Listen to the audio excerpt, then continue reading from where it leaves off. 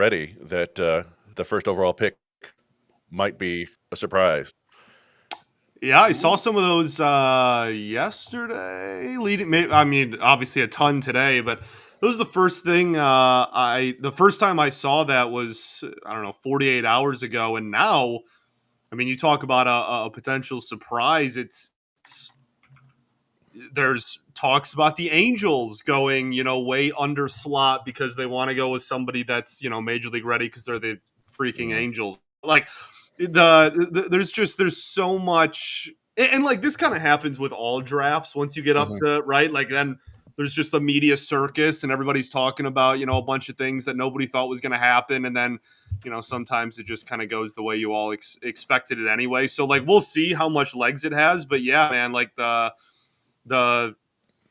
I don't think it's really like a slight against Ethan Holiday. It's just like people are like, oh, like maybe people want more upside and are going to take so and so. Obviously, there's a lot of what you value, pitcher or hitting, whatever. Anyway, my point just being, there is a lot of smoke in those top two picks about what could happen, and I'm really excited to figure out if there's fire, because it would kind of be hilarious to me if there was. Well, yeah, I think when we talked to you the other day for Lockdown, I think who'd you say was your favorite player in the draft? Willits, yeah. Well, right. Sounds like he might be going first. Right. right. Which is it's kind of funny because we did in the Discord, we did a mock draft. We did a bunch of mock drafts, and we did one like a month ago, and that's who went first overall in that one. And then everything since then has been Anderson or Holiday, and then Anderson's the one that's been getting a lot of steam the last 24, 48 hours I've seen for sure. Sorry about that, folks. The one time that the YouTube league does not decide to go broadcast live is the day of the most important day. So sorry, folks. Everybody back over this way, and so thank everybody for the infinite patience there. And so the Nationals are officially on the clock as of right now. Woo. The biggest thing I found is the pick is in. Okay, all right. So they sprinted. Yeah. I was mentioning earlier. There's no, and for those who missed it, there's nobody in the house. There's no prospect people in the house at all. So there's all sitting at home. So are we spoiling picks because it happened? Yeah. Is it? Is it in? Okay, who is it? It is Willits. There you go. Eli Willits. That is somewhat of a shock. He wasn't on. It's been discussed as a potential pick for the entire time because he kind of fits a lot of things you like and probably wasn't as expensive as some of the other guys. And the Nationals maybe want to, move some money around. They have a ton of money because they're picking first. But yeah, you got a switch hitting middle infielder who's really young for the class. It does everything pretty well with some upside. His dad was a big leaguer. It's a fun pick, but it throws everything into disarray already, which is outstanding. Which is the best. Yes. Yeah, he's only 17, right? Wow. Yep. Yeah, he reclassified it. 17 years old, man. He's a dog. There's going to be a lot of Cardinals fans not happy. I know a lot of Cardinals. Boo-hoo. Well, now sorry. All that means is they got a chance to get somebody else, like there's an outside chance Holiday gets there, although most people say he's not getting past the Rockies. Yeah. But that means Seth Hernandez could be available. Maybe Kade Anderson is available for you. That would be good outcomes for the Cardinals fans for sure. And we talked about this is the draft of high school shortstops, and there you go. One goes off the board right away. Yeah, so 17-year-old prep hitter. Speaking, that's what Scott Harris, loves for the Detroit Tigers. It seems like, from Max Clark to Bryce Rayner. Do you guys expect, Scott Harris to remain on brand and go with the young high school bat? Or do you guys maybe see him switching it up this season? Honestly, there's the intel on who the Tigers are going to pick is all secretive. If anybody who says they know is a damn liar. But I'm convinced that they'll probably stick with what they have been doing. But at the same time, by the way, for those who are watching this on the screen, I put the Nationals' most notable draft picks on here. And that's something I'm going to be doing for every team going forward throughout the rest of the night. So that way you have an idea of some of the history here. And then most of it, because of the Expos, has nothing to do with the National. Well, it's Strasburg and Zimmerman, and both Zimmermans actually. But either way, To answer your question, Nick, I think that the Tigers are really kind of like a unpredictable here. I really think that they could go multiple directions right now. Is there somebody that could help them right now? I don't think so. But if they continue their trend of upside prep or upside preps, then yeah, a guy like Coy James or our boy in North Carolina. I'm drawing a blank also now. Hammond? No. Well, I like Hammond a lot too, but Scott and I were ranting and raving about another. There was another right-handed. Casey Cunningham was another guy we really liked a lot too, and there's been about him. Pardon me? Hammonds. Yes. He's Hammonds. my favorite prospect. Yeah. Hammonds is our dog right there. So there's multiple directions they can go with right here. So we'll see what happens here. But it's the Nationals. I don't know, like their system is in such disarray. You know, they have they have like three different staffs that are over. I'm sorry, two different staffs that have an ERA over 5. So I thought that pitching would be more of a priority, but they are trying to get their. I guess they don't really have any prospects whatsoever. Tongue tied said keep taking high school bats. Somebody thought that the Washington Nationals logo was the Walgreens logo, and it does look like the logo. Matt Broder, good to see you in here as well, sir. Just to address the chat real quickly here. But it's I don't know, like there's so many different ways it can go. I don't know what you guys think, but that's at least. Yeah, that's what Chris said too. I completely agree. Wait, what did I say? that it could go well. Raj there specifically was talking about that. You know, the Tigers could go any direction, but I think I was more referencing that you said, you know, the rest of the draft could kind of go, fall in any direction. Now we already have a surprise at the very, very top, which is really cool. Yeah, it's always fun. Well, this is one of those drafts that it gets compared to 2021 a lot. If you're a huge draft nerd and you like think of drafts in that way at all, which was the year that the Tigers took Jackson Jobe, right?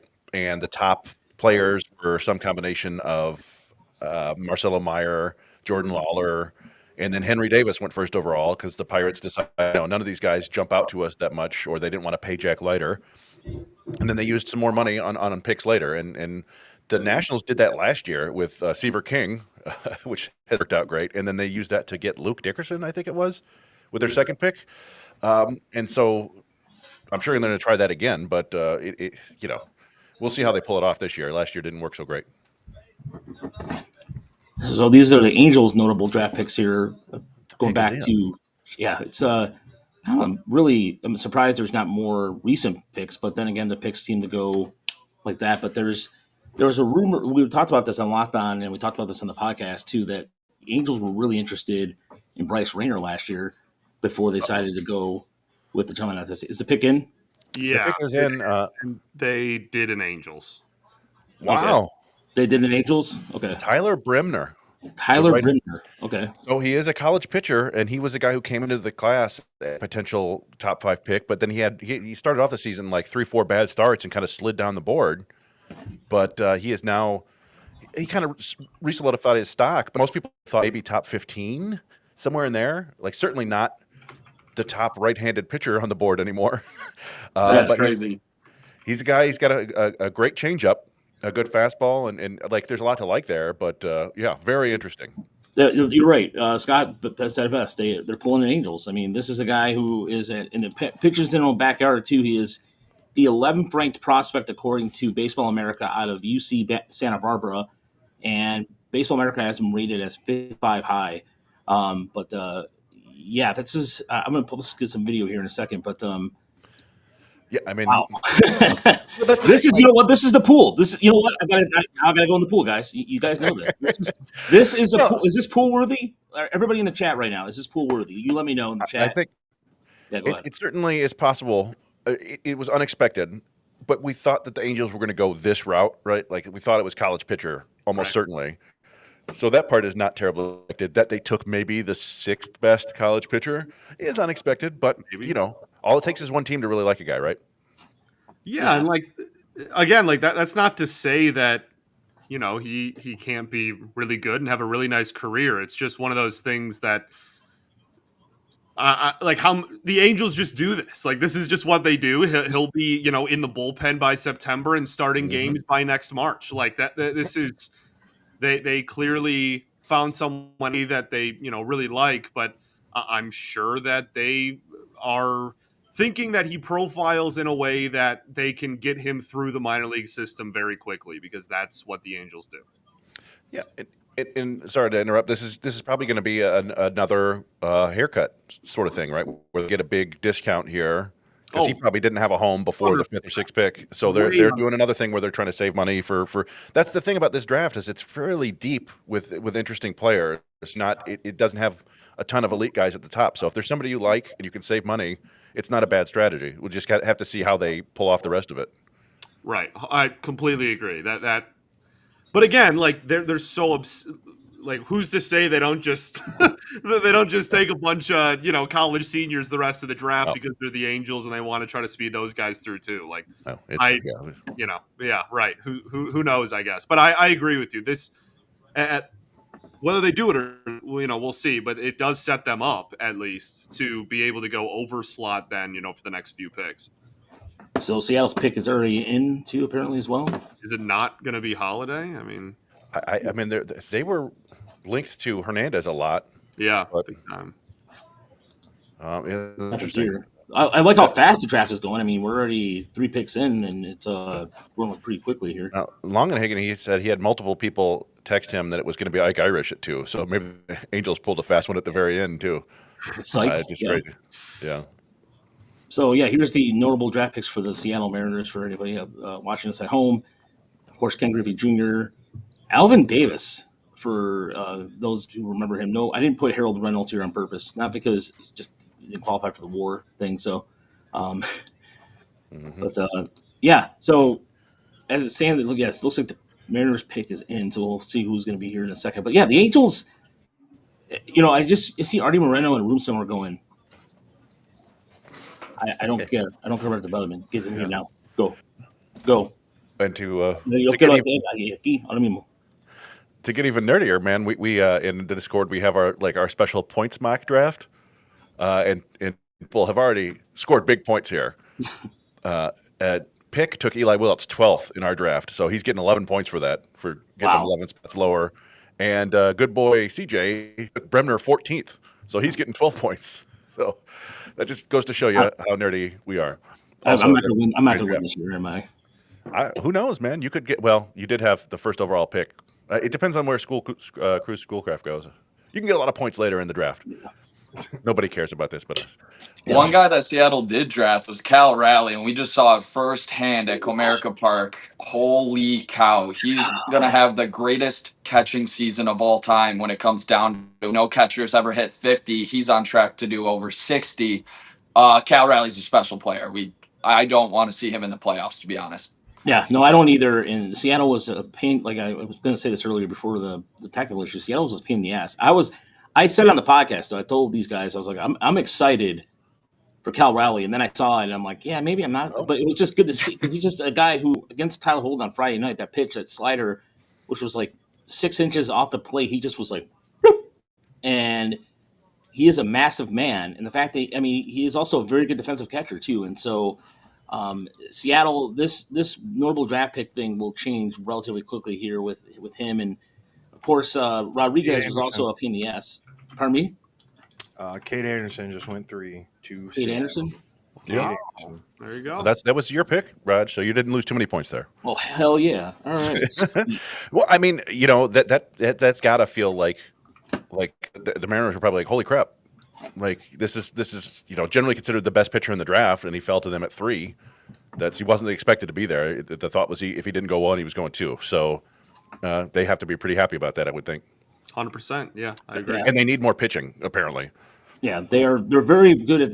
Saw a lot of it this weekend. They have some really good pitchers there. A very under. I think they're top 5 staff in the American League, or to that effect, or something like that. But they're very good. And they're a team that actually scares me more than Tampa does. I mean, we saw Tampa. Tigers took 2 out of 3 from Tampa. I'm not scared of Tampa. I am scared of Seattle. And if Seattle can get their act together, and DePoto does his trade genius thing, which he always seems to do, then Seattle is a team that is going to stick around, and I don't know, they're going to be a pain in the ass. I just have a feeling that it's just not even based off the series. The Tigers, I think, to be fair, I don't want to say the Tigers kept out, but they have a lot going on. There's 6 All-Stars going to the game. They're a little beat up. So, either way, Seattle is a very good team to watch. Yeah, I mean, it's still too hard to say. I mean, we've had 2 guys go in the top 3 that weren't necessarily expected in the top 3, but the top 20 might end up being the top 20. This is probably Holiday going 4. I think that was the Rockies' dream scenario to get Matt's son, and then after that, things are going to get really interesting. Who knows where Liam Doyle goes now? Let's see here. So the Rockies, there's somebody, Scotty Monahan in the chat said, if the Rockies pass on Holiday, they won't have a stadium to play in. the Colorado fans, they don't care. They're going up. They show up no matter what. Maybe that's part of the problem. Yeah, and part of the problem too is that their owner will not trade, and there's a couple guys that want the Tigers to go after on that roster. I know everybody wants the. I personally like Bird better than the other gentleman. I can't think of his name right now, but who the Tigers had or saw in Colorado. They could throw gas, but Bird better. Yeah, that gentleman right there. We'll see here what the Rockies will do. The Rockies are such a really, let's face it, folks, they're a bad organization. There's no other way. There's no other way to describe it. The son's owner runs a farm system. They don't have a process and development in place. It seems like. I mean, look, they pump out shortstops though. That's why I think it's 100% Ethan Holiday. There's too much to link them, and that's one thing they've done. They always churn out a shortstop that leaves later, I mean, they don't necessarily always work out later, but I feel like it just makes sense for the Rockies. So 52 games under 500. I think you got to take a big swing if you're the Rockies. You need a star power like Ethan Holiday, I would say. Yeah. You also the amount of ticket sales and Holiday's kid is here, second generation round 2 for like the holidays in Colorado, whatever. Like they can play that up big time with how big of a deal Matt was there. It's Scott Frost coming back to Nebraska, baby. all right. I didn't say that. That's not my quote. It's for all the Twitter people out there. Hey, that attendance thing, it's because when a team's bad for so long, Sam, it just means that the outcome of the game isn't why you go anymore. Rockies fans aren't like real, and maybe I'm a jerk for saying this, they're baseball fans. They go for a nice fun day at the park. The baseball game is just the bonus, and it's a sweet looking ball club. I would love to go for a game there, but they're just desensitized. They don't care, and there it is, Ethan Holiday. Mm-hmm. Okay. By the way, for the record, Jason said, bro, we're 20 picks away. I can't tell how it's shaping up yet. For sure. I still think it's a lot. I understand that's really early to say, but it just seems like there's very little bit of chaos already. Ethan Holiday already going to number 4, Colorado. I'm just saying, there's, I don't know, just the first 2 picks alone were kind of, no one predicted that coming, and the predictions again totally off base. So that's why I said that. I could be wrong. We'll see. I bet Holiday ends up with the biggest bonus in the draft. I bet he gets full slot 8.77. I bet. So Kade Anderson's at the slot for number 3 is 9.5 million. I don't think anybody's ever gotten over 9 in the slot era. College arm too, yeah. Yeah. I bet you he get 8.5 or something like that. But no, I think you're right. I think Holiday falls to 4 and still gets the highest pay in the entire draft probably. And that's one of the things we talk about. Like, I doubt we have any. I mean, maybe we have some first time people who don't understand how the baseball draft differs from other drafts. Yes, the bonus pool system makes the picks a little funky, and the best overall player or the highest ceiling doesn't necessarily go first overall anymore. So, by the way, here's Ethan Holiday for those who have not seen him play before.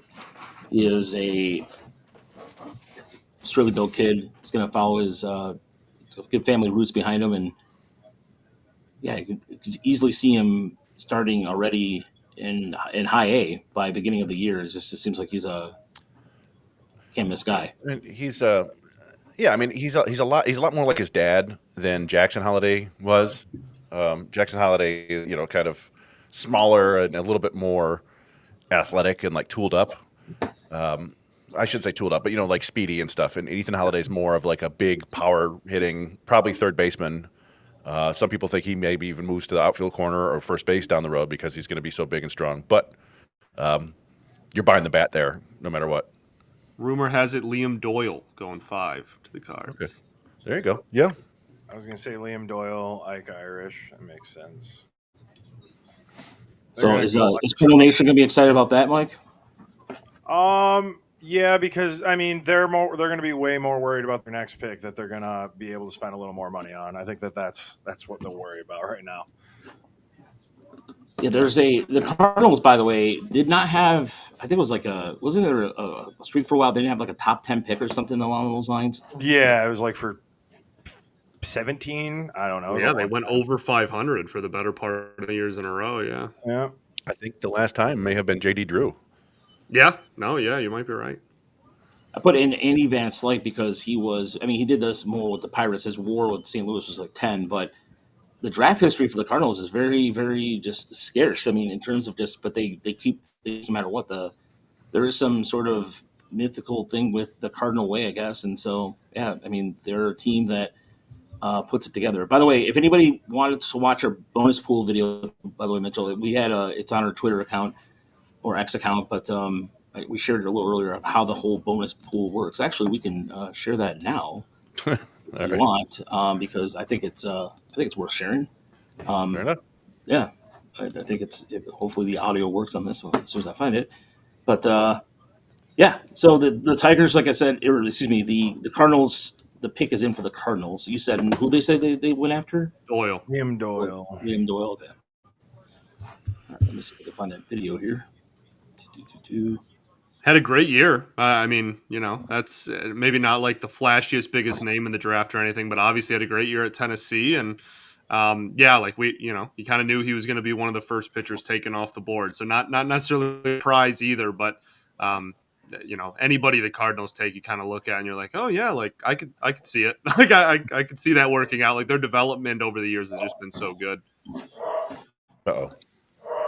Yeah, the dogs go nuts. They're getting pumped. They're pumped for the Cardinals pick. I get it. Yeah, they're big Liam Doyle fans, the dogs. Yeah, that's what it is. They're exactly that. But here is how the bonus pool works. Hopefully everybody can hear it here. The bonus pool and you. Here's the bonus pool. Look at that pool. Full of money. Everybody hear that? All the money the Detroit Tigers have to spend in this year's draft. It's roughly $11 million. They can spend it any way they want to. Most of it goes to these first 2 picks. We'll fill this up. Hey, there's all your money in that first pick. Fill this up. All right. There's all your money for that. But you can get clever. You don't want to spend all your money on the second pick? There. Now you can get more money in the third and the fourth pick. How you do it is up to you. And we've seen the Tigers do it before where they save money on that second pick or that third pick. And they've even saved money to spend more on the 10th pick or the 9th pick. This year, probably not going to happen that much, but they're clever with it, and we'll see how they do it. Yeah, so we had to play Charlie there. But yeah, so that is how the bonus pool works. We wanted to explain it to you as easy as possible using the pool. And at some point here soon, gentlemen, I probably should go in the pool for the little bit of chaos that's been going on as of yet, but we'll try when it gets there.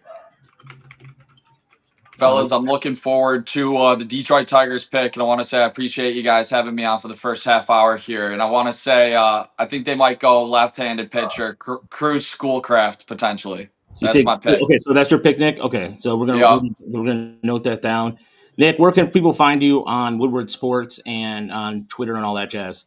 Yeah, make sure you guys check out any of the beat reporting that I'm doing, on-field interviews, exclusive one-on-ones. I just talked to Colin Connolly, the PR guy for the Detroit Tigers, and he said if I ever need a player, he can actually get him for me. So that's super exciting. So big interviews coming up on Woodward Sports social media. Make sure you guys check it out or follow me at Nick Koloff. on Twitter, where I will repost all of those videos as well. And it's been a great time covering the Detroit Tigers so far this year, and really fired up. Thanks again for having me on, fellas. And Scott, it was nice to meet you, and you too, Mike. Brother. Yeah, Yes, Nick, sir. man, nice tan, and the tan is good. The tan lines are well, my friend. The beard is fantastic. All right, appreciate it. All right, All right, take it easy, fellas. See ya. All right, so yeah, Nick basically took over my spot. Has done a really good job, and yeah, he's done some really good job with the interviews too. So Liam Doyle, the second left-handed pitcher taken in the draft so far out of the University of Tennessee, and that should be a guy who. What were we gonna say, Scott? Oh, no, the Pirates pick is already in. So if we're good on Doyle, we can move on. They took Seth Hernandez. Seth Hernandez, yeah. Pirates took Seth Hernandez. Okay. I would just mention with Doyle, he was a guy that came into the year, but it's a really funky operation, and it looks like a reliever, but he just kept performing, and his fastball is elite. Like it's the shape, the velocity. People don't hit it. That's the thing, right? Is you hear a lot of with the high velo guys, people argue about like spin and shape, and is it just that he throws hard, or is it that he throws hard and it has good metrics to kind of go with it? And Doyle's definitely which it feels like Tennessee just nonstop produces high velo, good fastball at this point. But obviously a really good, really great year, and if he can develop some secondary stuff, he'll stick as a starter for sure. Yeah, and Seth Hernandez is. Some people think he's the most talented player in the entire draft. Yeah, he's good. You see, just good pitcher frame, plenty of room to add more strength. He's got an excellent changeup. He's got a mid-90s, upper 90s fastball. He can spin the breaking ball pretty well, and he's also a talented hitter, just for good measure.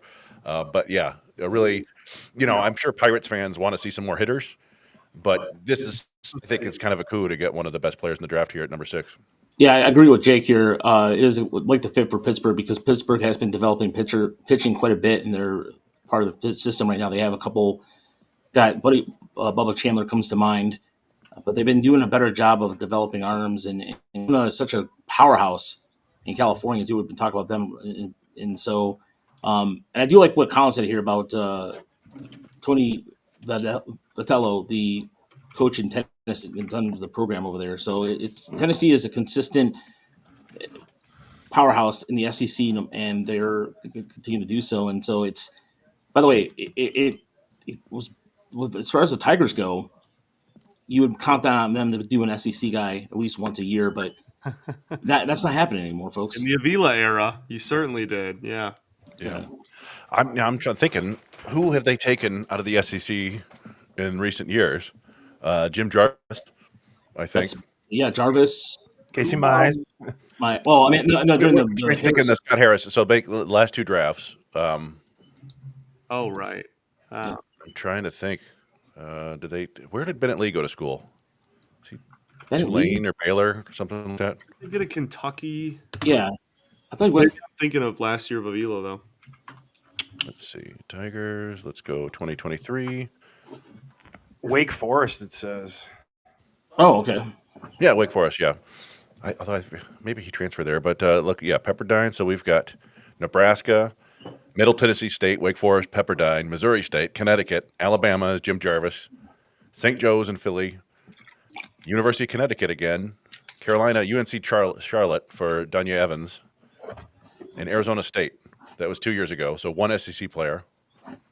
Last year, San Diego, Wake Forest, Notre Dame, UC Irvine, Canisius, Regis University, UNC Wilmington, Utah, St. Mary's, Miami of Ohio. So 1 SEC player in the last 2 years.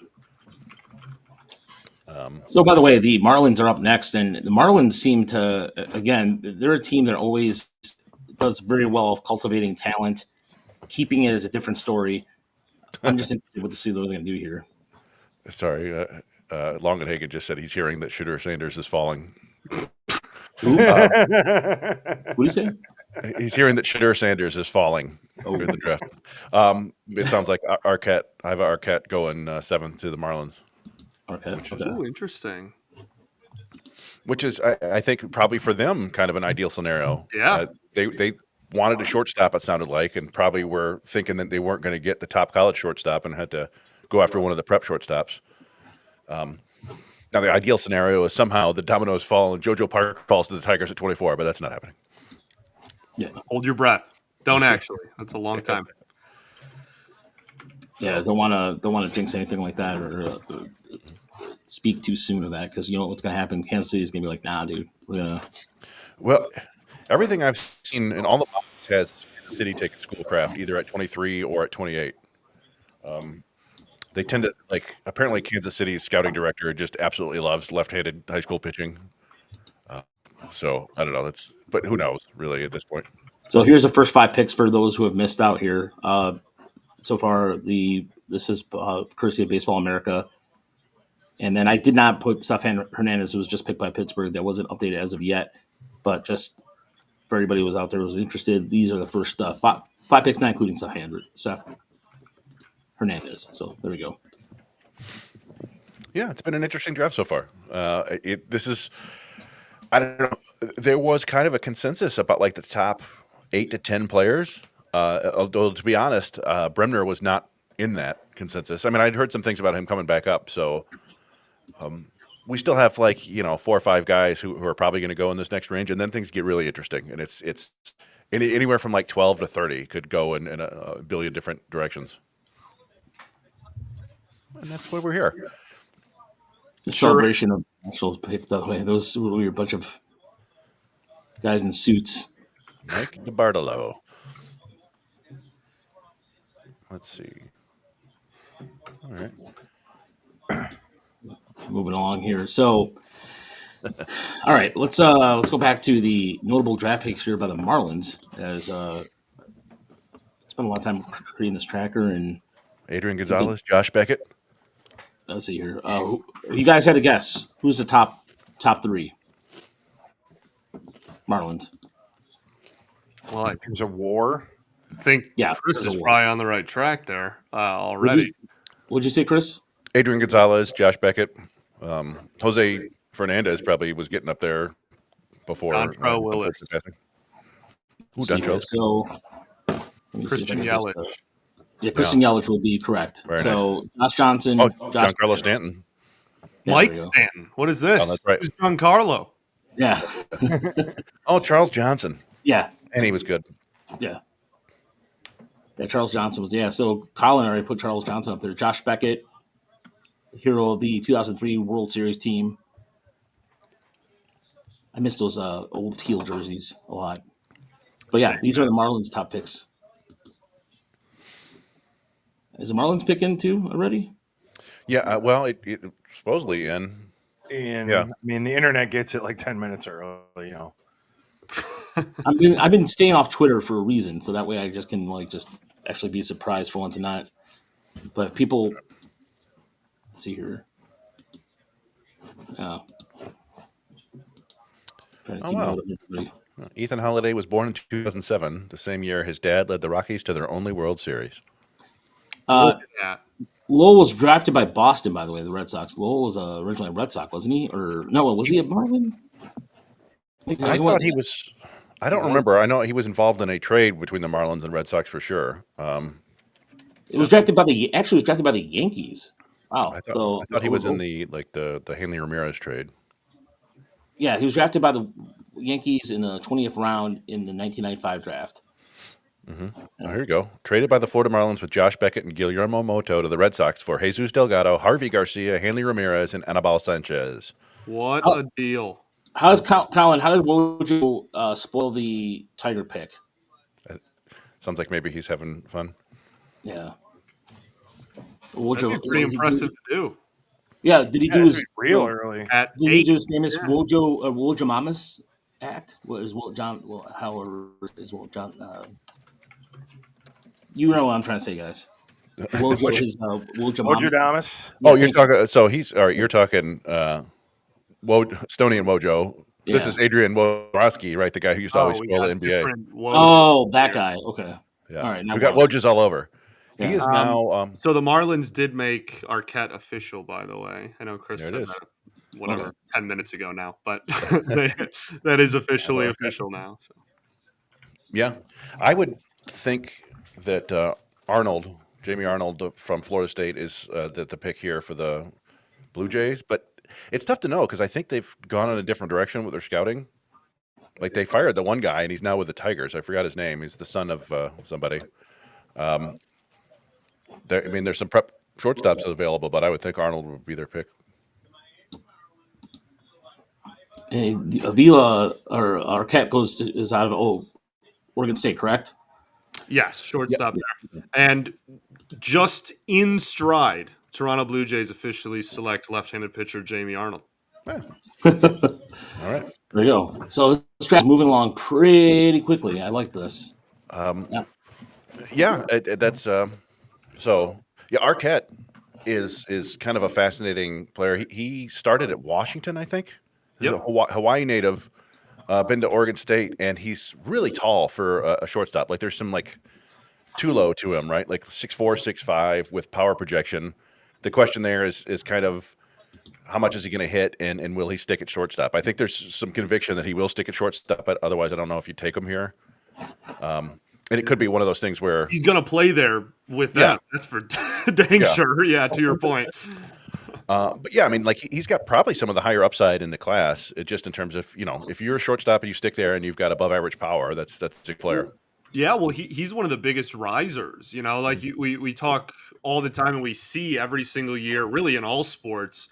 There's guys that leading up to the draft, just their draft stock, kind of skyrockets, and he's one of, from like a year ago today to today, like he's one of the biggest draft stock increases kind of that this, I guess I'll just say, like amateur season just kind of as a whole really had. Yeah, he was obviously had a fantastic season and kind of catapulted himself into this discussion. And to your point, Chris, like whether he sticks it short or not, I can't tell you, but I can tell you that they're not drafting him in the top 10 and not playing him there to start. Yeah. So he'll certainly get every opportunity to be one.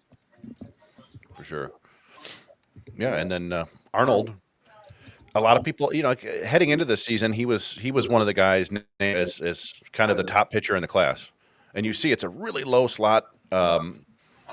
And the fastball has great shape again. We talked with Doyle, and it's weird. He was just kind of steady this year and never really – he kind of fell down the boards a little bit just because he wasn't dominating, but he's basically the same player he was heading into the draft season.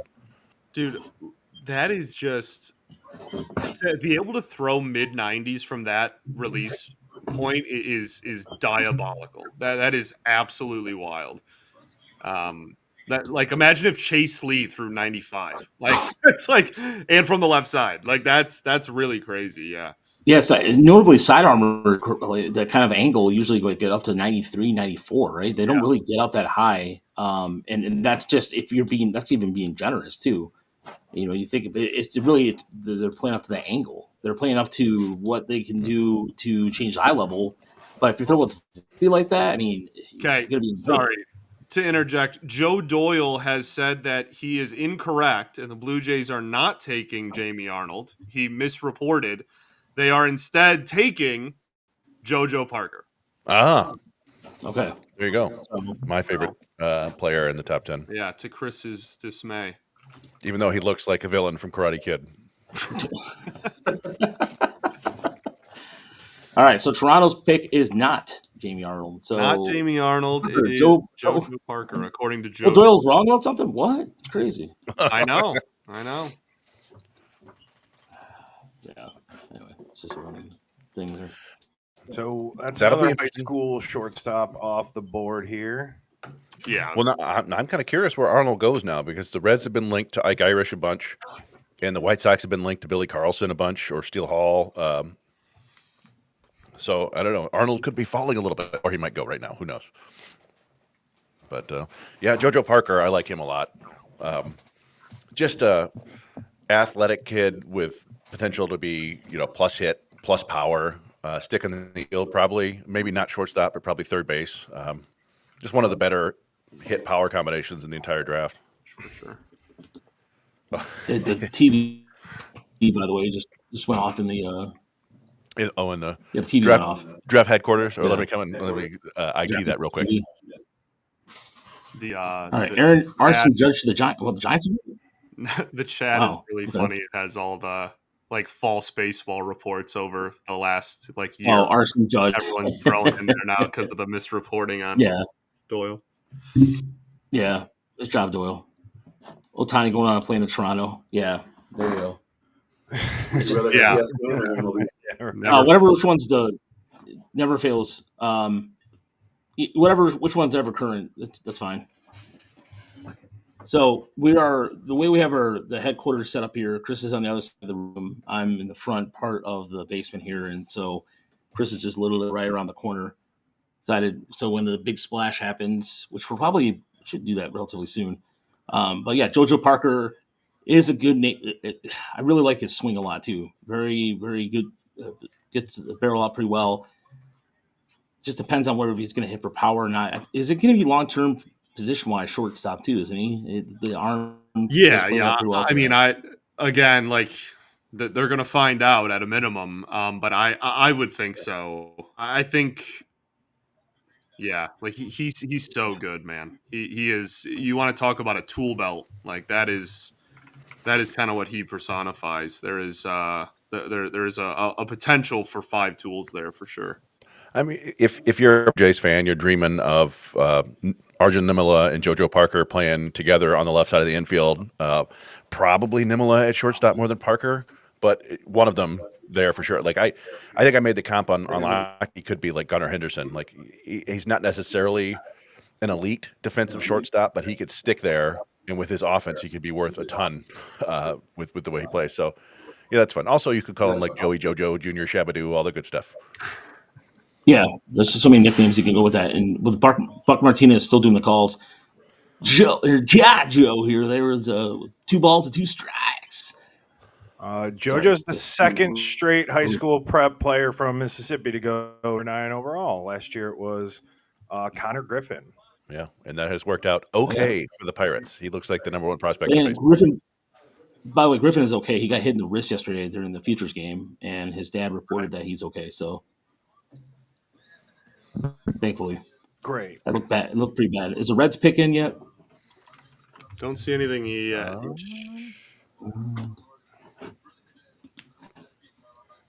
I've actually seen Sammy Arnold and what I've been researching, Chris, linked to Cincinnati. So I mean, you said maybe they're falling, but he could go right now too.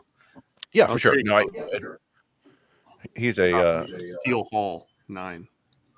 That's what Steel Hall. You're hearing that? Sorry, Joe Doyle's hearing it. All right. No, well, never mind. We'll wait then. Sorry. All right, so here's what the first 8 picks, or if you're watching us at home, first now, Jojo Parker, as we mentioned, just went to Toronto.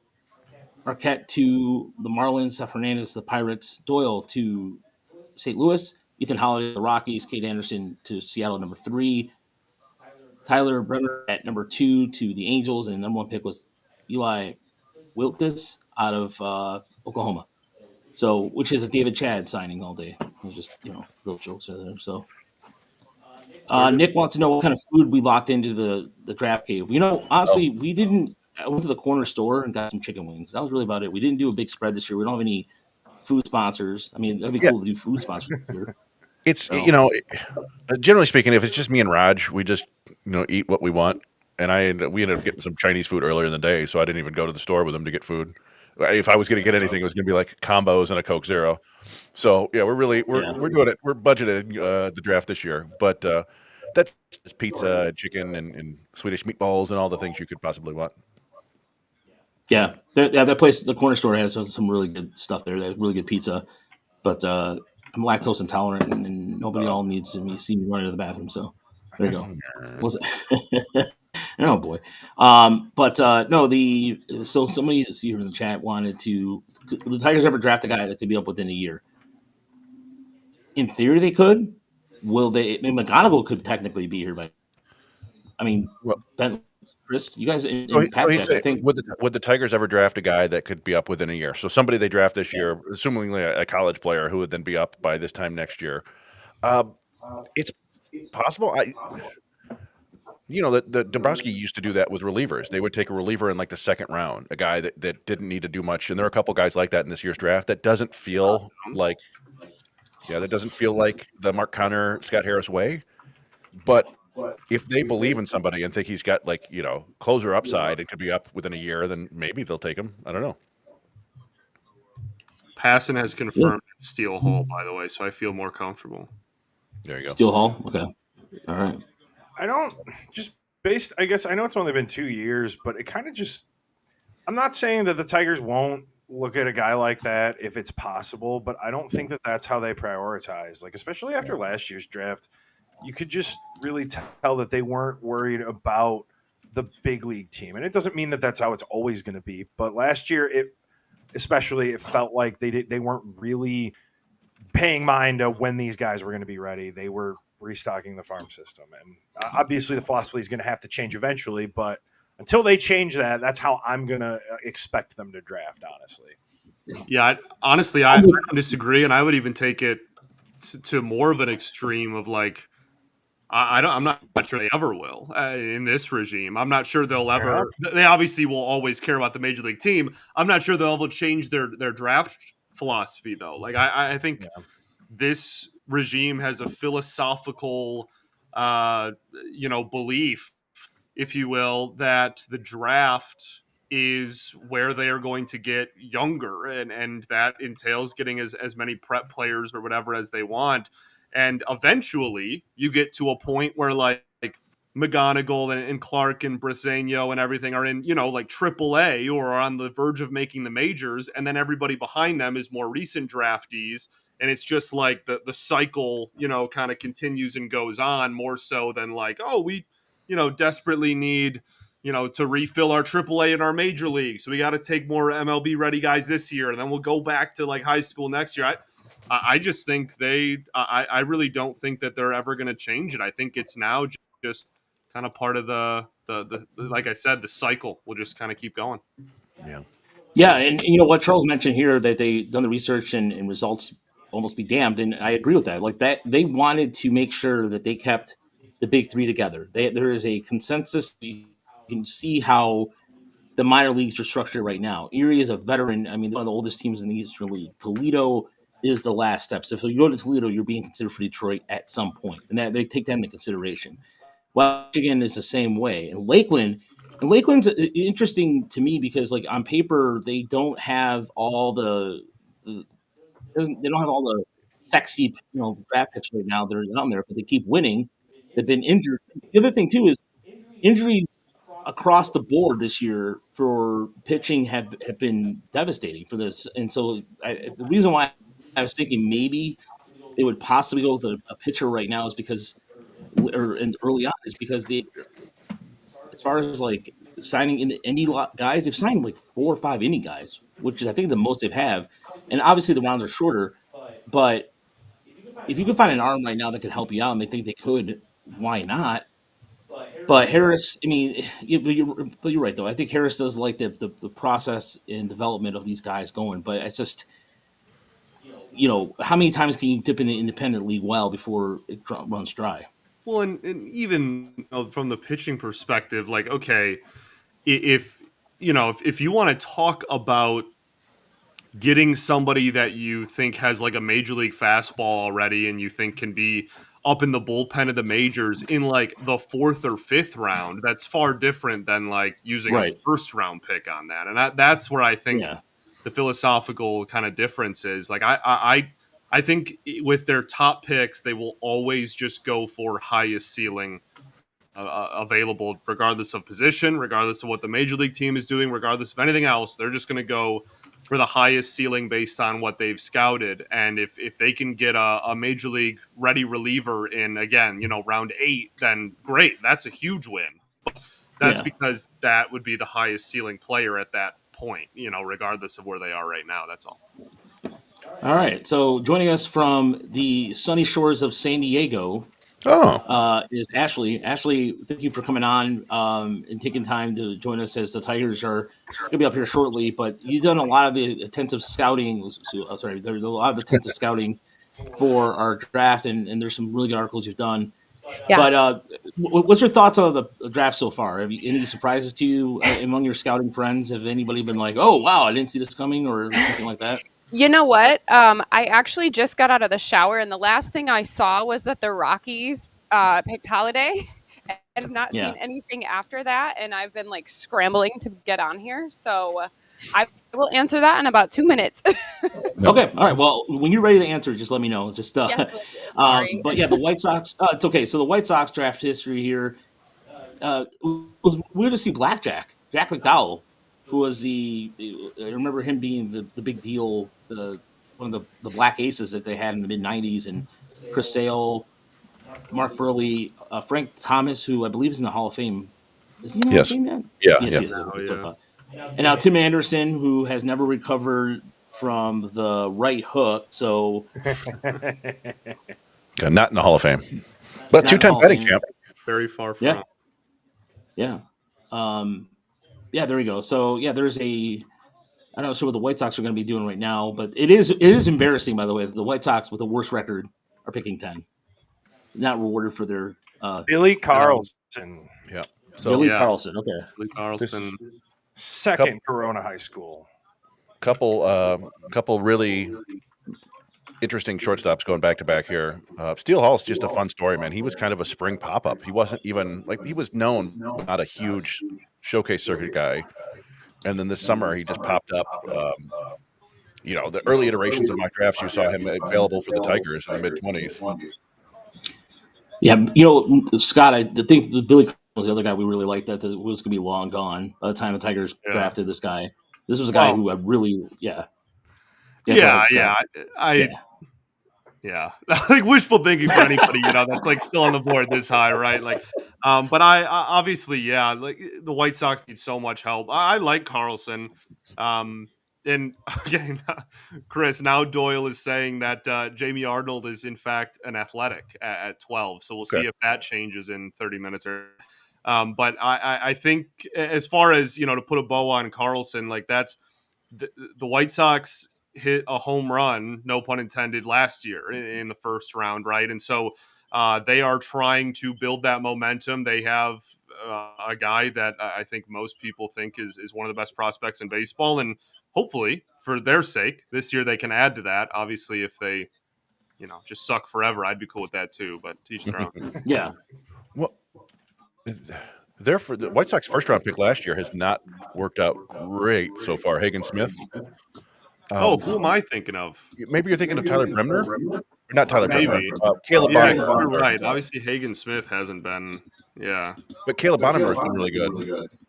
Who am I thinking of, dude? Anyway, keep going. My point is, White Sox bad. Hopefully, for or maybe you look at the Cubs with Cam Smith, or the Oakland A's with Nick Kurtz, or I don't know either. Okay, so looking so far. Sorry to interrupt. Honestly, I actually am not shocked that Eli Willits went first overall at all. Really? How's that? Tyler Bremner's the best righty. Best. College righty that they had available. Kade Anderson wasn't a surprise. I'm assuming I can't see how much money Holiday got, but I'm assuming he went overslot a little. Yeah. Well, they have oversight. Yeah. The monetary details aren't determined just yet, but he's probably getting. Okay. They're not official. I'm sure they're determined, but yes, you're right. They haven't been announced yet. Scott, Arthur thinks where Irish goes, because he was one of the ones who I wrote up, who I was like, I think he's going to go a little bit higher than what they had originally projected him. So I'm excited to see where he goes. So Scotty thinks, or Arthur, that you're thinking of Connor Griffin. I definitely am. He's in Pittsburgh, yeah? Yep. Yeah. So, glad we got to the bottom of that. Glad we spent 15 minutes trying to figure out who I was thinking about, but we're very thorough, if anything, here. Yeah. That's all right. Yeah. But the A's, by the way, so here's some A's. Only the A's. You don't call them the Sacramento A's or the Vegas A's, just the A's. The A's have done a very good job of drafting. So two Hall of Famers in Reggie Jackson and Ricky Henderson. Rest in peace, by the way. That sucks, by the way. Of all the baseball deaths, in the last year. Ricky Anderson dying sucks. I mean, anyone dying sucks, obviously, but Ricky Henderson, man, it feels like he should be around. But yeah, WAR of 111. Holy crap! Just Not not I think that's more than. not bad. I think that was more than all of the Reds combined that I saw. Is that right? That's I don't correct. know. Yeah, and some of the Cardinals too. Are you guys getting somebody Just saying gotta we're getting throw a those bad echo? shots. Yeah, Scotty, are you getting a bad? Where are you getting a bad echo from? From myself or Chris or? Is it me? So Chris is Go ahead, muted. Chris. I think Chris. Yeah, I muted it because it feels like, to me, I'm hearing my echo from your speaker. Oh yeah. Okay. Is that better? Is that any better? Well, it Hopefully depends that's better. on when I talk. I don't know. I can still hear. Okay, maybe I just got to talk a little quieter. No, I think it's maybe Okay. it's me talking. I have to Chris talk. talk. Quiet. Okay, so somebody's saying that somebody's saying they're not hearing any echo. So sorry, folks. Okay, that's better. Okay, so we figured it out. Okay, we're good to go now. All right. But Ashley, so as far as like for the Tigers here at pick 24, who are your three favorites? My three favorites, who I think it's going to be, or my three favorites, who I would like it to be.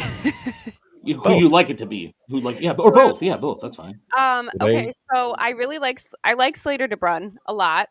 I mean, great center. He's a lefty. I know we really like high schoolers. As that's kind of been our draft trend. I think Quentin Young has a really, really high ceiling. So he would be a fun one. And this is never going to happen, but I do love Angel Cervantes. So I would not at 24. He's not going to go at 24, but I would love for us to pick him. It's not going to happen, but just thought I would throw that in there.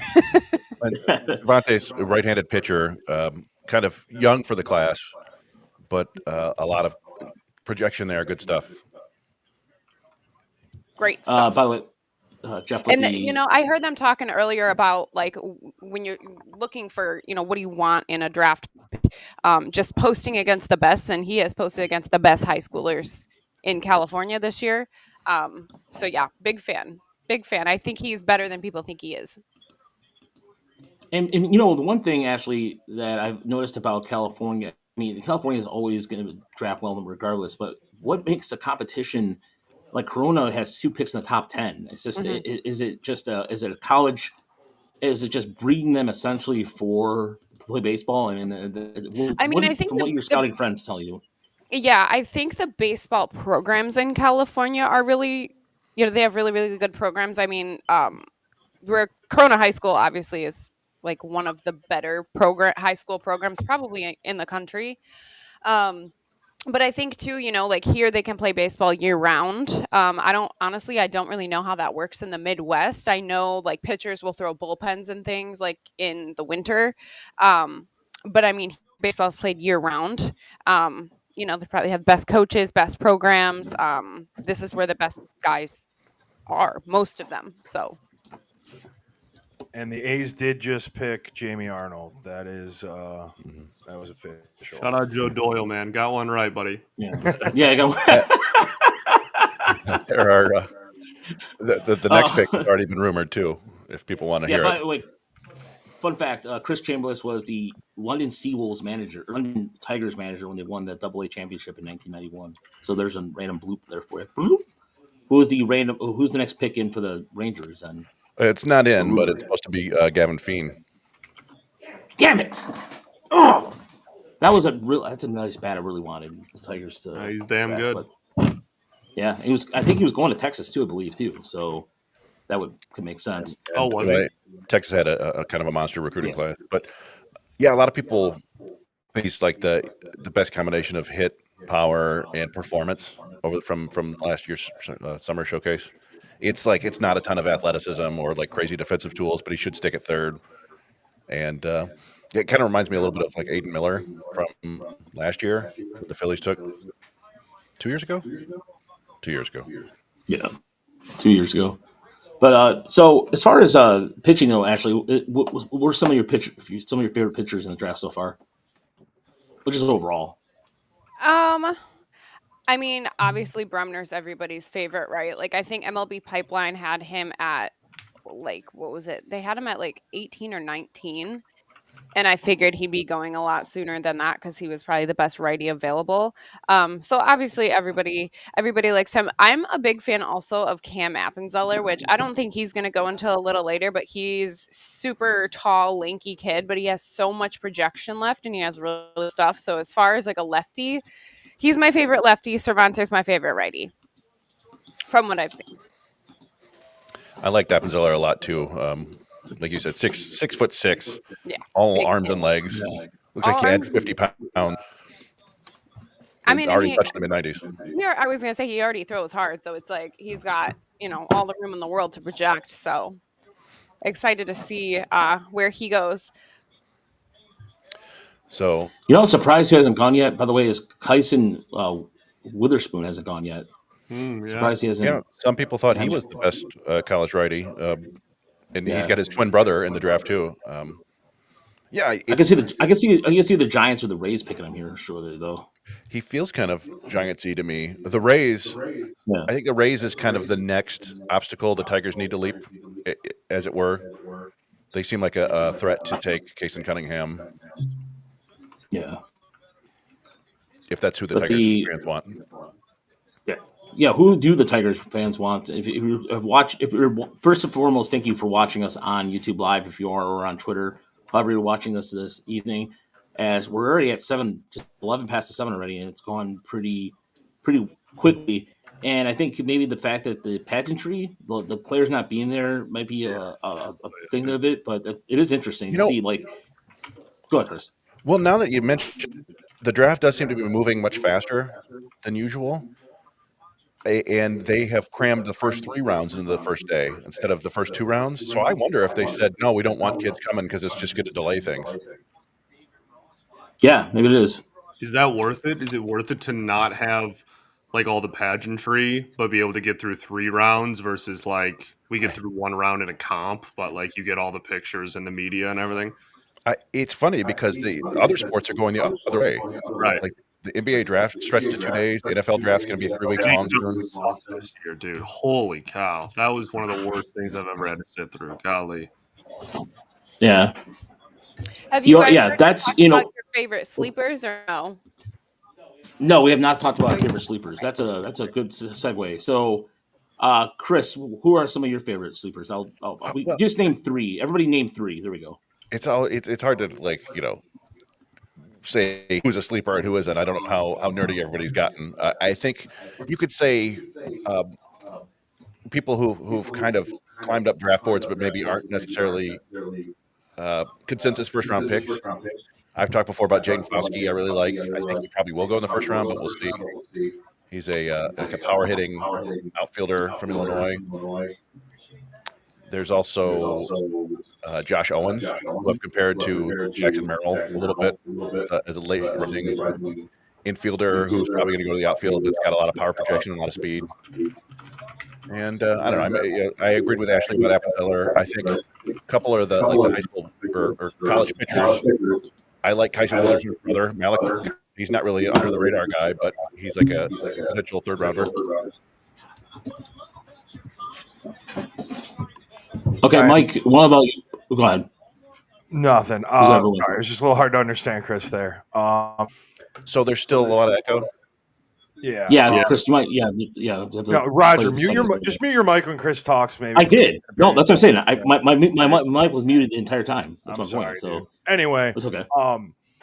I mean, I've got to go the Mizzou angle, which I rarely ever get to do in this show, but I hope he doesn't get drafted because he's probably going to be the starting quarterback at Mizzou. But Sam Horn, not a first rounder, but probably a borderline top 100 prospect. I feel ultimately he should probably go baseball because he's barely done anything in Missouri, and teams are still looking to draft him. But I kind of went into one of my favorite guys that it looks like he's probably falling out of the first round, but I just liked Zach Root. I feel really confidently that he's going to do something for who I think he'll probably end up going probably somewhere in the competitive balance round. That's what I've seen at least. But that's somebody I'd be interested in the Tigers taking a look at too. Even though, again, it breaks what me and Scott were talking about earlier, where it really feels like the first couple rounds are going to be high school guys. But that's really the one that sticks out for me. Okay, Scott, what about you? Yeah, I mean, a few, kind of like Chris said, that is a sleeper, third rounder or a 20th rounder. But I actually really like Ethan Moore. He's somebody that I think has fallen more than like this draft cycle, which is not like super popular. Daniel Pierce goes to the Rays at 14. There you go. Daniel Pierce, okay. But he's a switch hitter, plays up the middle, decent runner as well. I think he's committed to Tennessee. So like if he falls too far and gets drafted late or doesn't get the slot money he wants, he can just go, take the Christian Moore path, if you will. But like Ethan Moore, I really, really like. Just I think that there's a bat there, and again from both sides is really exciting. Honestly, like I talked about him a lot with you guys whenever Thursday. I don't actually love him as a prospect. I just, one of the biggest stories I'm keeping an eye out on is Jack Bauer and just like that whole saga. A 6'3", 18-year-old lefty that throws like 100 miles an hour already is crazy, but he can't hold that velocity for long periods of time. There's huge questions about the secondary stuff, and his command is quite frankly, subpar at best, I guess I'll say, to put it nicely. But like a guy that is hitting 103 at 17 and isn't even projected to be a first round pick is just so wild to me that I don't even really like him as a prospect. I think the red flags kind of outweigh the being able to throw 103, but somebody's going to take a risk on him for sure, obviously. So he's kind of somebody else that I'm just interested in more than anything else. So for me, I'm definitely a fan of the more I see of him, the more I like him as Devin Taylor of Indiana, the outfielder of Indiana. Some of the exit velocity stuff was really intriguing to me. I think he would be a guy that if the Tigers was there at 62, I wouldn't mind taking. Another guy who I put on my list on the infield side of things was as far as Mitch Voigt, the second baseman, who I really like a lot. I think that he is a guy who could come in and really, whoever drafts him, regardless, as a right-handed hitter, a solid guy. He doesn't strike out, controls the strike zone, fits what Scott Harris likes a lot, and what the organization likes. And I mean, I love outside of Cruz Schoolcraft, which we've mentioned here a lot. The other one I like, and somebody mentioned him earlier. I've mentioned him a couple times, and is he necessarily a sleeper? No, but it's Kade Anderson, the left-handed pitcher out of Iowa, a lot. I like him because he can throw with velocity, controls the strike zone very well, and he not walk a lot of people. So that's a guy who I really hope that the Tigers pick around later on. And then for a bonus one, just to throw, because I love lefties, it's apparently my thing, I guess. Johnny Slazinski, who is out of Texas. 6'3", 185, that lanky. The Tigers have this type of thing, and lanky is it seems to be. So that's a guy I quite like as well. I really like Connor Essenberg too, because he's I don't think anybody's gonna be developed as a two-way, but if there was anyone, he hits mid upper 90s in high school and hits bombs, so that one's just kind of fun as well. I think there's honestly a decent chance he just goes to school because he's down low enough in most draft rankings and whatnot, but I don't know where he's committed. I'm assuming an SEC school, but he's another one that I just really like just because he's a fun story again. All right, Chris, want to try talking again here? Let's see if that works. I mean, there's a name. See, I'm hearing myself in the background. There's a name that kind of came up as a very late pop-up. I'm looking for his name. It's like Mason McCrane, I think. Scott's talk about the two-way player made me think of it. He's a 6'7" kid in Alabama who is a two-way player, hits 94 from the left side, and hits tanks. And he didn't make any of like the top 500 drafts or Pipeline's draft list, but it sounds they actually explicitly linked the Tigers and Braves to him, so that might be fun. Sweet, I'm so done. Was that still echoey? Raj closed his out. To be honest with you, it might be more echoey. So yeah, outstanding. I wonder if I've got my laptop going too or something. Yeah, maybe it's a laptop. Do you have anything else?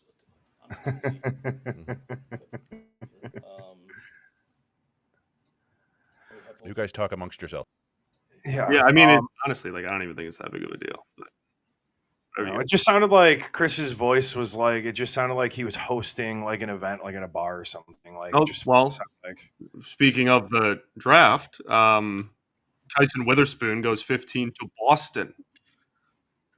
Obviously, that's something that Raj really liked. I know. But yeah, I don't know. Like that. Well, he's got a brother in the draft too.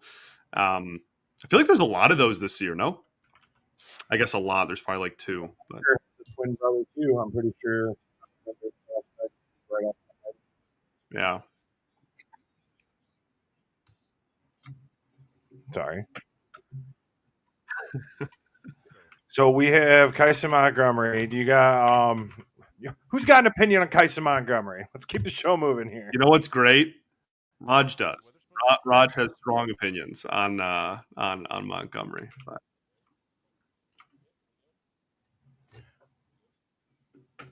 Well, I had Kyson Montgomery. He was one of the dudes that I know the Cardinals were looking at this year, just because I just feel like the Cardinals always go college first and then kind of save that money and go a little bit higher in the next couple rounds. I did watch some SEC baseball. He's got a killer fastball, and it seems like really his big thing is going to be control. That's where his weakness is. But he does have a killer fastball, and I mean it was SEC baseball. I feel like you could say that about a lot of the guys, but yeah, Kyson Montgomery at 15 there. Might have had different Kyson. Oh goodness! Why don't you tell us about Kyson at number 15, Raj?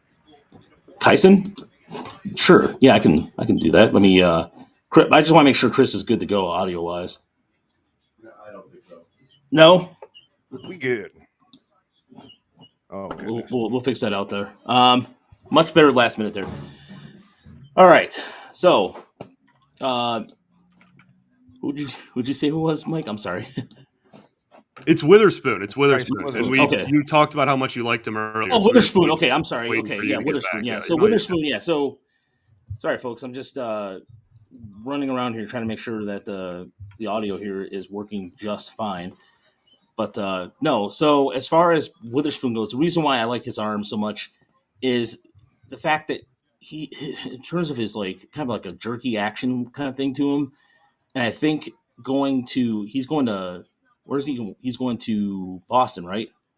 Yes. Boston. Yeah, Boston's been doing a better job of polishing up their pitchers a little bit.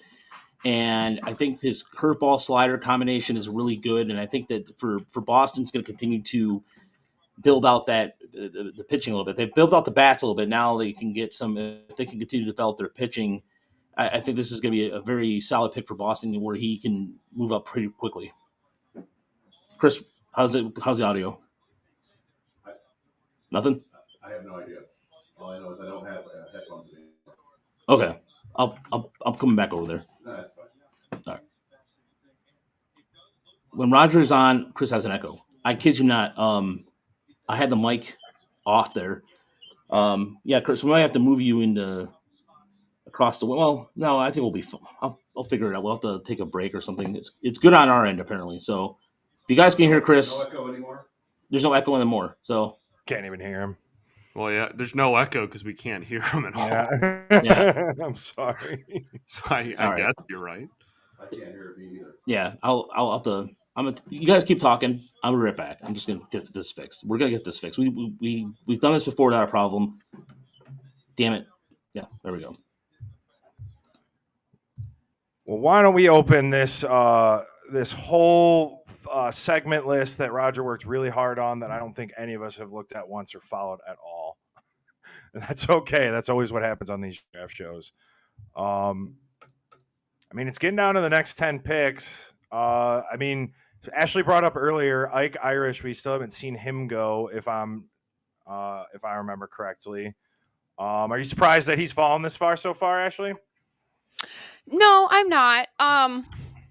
I mean, based on the picks so far, no, I'm not surprised, but I do think he's going to go somewhere in probably definitely the top 20. Like, I think he'll go within the next probably 5 picks for sure. I had at least one dude that I know that's really into the Cardinals that said he was 100% sure that it was going to be Ike Irish to the Cardinals. So getting a lot of bad information. I mean, maybe Cardinals, they don't. When do they pick? They picked 5. They already picked. I thought you meant their next pick. Okay, I was going to say that's going to be way over slot. No. Way over slot. But okay, going back to the sleepers, because I had a couple picked out, and these are definitely going to be kind of like later round guys for sure. But one guy that I scouted who I really like was Isaiah Jackson. He's a center fielder for ASU, which he'll probably go like 4th, 5th round. Like when I was thinking sleepers, I wasn't thinking like first three rounds. I was thinking kind of more of the later rounds, but I'm thinking 4th, 5th round for him. I think he has like average bat potential. So, like a 50 future hitting ability. Plate discipline is pretty good. He can be aggressive at times, but he will take his walks. Field wise, really, really good in the field. Makes routine plays routinely, controls his body well, super alert defender. Arm strength, good. Running speed, he's about average down the line. I think his older brother played in the big leagues, so he's got good bloodlines. He knows the game, kind of grew up in the game. Really good body, big strong kid, XL frame. So yeah, I really liked him. I had him going for 750 to $1 million. I think I was a little bit off on that.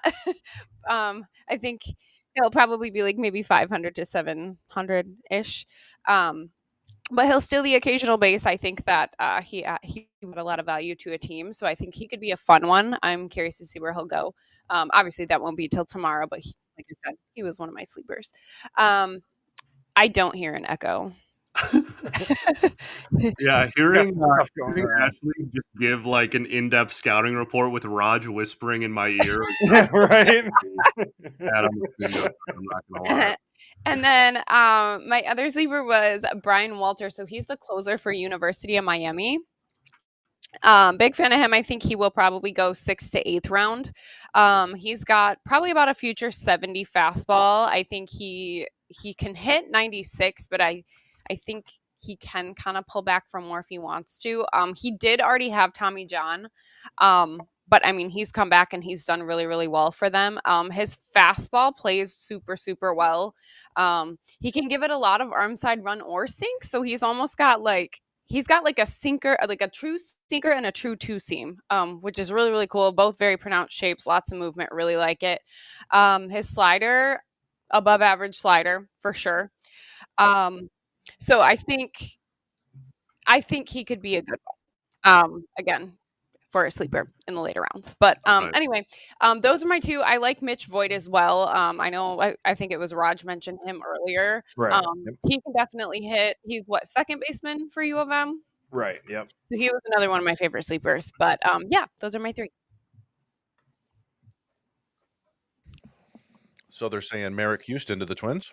Merrick Houston to the Twins and Ethan Conrad to the Cubs. Oh, wow. Ethan Conrad to the Cubs is kind of surprising. Yeah, it's a big jump. How do I sound? You sound fantastic. Oh, outstanding. Now let's bring in Raj. Hello. How does Raj sound? We good. We're going to pretend this never happened. We're all good. Yeah. All right. Well, I'm going to be muting the mic every time Chris talks, just to. Son of a. Yeah. Well, it just makes things easier. All right. So I did go over there and fixed it.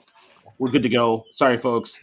When you are literally doing this hodgepodge not I don't want to say hodgepodge necessarily, but that's why donations help. That's why these little things go a long way. So for our Patreon members, for people who donate, thank you. This is what it goes to. This is getting better technology. Perfect. Okay, awesome. All right, thank you guys. Seriously, from the bottom of my heart, people on YouTube, thank you. I mean, this is just us doing this in the basement, and I really appreciate your patience with everybody with anything. So thank you sincerely. And my wife also chimed in too, and thanks to her for spotting that, because Sarah's a real MVP there. Shout out to wives. Yeah, shout out to wives for making us look good, and shout out to Ashley for holding it down just now, getting us going. Thanks. Yeah, Ashley. Yeah, all three is real MVP. Yeah, you guys are all MVPs here. This is why I bring in the gentlemen of the dynamic duo of Scott and Mike, because you guys can hold it down pretty well. What everybody wants to know is what was the problem. Oh, nobody wants to know that. I'm just kidding. Yeah. But Ashley, so you were mentioning what about Mitch? Here's the thing about Voit too. What I like about him a lot is I feel like he is a guy that does the transition from metal to wooden. I think he would be well with that. And as far as like in terms of scouting, how big is that? Does that come into play with when they get to the Cape Cod League and start hitting with a wooden bat? How much of that is into play when scouts start seeing that, from what you hear? A lot. So scouts who I know, and obviously, I've been working on scouting now for probably about a year, trying to learn. But that's one of the first things that I go to, and I know that's one of the first things that scouts go to if there's any, and that's like using analytics as kind of like an aid, not a guide. Mm-hmm. So, you watch them, you see what you see.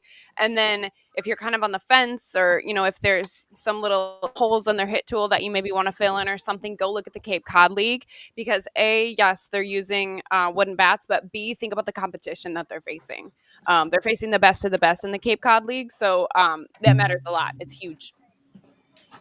So in terms of Tim Palmer, thank you, Tim. Wow, Mark, wow. Mark's going to get a wide array of drops here, because we have Mark's new to the show, so he gets redrops. He does get 4. Oh, are those playing down the line? He gets 2 exquisites.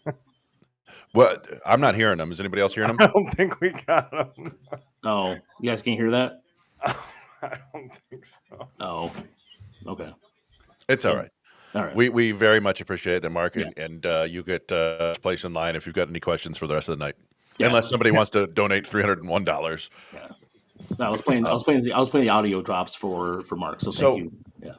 So one interesting thing worth talking about here, especially if and when Conrad goes 17th, Ike Irish.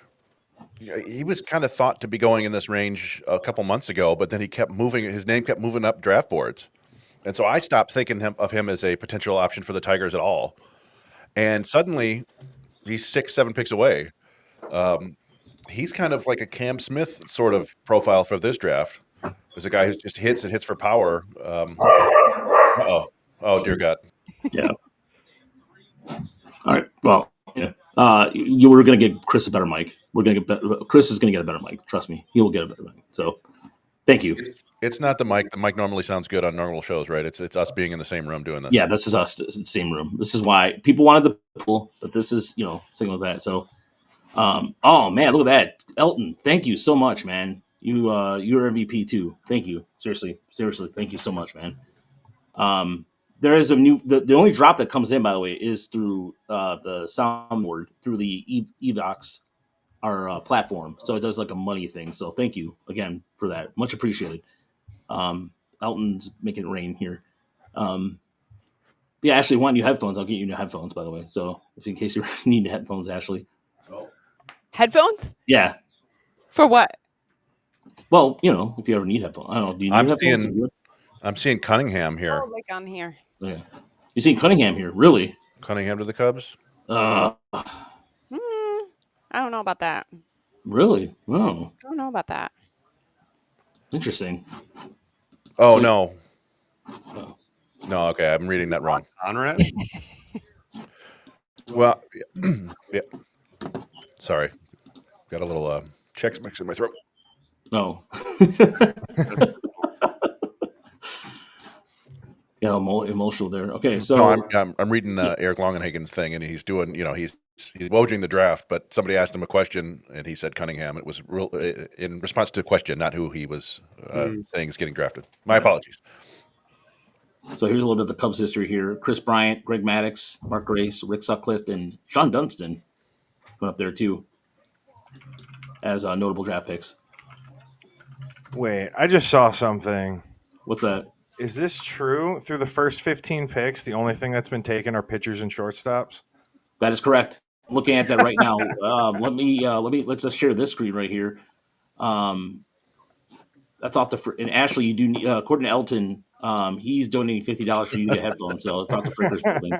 Why do I need headphones? Well, just like when you do more you do more podcasts. That's all. We're just Oh, okay, my bad. That completely went over my head. No, nothing. It's nothing like slanders or anything listen like to that. music with I have AirPods. Usually, yeah. So here's how the draft is shaping up right now. I'll share what is going on the screen here. So the first 6. Here's as of again, Baseball America doing God's work here with the updating results as of So Mark Houston coming in right now for the Twins. Tyson Witherspoon, Daniel Pierce. Yeah, it's been shortstop. Lewis, shortstop, right? Pitcher, shortstop. So now, I mean, I guess that begs the question, and this is where if you guys want to go there here next, who's the first non-pitcher shortstop taken? Who's it going to be? Well, it would be Ethan Conrad if he's going here. Yeah. Conrad for the Cubs that just happened is. But also, Ethan Holliday's probably not a shortstop. Yeah, that's because they're of all the preps is the only reason this is really even the best player in preps are always center field, shortstop, catcher. Yeah. So it's more of that than it is anything else. There's some Cubs fans trying to get all excited like they know who Ethan Conrad is. Get out of here. It would shock me if this is the latest an outfielder has ever gone, like the first outfielder has ever gone. Yeah. I'd have to look at that. So Baltimore, by the way, who's up after Arizona, has, I believe, 6 picks in the first 40 picks? Something like that, 5 picks? I think 4. 4? Okay. I think they have 30, 31, and 37 now. Yeah, and then they have a couple. They have 2. I think they have 2 more picks in the second round, I believe, too, as well. But Baltimore has the embarrassment of the riches here. I don't think they're going to – they are also back in the wild card race of things as well. So Baltimore's thinking about more of the future. They traded Brian Baker for that pick, the Tampa Bay pick, and that was a good pickup by the Rays. And there was a conversation maybe perhaps Tigers would trade their comp pick because that's the only pick you can trade. By the way, you can't trade draft picks as of yet.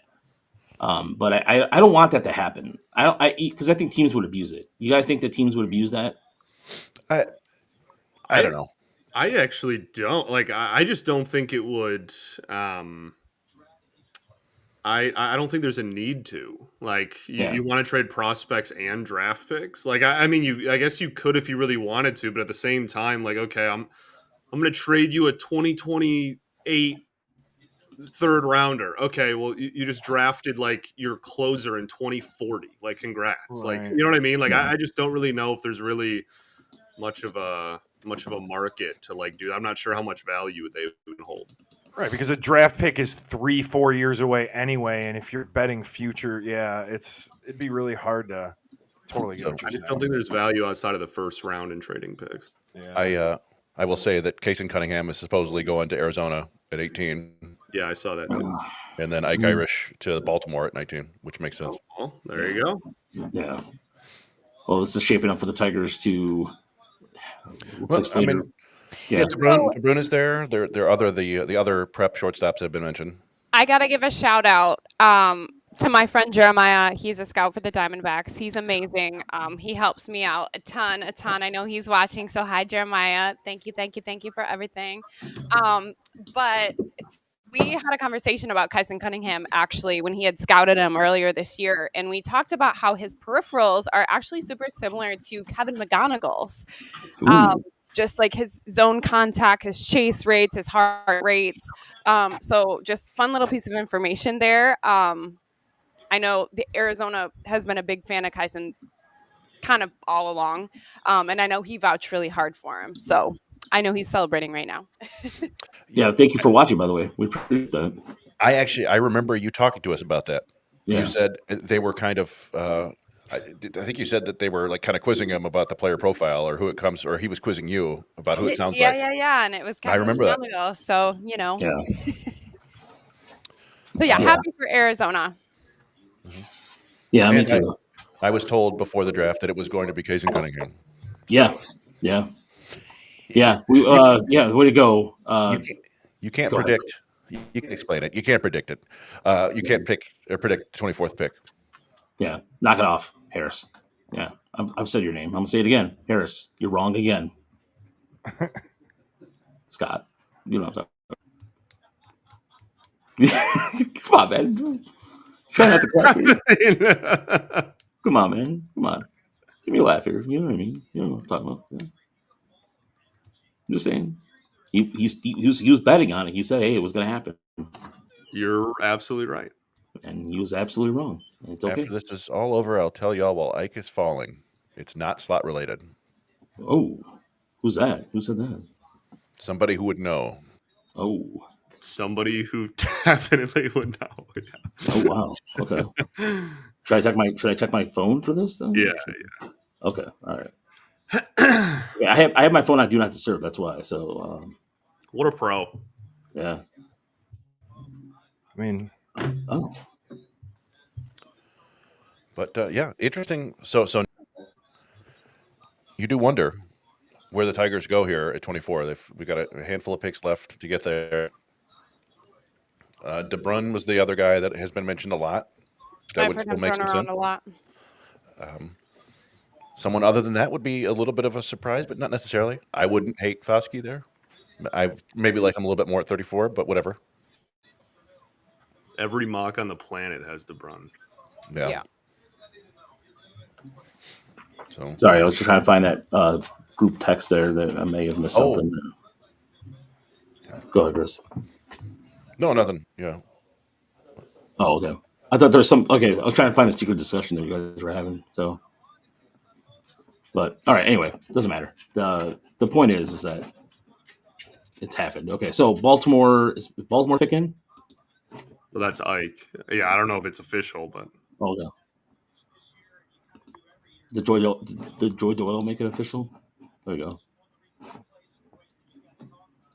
Call my shot for so Charles give $10. He said he's calling for Sean Gamble. Okay. I want Quentin Young at 34 too. I think the Foskey train too is a good idea. Ron, I'll be jumping in the pool shortly. I just want to make sure that everything audio wise keeps going. I'm going to go after the Tigers pick at number 24. I'll go after that. Dub Or Glee. no, I'll go after 34. I'll go with the Tigers pick at 34. There we go. This draft is going by pretty quickly. Oh, Irish to Baltimore. Mm-hmm. Okay, there we go. Thank you, Charles. I believe Dub Glee went last year. He went last year. Yeah. But one of the better names in the draft the last couple of years. Yeah. There's some solid names in this draft. Like Malachi Witherspoon is a solid name. Steele Hall is a solid name. Yeah. Ike Irish is kind of a fun name. Brewers go Fisher at 20. Oh, the Tennessee first baseman. Yes, sir. All right. So Hammond at 24. Brother Lee, look, Josh Hammond, man. I'm telling you, I would love that pick. Number Josh 24. Hammond, Yeah. Schoolcraft is going to probably go to the Royals, though. Well, you know what? I'll not speculate that, but I think that's going to be a confirmed thing, isn't it? I just saw that a lot. Who knows? We see a lot of things a lot. Saw Cunningham to Detroit a lot. Saw Cunningham was slipping down the board a lot. He went 18, right? Like you don't know. Yeah. And that's it's funny. I kept seeing people linking DeBrun to Arizona because hey, they've taken these short outfielders before and it's worked out. And it's like, well, how many do they need to take? Yeah. Like they need to do it 4 years in a row. But like the same thing that they liked about Slade Caldwell and Corbin Carroll, that applies to Kason Cunningham. He's just on the dirt, the grass. So should have seen that one coming.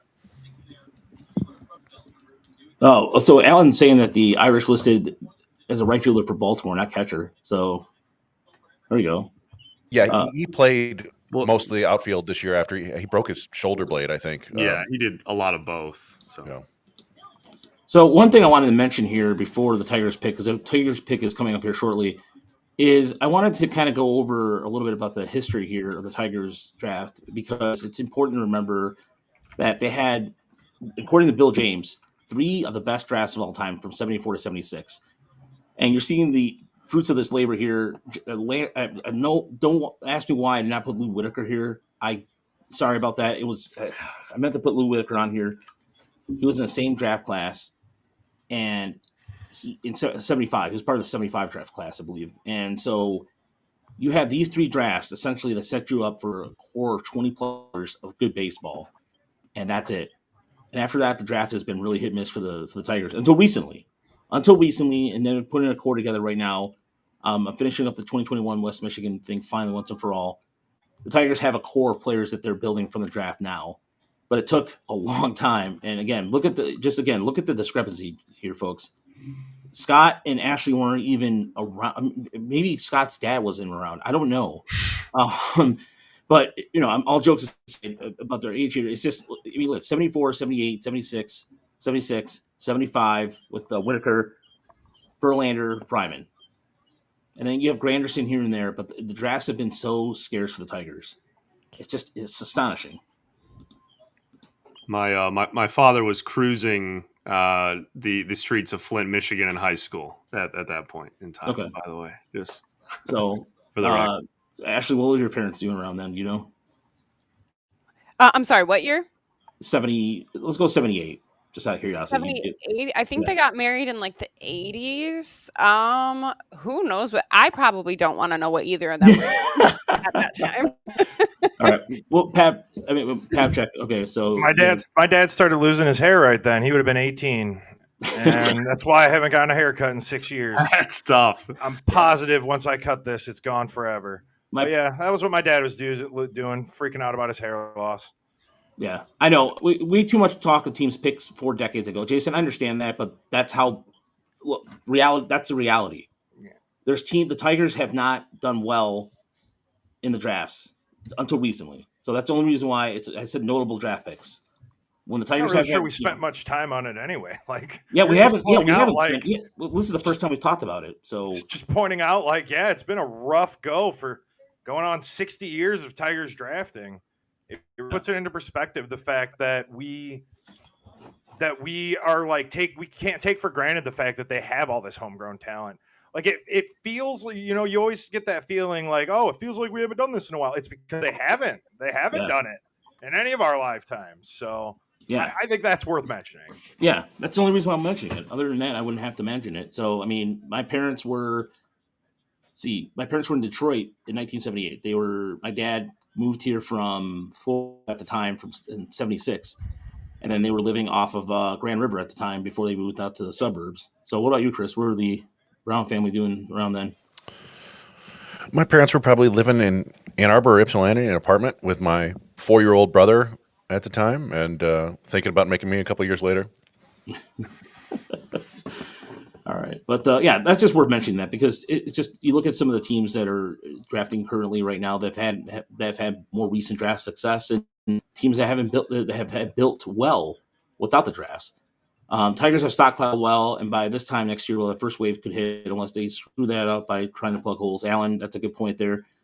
I want to know if this Casey Cunningham used a Wonder Bat.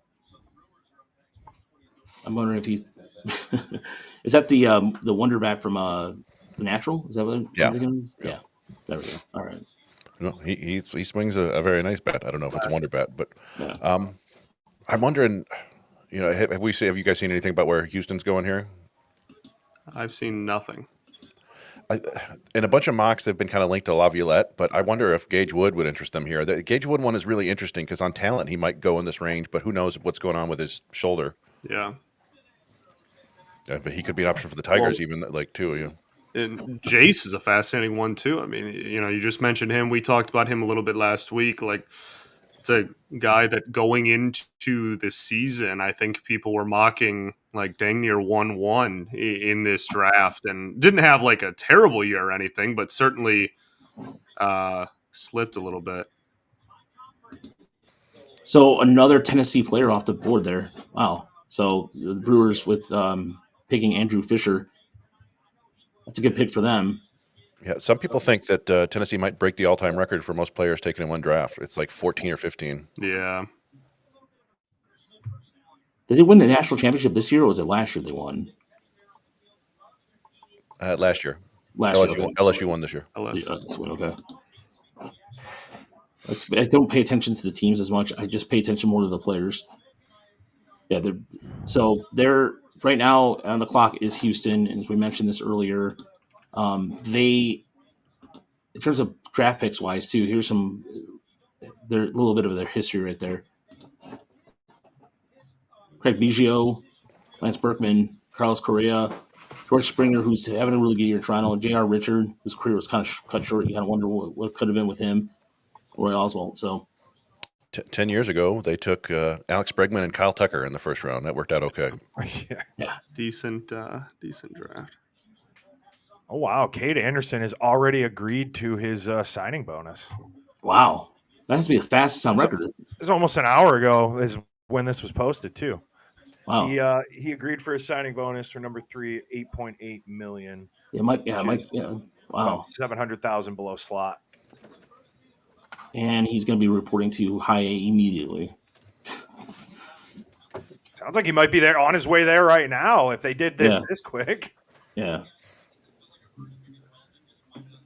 Let's see here. Oh, interesting. Hearing Xavier Hernandez. Oh, nice. Yeah. So I could say this. Longenhagen put it in the chat here. There seems to be video of Ike Irish being drunk and saying out-of-pocket stuff. Ooh. No way. Boy. Yeah. That's not a good character. That's not a good guy for teams. If teams care about that stuff. Well, yes and no. It depends on where you're doing it, when you're doing it, why you're doing it, how you're doing it, right? Like if you're celebrating, if you're drunk after winning the World Series or winning a title and saying silly stuff, that's fine. If you're, if it's before draft interviews, maybe not so much. Yeah. Yeah, that's smart. Sorry, somebody put drunk Irish. Surprised he fell past Boston. Jeez. Oh boy. I'm looking. I'm trying to find this now. So the pick is in for Houston. Does anybody know what Houston picked? Yeah, Chris just said it was. Oh, I'm sorry. Xavier Hernandez. Xavier Hernandez. Okay, sorry about that, folks. All right. So that means Atlanta's going to be on the clock here in a minute. That means the Tigers are not too far away. Insert drunk stereotype. What was it saying, Ashley? I'm sorry. Sorry, say that again. Oh, I thought you said something. I'm sorry. Oh, no. Okay. No, I just said 3 away. I was excited. Okay. Yeah, I got to be real. This is any draft going this fast is crazy. This is just in any sport. Like this is kind of nuts. Can you guys add me back to that one said chat, by the way? Now that there's the one time I'm not in that chat. Yeah, thank you. Okay. So who are the best guys available for Detroit? Let's talk about that. All right. Who is the best available guys for Detroit? Let's look at who's available right now. Let's see here. Well, yeah, I mean, it depends on, if you go by various ranking things, like De Bruyne is the name that was mentioned a lot. I don't know if he would necessarily be like the highest rated player available. I mentioned Gage Wood would be kind of fun if he's there, although it also feels like an Atlanta pick to me. I'm trying to think who else is still out there. You have Jace Lavette is still out there. Vahiva Aloy is still out there. Yeah, he's out there. There's Sean Gable's still out there. Thank you. Sean Gable's a good one out there too. That's another one. Sean Gable's a very safe pick. Like I would be happy with that. I feel like everybody at this point kind of has their hickeys here and there, but I feel like Gamble is a very safe pick. I like the hit too. I like the plate discipline. Big fan of Gamble. That's a good one. Ironic name. Yeah. Somebody also mentioned him in the chat too. No, that was a that one. There's Alex, the Forestry shortstop, the Lodis. Lodis, yeah. Yeah, that's another one that's a really good one too. Riley Quick, who I think the Tigers I like the Tigers picking him at 34, is still there as another possibility as a pitcher. Well, and draft. I mean, we talked about him a lot earlier. He's still on the board, yeah. Yeah. And then there's Anthony Eisen, the pitcher out of LSU, is also available too. And then Josh Hammond is still there. So those are the picks, Ron, if you're curious about who's there that are available for Detroit coming up here at 24. So Elton thinks that this year the teams were prepared clearly for the 24-hour day of these early rounds. Yeah. It's these rounds are flying by. Ooh. That's good. There you go. No, yeah. Hey, I like this better than the NFL draft. The NFL draft would be in the 5th pick right now. If we were lucky, Maybe. Yeah. I mean, Scott, in terms of the NHL draft, how is the pacing comparatively speaking? No, the NHL draft was the worst experience Really? ever. That was. I'm not kidding. It was the longest draft I've seen. You've ever covered? Really? Wow. I don't know. The NBA draft this year is pretty rough, and it's only 2 rounds. I can't imagine an NHL version of that. Oh, Yeah, Tongue Tied said draft NFL. NHL is also. He said it was insane this past year. So yeah, he joins you there with that. Was all awful. They try to do completely remote, which you'd think would speed it up, but instead they still had the pageantry of the draft. Mm-hmm. And the players were all there, but the front offices were remote. So it was like this weird dichotomy where, like, yeah, dude, it didn't make any sense. It was awful. Yeah. I can say I've never, I've watched the NBA draft, the NFL draft, but I've never watched the NHL draft. Like, come to think of it, the way they market it doesn't seem very easy to find either. And MLB definitely still have a long way to go for their draft. Wow. So, according to Brother Lee, Tate Southsea to the Braves. Oh, there you go. I like him a lot. I think I mentioned he reminds me a lot of like. Oh shoot! No, sorry, I just added you back there. Sorry, go ahead. Yeah, Southsea reminds me a lot of Zach Nato. Just a big, aggressive swing from a smaller guy, but makes a ton of contact. Has a really strong arm, good runner. Lots to like there. Could play infield or outfield. It's a good pick for Atlanta. Atlanta's been their farm system is not. It doesn't seem like their farm system isn't bearing the same amount of fruit. So Scott Elton says, Scott Bentley, is that literally in the background? My wife just says, is that Scott Bentley talking? I apologize to your family. I'm deeply sorry that your family knows the sound of my voice and doesn't even care. I don't wish that upon too many people. Ron, thank you for the $10. Appreciate it, man. Thank you for the donation. Everybody, again, the donation more than generous. So thank you again. And they'll be definitely going to upgrading our equipment for next year. Or in this case, I'll just buy a blanket. Bentley is wife famous. worst thing to me. Is this the first time you've heard that, by the way? Wife famous? Yeah. Yes. Yeah. Oh man, that's I'll good take stuff. what I can get. Locked on Legacy on the show. There we go. So right now Casey. So the Royals are up next, and then the Tigers, and so we'll be. I don't care what San Diego does afterwards. We're going to be talking about the Tigers draft pick for a while. So just let me know. Go ahead, Chris. My theory has been that for a while that the Tigers are just going to absolutely pickpocket San Diego because it's like basically the same kind of scouting staff. Right. Yeah. So it'll be interesting. Let's go completely off the board and take Josh Owens here. There you go. Yeah. For real. Yes. Kevin says, I thought it was 6:30 a.m. hearing Bentley's voice. I know. A lot of people do the locked on for their morning commute. It's very nice. Yeah. Routine. Very therapeutic.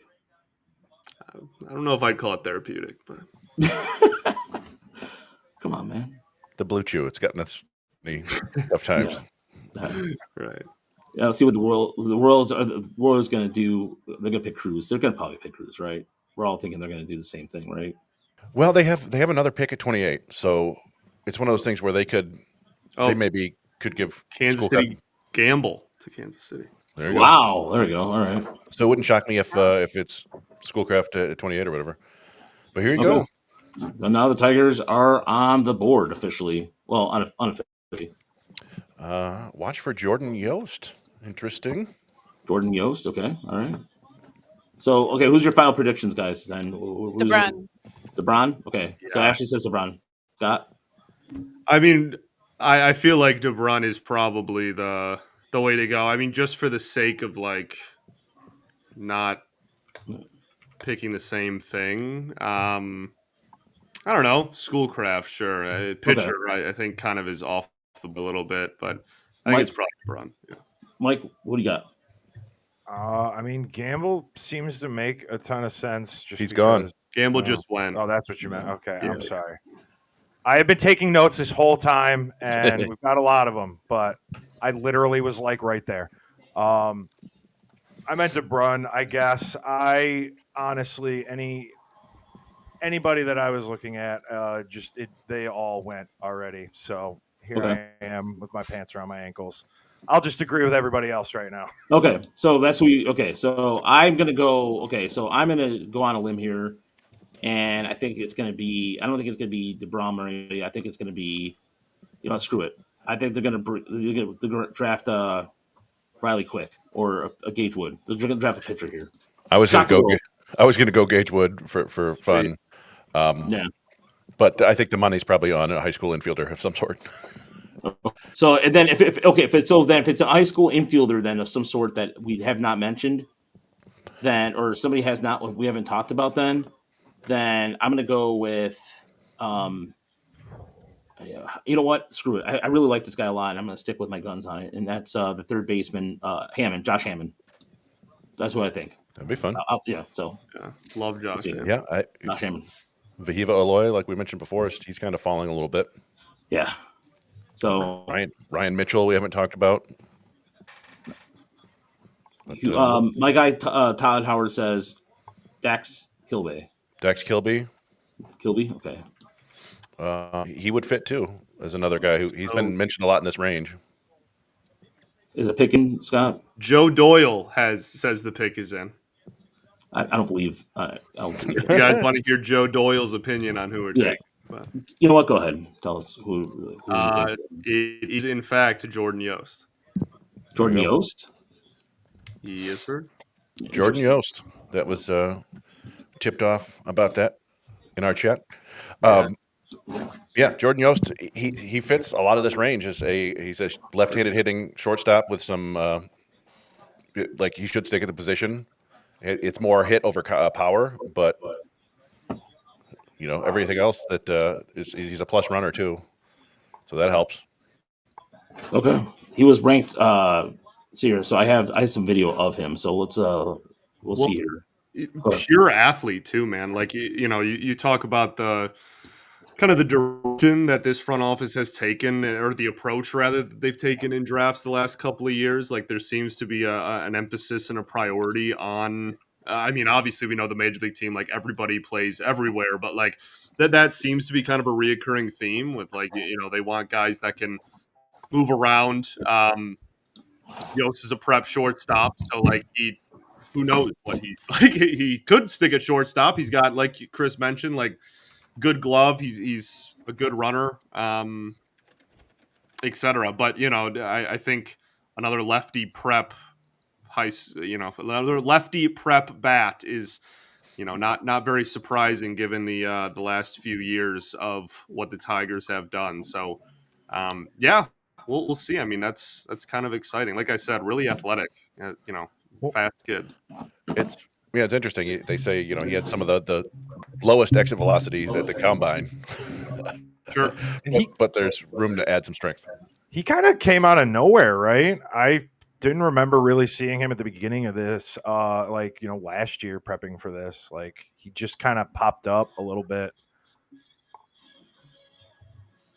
Yeah, I'm surprised they didn't go with a little more power because of the considering. But I mean, if it has a strong hit tool, then it's fine. The big frame, if he has room to grow, then he was ranked 50th on baseball perspective. Well, MLB Pipeline, as far as like if you're looking for rankings, if that's a thing, because rankings, they're all subjective. So on Baseball America, he is comes in at number 82. So that they have. Sorry, I didn't mean to. They have him at 80. Oh, no, sorry. I was just going to say they have him as exit velocity 90.7 was one of the lowest marks in the class you guys mentioned. So go ahead. Oh, I was just wondering what do we think in terms of slot value there? Prep end of the first round, probably. I don't like using the term like reach for baseball picks, just because like that's not really how it works. But I feel like well, there you go. Like to Jeff's point, like that could be a guy that you you get a prep guy in the first round and still are able to go under or at slot. Like that seems like something that would entice the Tigers. Yeah, and I've talked before about like the dream scenario would be kind of like what the Padres did in 2021, which was take Jackson Merrill for under slot at 27 and then save that money and use it on James Wood at like 62. So we probably shouldn't make any real judgments on this pick until we see the other picks of the night. But yeah, I mean, who knows where he was on their board, honestly, right? Just because he's on the public boards at 82 or 50 or whatever doesn't mean he wasn't like top 20 on theirs. So. Sure. All right. Well, I'm going to update Twitter, guys. You guys continue to discuss among yourselves. Ashley, what do you think of the pick? Not what I was expecting. It was nobody that I wrote about. Honestly, I don't know a ton about the guy. I know he's a good athlete, lots of upside up the middle guy. Not super well known. I'm guessing he'll go under that. Yeah. That seems like a I don't want to call like the draft a win for one guy, but like to Ashley's point, I mean, if they do get a prep guy under slot in the first round, that seems like it would greatly benefit them the rest of the draft and put them at least in a good position to get, whatever other guys they want later. Yeah, they could. I mean, they're going to be picking again here shortly at 34, so they could probably go get. They'll probably get that power bat they want at 34. Maybe and Nick mentioned too. Maybe Gage Wood's there at 34. But then I could also see the Dodgers taking Gage Wood too. The Dodgers or potentially even the Phillies. The Phillies might do that too. Phillies want some more pitching, so the Phillies are looking for people they can trade. Yeah, and Gage Wood would be one of them. They're scouting trade pieces tonight. Yeah. Dave Dombrowski's already like, listen, I got stuff lined up already. Let's do this. So yeah. So Tigers right now, as of it's officially as official as it can be, the Tigers select Jordan Yoast, 24th pick overall in the draft out of Tampa. So he's a prep lefty bat, 6 foot, and we'll be having probably an article here out by the end of probably the next couple hours or so. Mm-hmm. So we'll be knocking that out. Well, I mean, he fits an awful lot of what the Tigers like, right? They say it's very good bat to ball skills, great knowledge of the zone, above average runner, should be able to stick at shortstop. Could move to the outfield if he doesn't stick at shortstop because of the speed. It's just a matter of how pop does he get. Yeah, no, I don't disagree at all. I think with like you mentioned, it's really is the profile. Like it's the exact profile that we've been seeing, and it's the profile that we will probably continue to see. So now that puts them in a position, like Ashley said, if they go under slot to, maybe have some more fun with this next pick. Yeah. Still got whatever. You start off with 2 preps like they did in the Clark year. Like they're not going to be upset about that. Yeah. Yeah. For sure. Yeah. And it wouldn't necessarily shock me either if they go for like if they have a real plan here, right? And they're going to spend big at like their third pick, maybe 34 is a college guy that they like, and then Sure. big. But I don't know. We'll see. It's interesting. I was talking about our nerdy mock draft earlier. Jordan is the first player who was not taken in our 55 pick mock, completely off the Discord board. Nice. I wonder who's winning that right now. Well, no. All right, so I put the draft information right there on the screen for you. Nice. Yeah, so those of you who wanted a right-handed hitter, sorry. You're going to have to wait at least another year. Yeah, Lynn got There's a lot of people. I don't know who Lynn picked, but we know a lot of people said other. Yeah, so. Yeah, well, Colin. He is already in Florida. Maybe they send him over to the FCL Tigers. Should make the playoffs. It's in another 2 weeks, basically. So generally speaking, it's a tough to get them acclimated into pro ball that quickly, but I don't Sorry, know. the Padres took Schoolcraft. I know you said we weren't going to talk about it, but because it's him specifically. Yeah. Oh, you know what? Yeah. There we go. No. All right. That's fair enough. Yeah. All right. Maybe the Padres got their guy anyway. So there you go. Yeah. Right. Jonathan Hammond at 34. I would love that idea. So we'll see here. All day, baby. Yeah, all day. Royals do have the 28th pick as well. So, and then Cleveland at pick number 27. So Philly, Cleveland, KC are your next 3 picks. And I'm going to keep that on the screen for those who did not know the Tigers pick is in at number 24. Jordan Yoast, left-handed bat out of Tampa. He's just turned 18. Who's been rising on the boards. And again, I cannot stress you enough. Tigers have a secret compound somewhere in Detroit where this is happening. So anybody who said they knew the Tigers were going to pick is full of crap. Same. So this makes our jobs funner, to me, at least. So yeah, and there's a lot to like about these kind of contact speedy middle infielders, right? Like it's not a bridge too far from that to Kevin McGonigal, right? I don't think anybody's saying that Yoast is a McGonigal level hitter. I feel like Yoast is like a Sweeney type.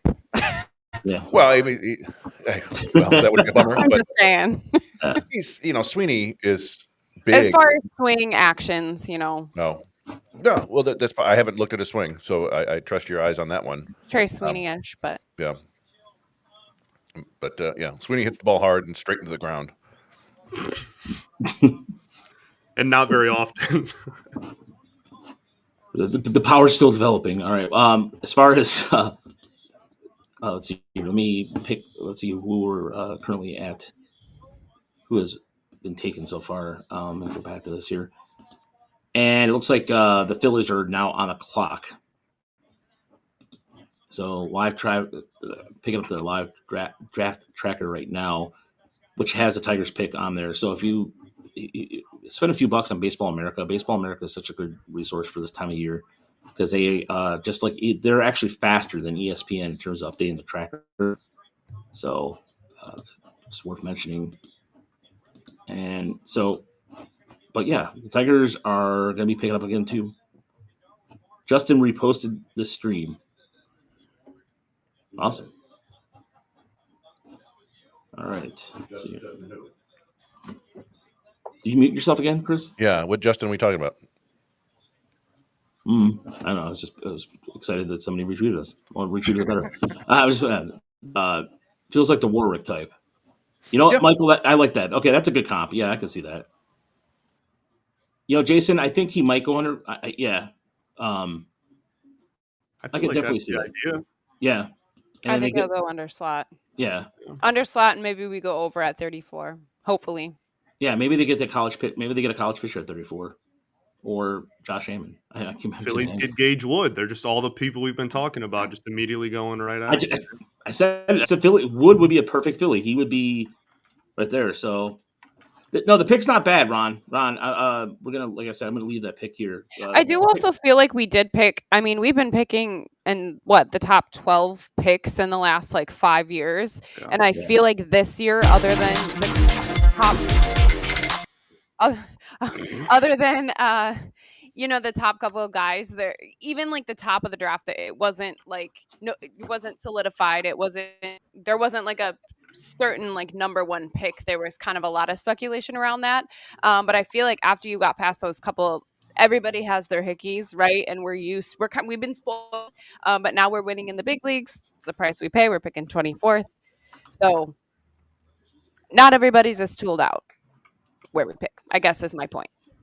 Which is why they, that's I agree with you, and that's why the Tigers love prep, right? Because they're so mobile and developable still, right? There's so much room for growth still. So that's why they take the big swings, and they certainly are not going to stop taking preps just because they draft later. If anything, they're going to be more enticed to take them. Yeah. Okay, let's see here. All right. Is it again? Like I said, it's just swings in the MLB. Yeah, that's true. Tigers have a lower chance of picking Quentin Young now, considering they select the Yoast. I would say no. Yeah. Quentin Young's third outfielder.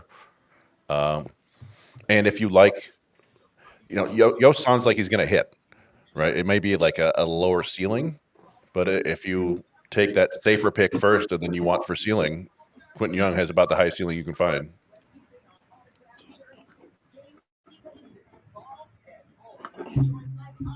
Anybody want to talk? So sorry. I'm just trying to yeah. I'm literally just trying to find stuff on Yoast, and everything I'm seeing is just like this kid kind of came out of nowhere this spring, and it's kind of hard to find a bunch of stuff on him. Definitely not somebody I was looking at here for this pick. I could see us taking Quentin Young at 34. Yeah, and if going over Run's spot. still there, then heck, then we just have that conversation all over again. The thing with Quentin Young is some of the peripherals were a little questionable here and there. He has made improvements since then, but he has such a high ceiling and he's so tooled up. Major League bloodlines. I wouldn't be opposed to that. Yeah, I wouldn't post that either. I wouldn't be opposed to it. I like that idea too. So, by the way, I'm just trying to get everybody all situated here with a cheat. Chris made a really good cheat sheet here. Here we're up to Cleveland, who definitely has a type with both their hitters and their pitchers. And Ashley mentioned that they might take a pitcher that she loves here because he does fit their type very well. He knows how to pitch. He's young. He just needs to throw a little harder. Y'all want to see an epic meltdown. I also think Caden Bodine, the catcher from Coastal Carolina, fits Cleveland very well. Up the middle defender who he's basically Austin. He's not that good of a defender, but he can actually hit. There's just no power.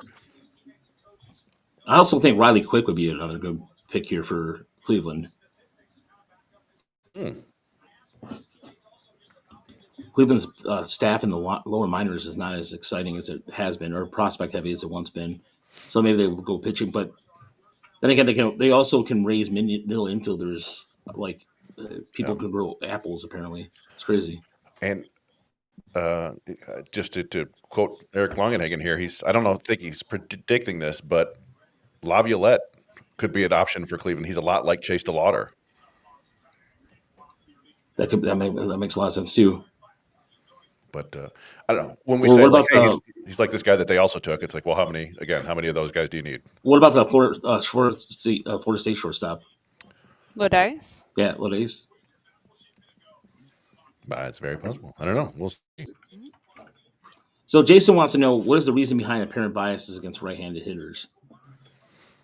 I don't know if there's an apparent bias against it. You're just talking about the people who are available. Yeah. No, as a left-handed hitter, you're slightly closer to first base. You're going to get to first base faster. It's generally considered there are more right-handed pitchers, so you're going to have the platoon advantage more often. It's just considered more advantageous in general. Closer right field walls in most parks. Yeah.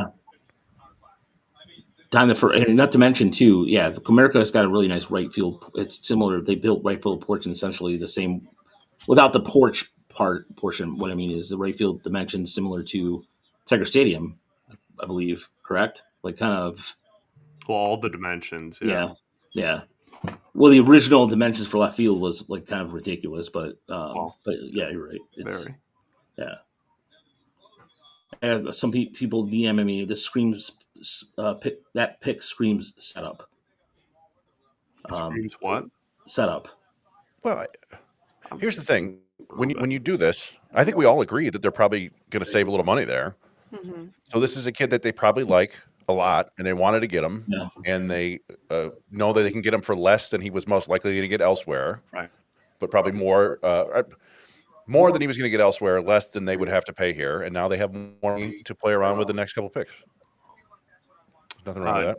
In case anybody hated Jace Laviolette when he was in college, he's now going to Cleveland. So there you go. There you go. Oh, phew. Okay.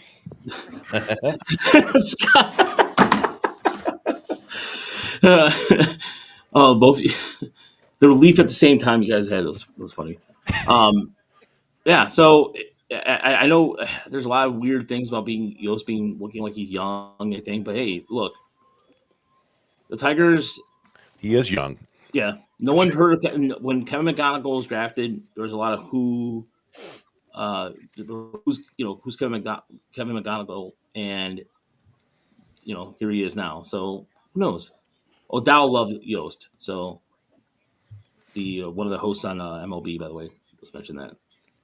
So Laviolette is a fascinating pick. I've joked around and come to Adam Dunn because he's giant and hits home runs and strikes out and walks. But he also was surprisingly athletic for being so big, has played center field. I have a hard time believing he's going to continue playing center field in pro ball, but they'll put him out there maybe. Gives Cleveland Cleveland needs more power in their system anyway. That's so this exactly where I was going. I mean, you look at Cleveland's development and like their system, like that they're always going to be able to develop pitching to some extent. Obviously they need offense in general, but like they don't really have like J-Ram is J-Ram, but like they don't really have like that profile of hitter. They don't have like a giant, this guy could hit a tank at any moment type of player. So no, you're right. And Scott, what's interesting too about their teams in Akron and currently in Lake County is that they don't have. It's all really they have a good strong the middle type teams, but they don't really have a bopper in their lineup at all. Yeah. And it's been even in Akron too. Akron usually will have a guy, somebody like right now, the PD. I'm trying to think of his last name. Royals just took Hammond. I want to cry. Oh man! Now I have to hate him, dude. That's Gamble and Hammond. That's too bad. This team needs an old school Adam Dunn. I can do that. I mean, I think they wanted John Noel Cleveland to. They thought he was going to have some pop, and then that's the thing. Make contact.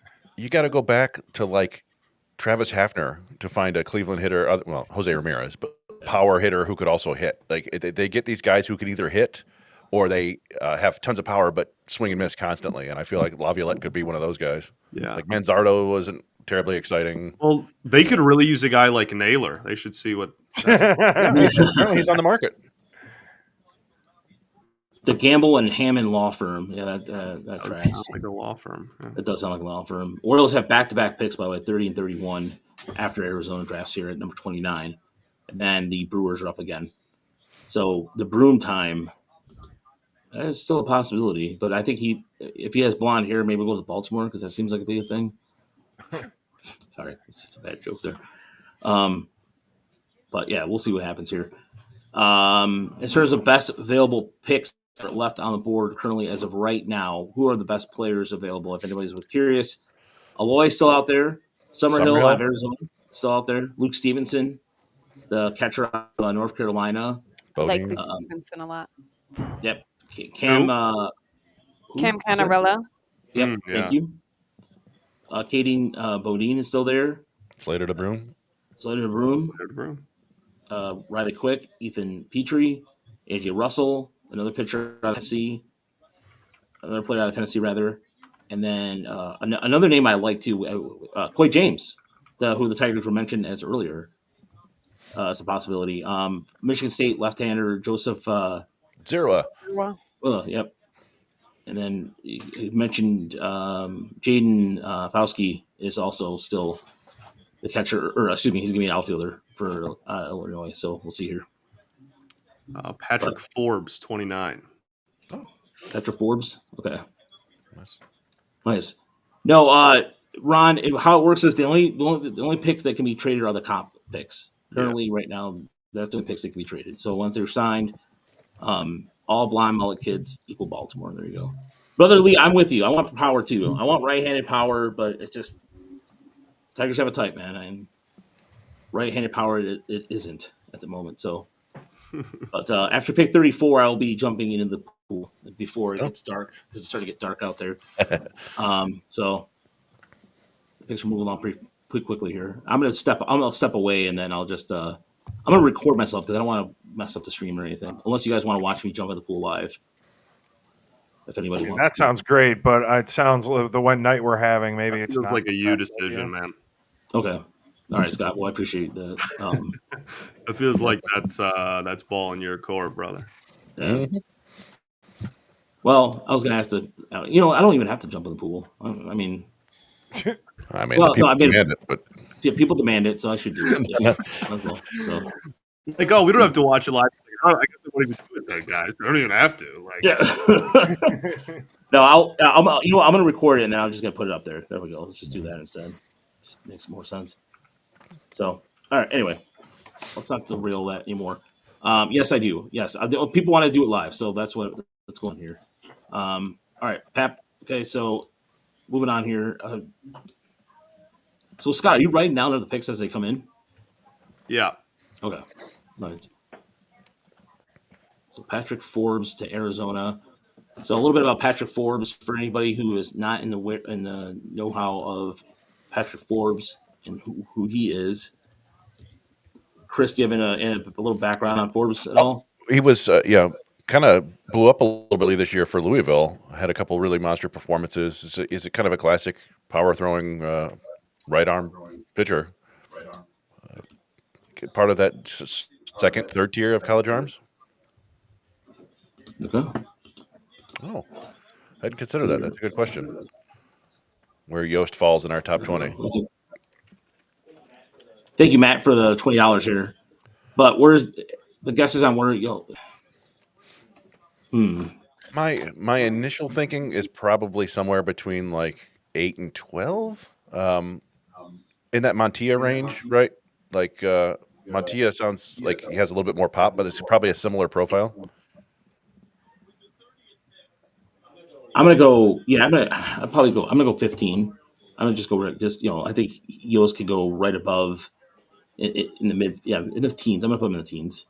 I can see that. Kade Bonan, you said the catcher from going to Baltimore for the first other back-to-back picks here. Interesting. So they go So Irish and Bonan, fine. Oh, they're going. Are they picking Irish? I thought they took Irish earlier. Yeah, Irish got picked. Oh, he did pick. Okay, all right. That's right, but he's going to be more as out. That's right. He's going to be slated in the outfield. That's right. Right, yeah, so, I mean, it's kind of interesting though. The Orioles have all these picks, and they've taken 2 college guys. I wonder if they're going to go like monster dollar value on a couple high schoolers here. This is the draft to do that, which I think is also part of people's strategy, right? Like, this is such a deep prep infield. I mean, we already talked about it earlier, right? Like, there's just been a billion prep shortstops drafted already. Like, if there was ever a draft to take a swing on a prep guy after the first round, it's probably this one. Has Mason Neville? I'm surprised he hasn't been taken yet. I like outfielder from Oregon. Mason, yeah. I saw him. I went to the Michigan State Oregon game. And he homered twice. He was an interesting one because I was watching his BP and he didn't hit anything out, and I'm like, what is going on? But there were a bunch of scouts there, so I think he was trying to show that he had opposite side power.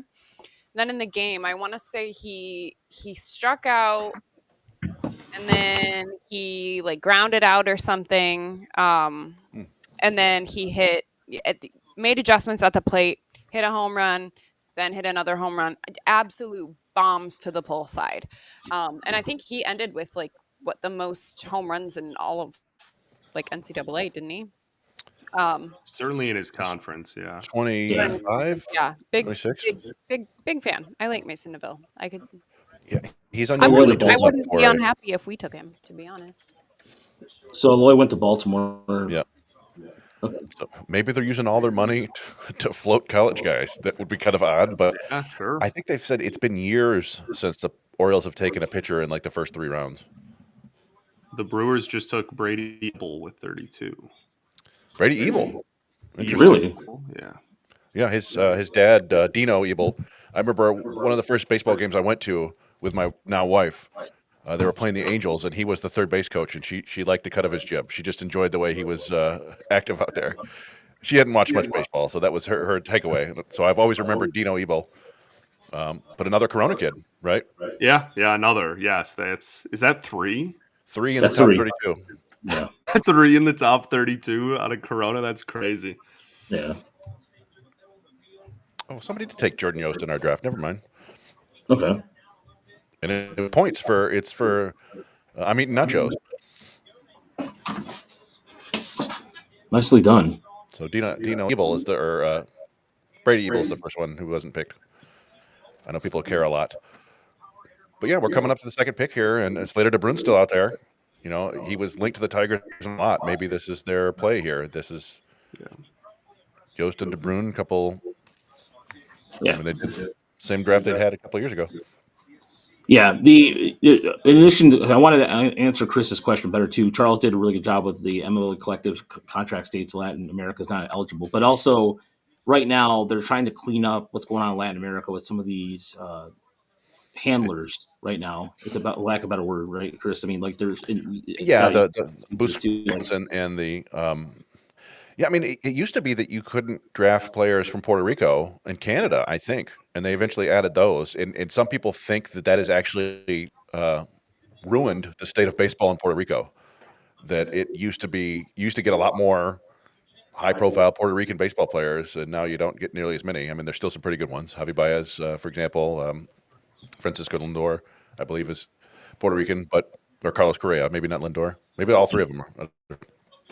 But Lindor is, and then but then he played high school ball in Florida, and did the jump thing, But yeah, I mean, I think that teams do want to have an international draft. It's just a lot harder to do just logistically than people think. Marcus Phillips, 33 to Boston. Another big, strong pitcher. Yeah. So they took who'd they take? They took Witherspoon and Phillips. Yeah. So here come the Tigers. Like Tennessee's entire pitching staff has already been taken in the first 33 picks. Yeah. So here. Now the Tigers are up. Woo. Yeah, moving right along. Yeah, we're cruising through. All right, Mike. There we go. Mike's back right in time for the Tigers to pick. Hey. Is that out yet, Scott, or no? Tigers pick? I haven't seen anything. Okay. DeBruyn, crossing our fingers. Yeah, I mean, like, sure as heck makes sense. Yeah, it does. Given the links to him throughout this process, although a lot of that maybe is just, hey, that seems like their type. Brother Lee says the Tigers pick is out there. How many rounds today? It's 3 rounds.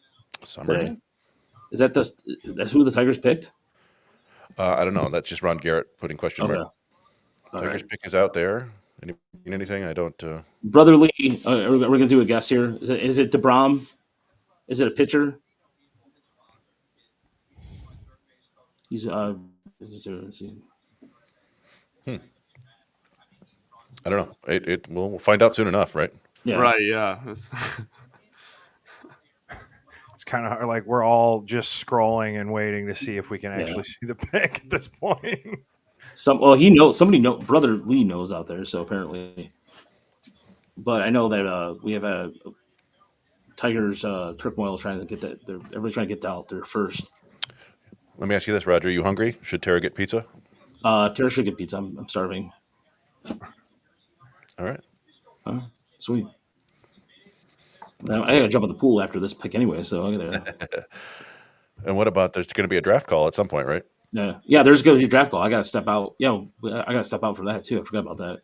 Thank you. Do you want to be soaking wet during the draft call, or? No, I'll be dried off by then. Right. I'll dry off pretty quickly. I'll just jump in and jump out and call it a day. These fans, by the way, at the combine, every time I look over, it just doesn't look like the real fans. I don't want to say fake fans. Just I'm sure they're plants. Yeah, just don't seem legit. Sure, they're plants. A bunch of people to go. Here's Brookings Institution has a stat here, although I don't know how true it is. He said Jordan Yoast struck out 1 time his senior season at Sickles High School in Florida. He struck out 3 times total in his last 2 seasons. Wow. That may just be incomplete max prep data. I don't know. We'll see. Yeah. Yoast is, Eric, his contact tool is fine. I mean, from what we've seen or what we've heard, it seems like he's been rising up through draft boards. And so the Tigers have, by the way, after this 4 picks. 4 picks. Yeah, they're going to have 2 more picks tonight. They picked second and then 98th. Yeah. So yeah, we're still just kind of sitting here waiting to see somebody. If the pick is out there, I still haven't seen it retweeted into my timeline or anything. Yeah. Has anybody else seen it in the timeline yet? I have seen nothing. Get ready for a surprise. Is it a ready surprise? Get ready for a surprise. I mean, the name I saw is a surprise, but I also like want to put it out because like I not like confirmed. But say it. Might as well say it.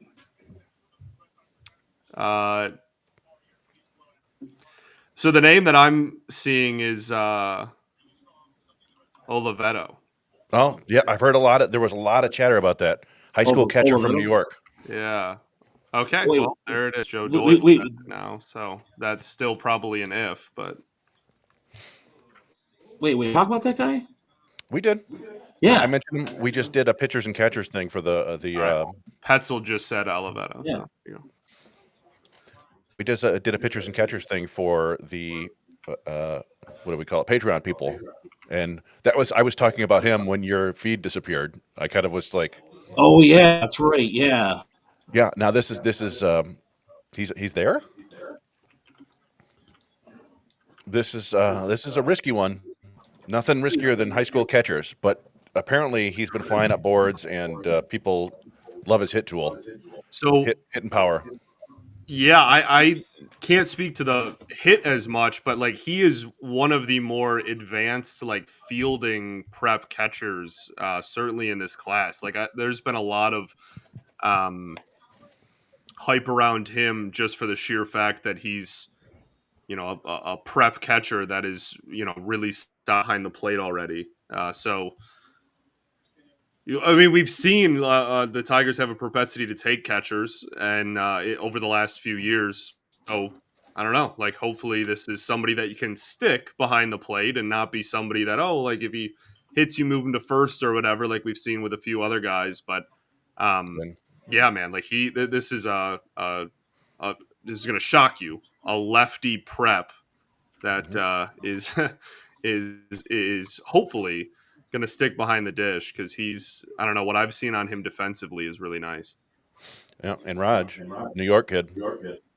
Yep, like I mentioned it, man. They have like they've been sticking to certain geographical areas pretty well, and this fits into exactly what we're talking about. So let me get some video going, and I will get some video on him here for people in the chat. Here's a fun one. If you are a prospect ranking hunter, you probably hate this year's draft, right? Because Oliveto's like 219 on Pipeline in past 100s on Baseball America. But you know what? The Tigers seem to have a pretty good what they're doing these days, so it'll be fascinating to see how this plays out. The last high school catcher, I guess they took Gabriel Rosado last year, but he wasn't JUCO, was he? I think he was a Puerto Rican high schooler. Let me look. Yeah. Another left-handed hitting catcher. There you go. I do love a left-handed hitting catcher. I trust this process more with these guys drafting a catcher than the previous administration. Oh, Max Pennicott. So I'm okay with it. Do we have an idea of like, is it weird to say, like, could this be another underslot prep? Like, I think it could be. This is a guy that I did hear his name mentioned a bunch coming up in a month or so as somebody who was gaining some steam. But again, I don't think this is necessarily somebody that you have to give full slot to. Right. At 34. We'll see. We'll see how they run it. All right. So I do have some video of him I'm going to play here, and then I'm going to jump in the pool real quick. But it's a pool-worthy jump. Yeah, definitely. At this point, yeah, both picks are. I mean, Ashley, do you have any comments about it? I'm not gonna lie, I have no idea who that guy is. He's no one I've ever discussed with any of my scout friends, so I have no idea. Okay. So this definitely is a scout's pick, then, right? I mean, So if like the story on him was that he had a monster, what is it, Jupiter World Wood Bet Championship? Is that what it was? Yeah. Yeah. and that he can really hit. There we go. Slater to Brom, all that stuff was, again, all smokescreen tactically. You hear some? Oh, did I write that? No, I didn't write that for him. Kind of Ike Irish as a high schooler, as our friend mentioned. Well, folks, I'm gonna go jump in the pool, so I'll be back. Well, yeah. There goes Luke Stevenson, another catcher. Luke Stevenson's gone. Okay. Do you want me to record you, or are we just gonna? I'll record myself. All right.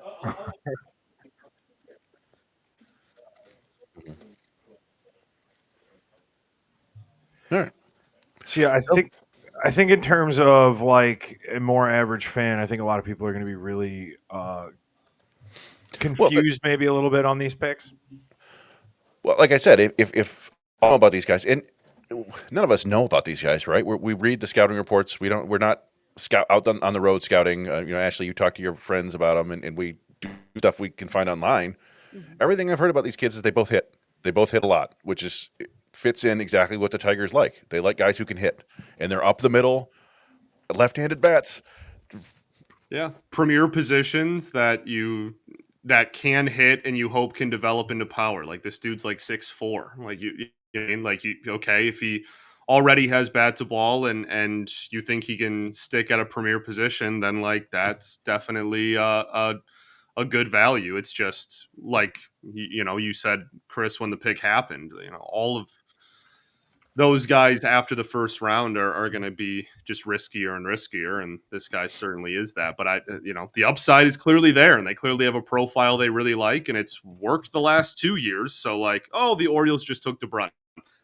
It's worked the last 2 years. So like, I don't know why it's. I don't really think it's fair to be like super mad at this draft because they're just sticking to the same game plan they've really done for the last 2 drafts, and that's worked out great. I mean, yeah, I literally the only publication that I can find that had Oliveto anywhere close to this was Fangraphs. They had him. I can't find the exact ranking for some reason. They said they had him in the mid 50s. But otherwise, I literally can't even find him really anywhere else. I'll take a look. I will find it, and I will read the Fangraphs scouting report if you want me to. I'd be interested. I don't know why I can't find it. All right, let's see. I do have to say I do trust Mark Connor. So blind faith here. Here we go. Michael Oliveto. Big frame, hitting catcher with a gorgeous swing, but scant showcase resume. Raked at the World Wood Bet Championships in October, but was otherwise mostly absent from these kinds of events and had to be tracked during varsity play instead. Has one of the best-looking swings in the draft and rare potential offensive output for a catcher. Athletic lower half, hands follow hips through contact, and which hand does the driving depends on pitch location, which is a rare skill. Oliveto can flatten his path to cover the top of the zone or dip into his lower body to scoop lower ones. There are times when it looks like he's doing a Juan Soto impression. Obviously, it's not that explosive, but it does look like Soto mechanically, so you can see why folks could be excited about Oliveto's bat. His defense is about as raw as a soon-to-be pro catcher's defense could be. Wildly inaccurate arm due to messy footwork leaving his crouch. Ball blocking also looked rough last fall and will probably be worse handling pro stuff. These are the markers of a slower developing player, but there's real enthusiasm around Oliveto's offensive profile. Like you just said, yeah. Profile and develop. That's a thing. And if fans are interested, they have him at 59. Fangraphs has Sean Gamble at 60 and Josh Hammett at 65. So, I mean, obviously every publication is going to look at guys differently, but that's how Fangraphs has them. Yeah, and again, we think that this Tigers front office group, they believe in their ability to develop guys. And so they see these guys as potential high-ceiling players, and they're going to develop them and see what happens. So, I don't know. It's fun.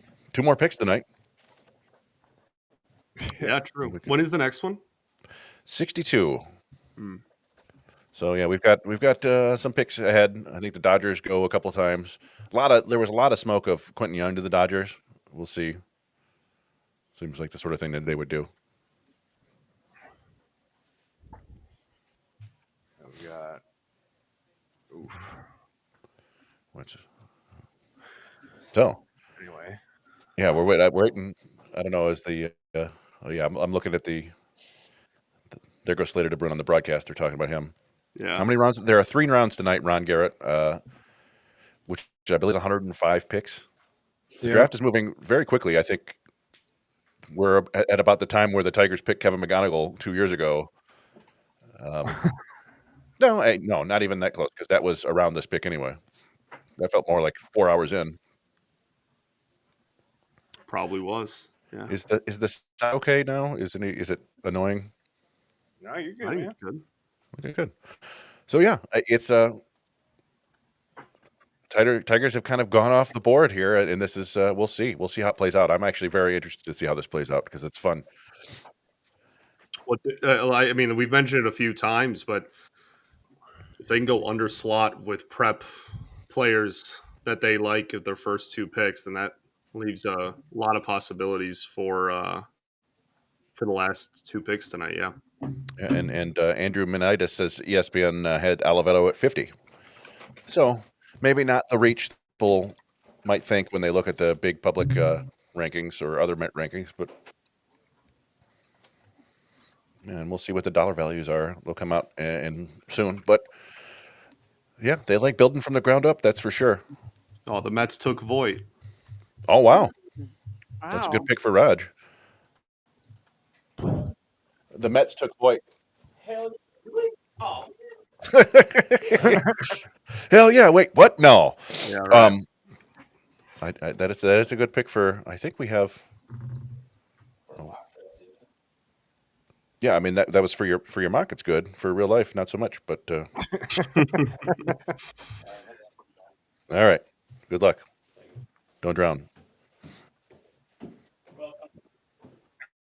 You just say he doesn't know if he's going to drown or not. Well, no, he's made it the last few times. It's good.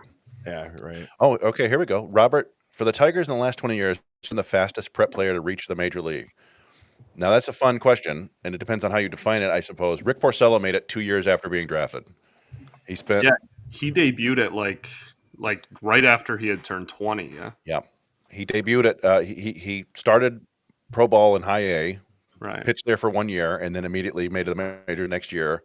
As I recall, he and Ricky Romero were both making their major league debut against each other in the start. I feel like it might have been the first time ever that 2 first-round picks were debuting against each other in the same game. But Jacob Turner made it very quickly. If you're talking about hitters, Cameron Maben, I think, came up in 2007. He was drafted in 2005 and was up in early 2007. So beyond that, I don't know. You may have to go back to like the 70s. Things were different back then. A lot looser.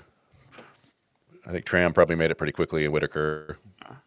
Yeah, I mentioned Jacob Turner. Yeah, I don't know. Like, it depends on how you define it, right? Like, in terms of innings or days or whatever. I think Turner may have actually been younger than Porcello when he debuted, but maybe not. Did he give up the grand slam in his debut, or was that later? Who, Jacob Turner? Yeah. I don't recall that. So Turner was a huge grand slam. Turner was 20 years old and 70 days when he debuted. Jacob Turner. Porcello was 20 years old and 103 days. There you go. Boy, did Dabrowski love to get those guys up. For real, man. Get on up. Showcase them, baby. Yeah. I don't think Roger's taking a skinny dip in the pool, but I mean. Hey, man, to each their own. Yeah, we don't discriminate against naked people in our backyard. I might a little bit, actually. I'm not sure about that. I feel like that's not a universal concept. To be honest. Someone naked in my backyard, I'm gonna do something about it.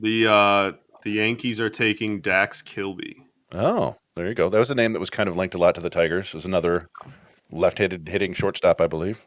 Uh-oh. Am I adding? Do you guys see Raj down there? I think we can. I have to go to the other screen to add him. Should I? He can add himself. I think, yeah, he might be. Yeah, he should be able to add himself. No, okay. Mitch Voigt is a two-way player. He was a two-way player. He pitched at Michigan. Yeah. I think he's the first named two-way player in the draft, though. Oh, they drafted him as a two-way? Like, apparently. Wow. I just assume Hammond was too. Yeah, they just didn't. He's listed as a TWP. Well, Hammond is the guy that is a really good pitcher, but pretty much just said like, I want to play every day, like tough turkey. Like he's just like, I want to play every day, so I'm would prefer to hit. Well, and that's I've called him kind of Bryce Rayner light in that regard, right? Like everybody thought Rayner should have been a pitcher too because he had a mid-90s fastball and a hammer breaking ball, and Hammond is kind of the same way. But Rayner's like, no, I want to hit. And then they both just kept getting better as a hitter to the point where this, the year before the draft, are like, oh, wow, these guys are first-round hitters. Yeah. Yeah, Hunter Green was drafted as a two-way player. There was a kid from Detroit drafted as a two-way player a few years back. Malcolm something. If only there were a baseball reference that I could use to find these things out. Is it John Malcolm Jr.?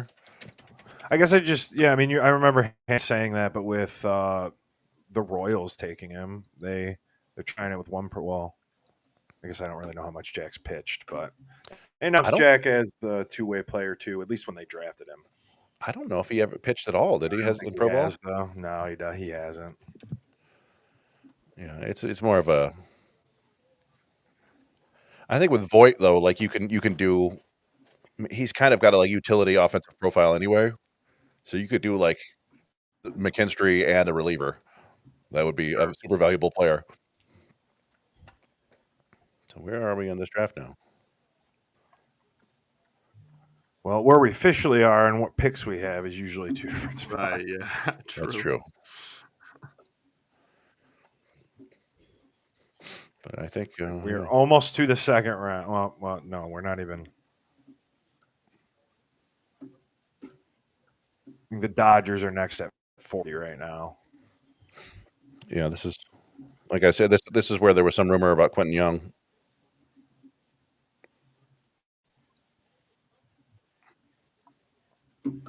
Oh, God.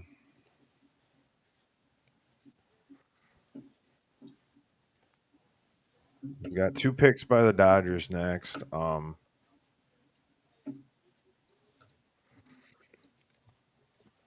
Yeah, and the Dodgers always pick in this range and then always end up with like 2 top 100 prospects. Yeah, they just pay the tax. They take the penalty. They don't care. I'll be back in 1 second. Is this like it doesn't happen very often, does it? How often has this happened where teams, Mets, Yankees, Dodgers, all took the 10-pick penalty? All did what? Sorry, they had the 10-pick penalty for so high over the yeah, I can't imagine it's often. I don't know, man. There's the everything after 30 is just so weird. Like once you get into the like comp stuff, it I don't know. Everything is always kind of thrown into a loop there, right? But I mean, to your point, I can't imagine it's too terribly often. Yeah, I guess it's no surprise that we're seeing the Mets, the Yankees, and the Dodgers being the teams. Right, if there was any 3 teams. Yeah. Exactly, in all baseball. Well, again, Chris said Dodgers are probably going to find a top 100 prospect with the pick anyway. So that was what I was getting at. They don't care. Took Root. Did we talk? Someone talked about Root. Someone said something about Root.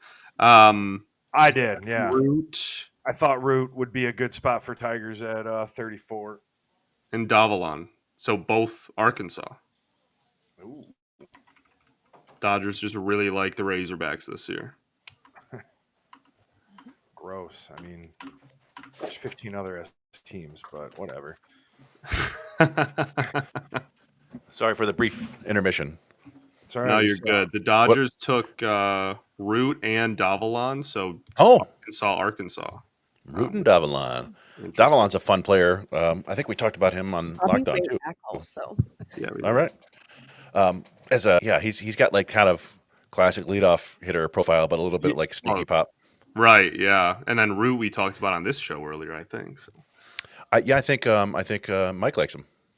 Yep. I brought up Root I hate talking positively about Arkansas guys, but almost as much as Kansas. But He was just one of those guys that I thought would be like in that next tier of left-handed starting pitchers that the Tigers, any team in this range, could go for, and you don't have to be too upset about missing out on that first tier because I just thought that Root was just a really solid pick in these middle round these 30s, 40s, 50s. Oh, I think Raj came in and said ready, or he texted me ready. He probably wanted me to start streaming. I thought he could on his own. Instead, just but there you see my deck. Yeah, you see my deck in various hostas, and yeah, I had nothing to do with any of those hostas. But yeah, so this is I'm on the MLB tracker. I don't know if you guys are using other trackers, but this is the annoying part where it's we're talking, Mike, like the picks get dropped 10 spots because of going over the luxury tax threshold. Yeah. But they count as first rounders, so they like jump back and forth between the rounds on the tracker, and it's super annoying. Oh, the tracker counts them as first rounders? Nice. Yeah, they're still kind of first rounders. It's a first rounder, 38, 39, and 40. Yeah. Right. Oh, there's the camera. We see Rogelio getting ready for his splash. The splash down. All right. He's There's talking. a lot of things that's gone technically wrong tonight. So I apologize. I don't want this to be wrong. So, belly, splash. Tigers, 2 picks. No one saw it coming. Here's the process and development. Cheers. Here. Well done. Oh, why did it freeze? Oh, no. Well, it sounded There good. we go. Oh, The pool should be fine. It's heated. He should be all right. yeah. Oh. Oh, Oh. you missed Raj jump in, Ashley. Oh no! It's all Of good. course. All the right, Ash, I'll second do one more step. time for you. Yeah. Yes, please. How's it feel? Yeah. More. Nice. Oh, he's what All right, actually belly doing splash. it again. Ashley missed it, so he's doing it again. I appreciate it. Well, it was 2 surprise picks. Got to do it twice. There you Yeah. go. There you go. All right, this time. Cannonball. Oh. Yes. Yeah. I like the little the pre-jump bounce he does. On It's the- funny that both times the camera stopped, after the splash, there was some sort of I don't know, I don't know if splash got to the phone or if the phone was like, I don't know what's done. Sure. But good fun. So give that like a 50, maybe 55 power with that splash on that second one, you know? Yeah, that was So it's solid. good power on that? Oh, yeah. That was impressive. Thank you. That's draftable power right there, Raj. Mm-hmm.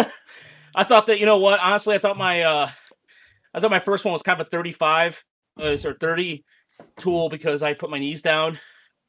But I felt it in my face. My face hurts right now. Felt it on my face. On my face. Title of the draft show. Felt it in my face. Anyways, hopefully everybody likes that.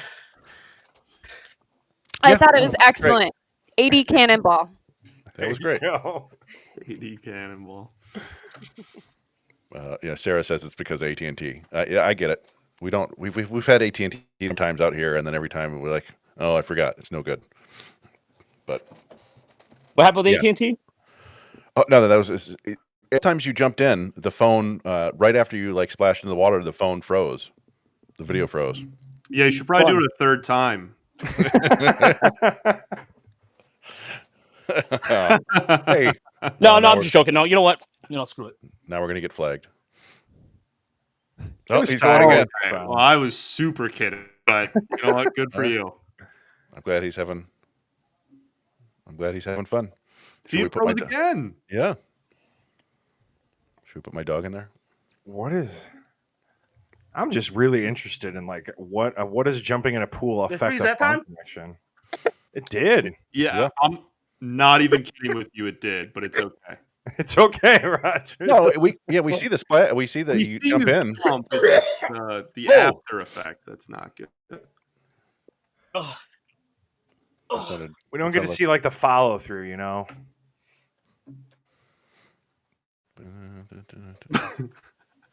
All right. You have your towel out there? Yeah. All right. Did it freeze that time? No, it's perfect. No, It's perfect. not at all. Well, Scott, I love you. I would never intentionally give you the middle finger. So right there. I love you. And very nice. So do we guys know Tate Carey, a freshman pitcher from Michigan? He is my buddy. I'm not that familiar. I can look up his stats. Tate Carey. Oh, a Canadian. Right from Windsor. Okay. Went 9-0 for Michigan this year. 57 innings, 51 strikeouts, 18 walks. Not bad at all. He looks like he's been pitching in the Cape this year. So that's a fun name to remember for a couple years down the road.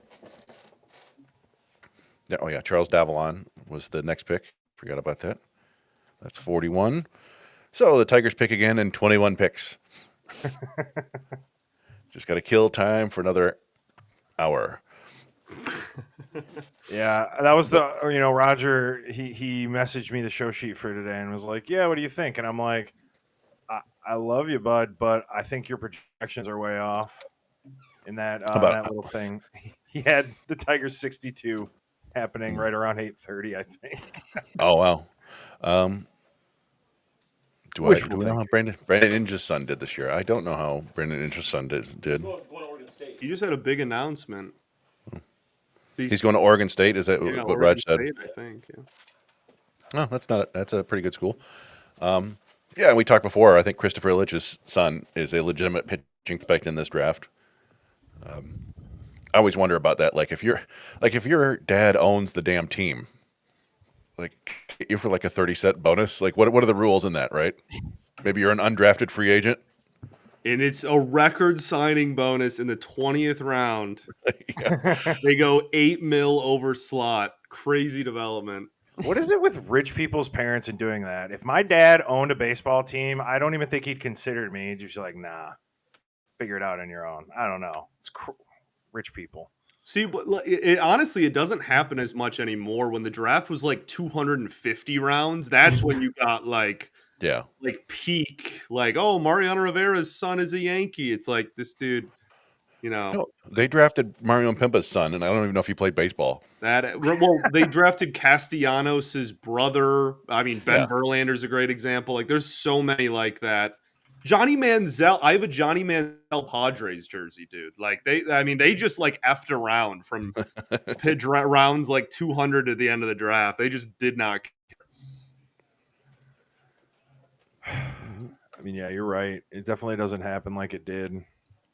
Yeah, I mean, when there's 20 rounds, they can't waste picks anymore. I think the Tigers signed 18 of their 20 picks last year, and I think probably the year before.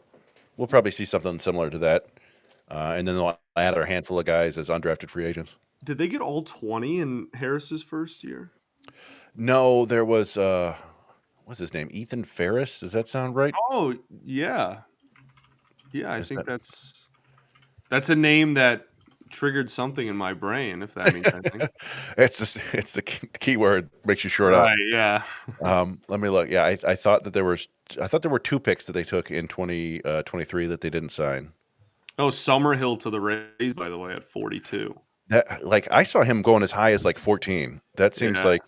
Now, who did the Rays go for at 14? Because I wonder if that's just one of those switcheroos that they pulled. Oh yeah, maybe. The old switcheroo, as it were. 14 was Daniel Pierce. Yeah, I mean, I guess that's sort of his range. That was probably the higher end of his range, but I don't know. It's the Rays. They do what they do. Well, that's a big point loser for Go Blue, though. Tough break. Yeah. Oh, he's having a tough draft. Oof. Who? In our fake mock draft, this Go Blue, whoever I don't know his actual name. Tough. You're saying he's got a tough mock?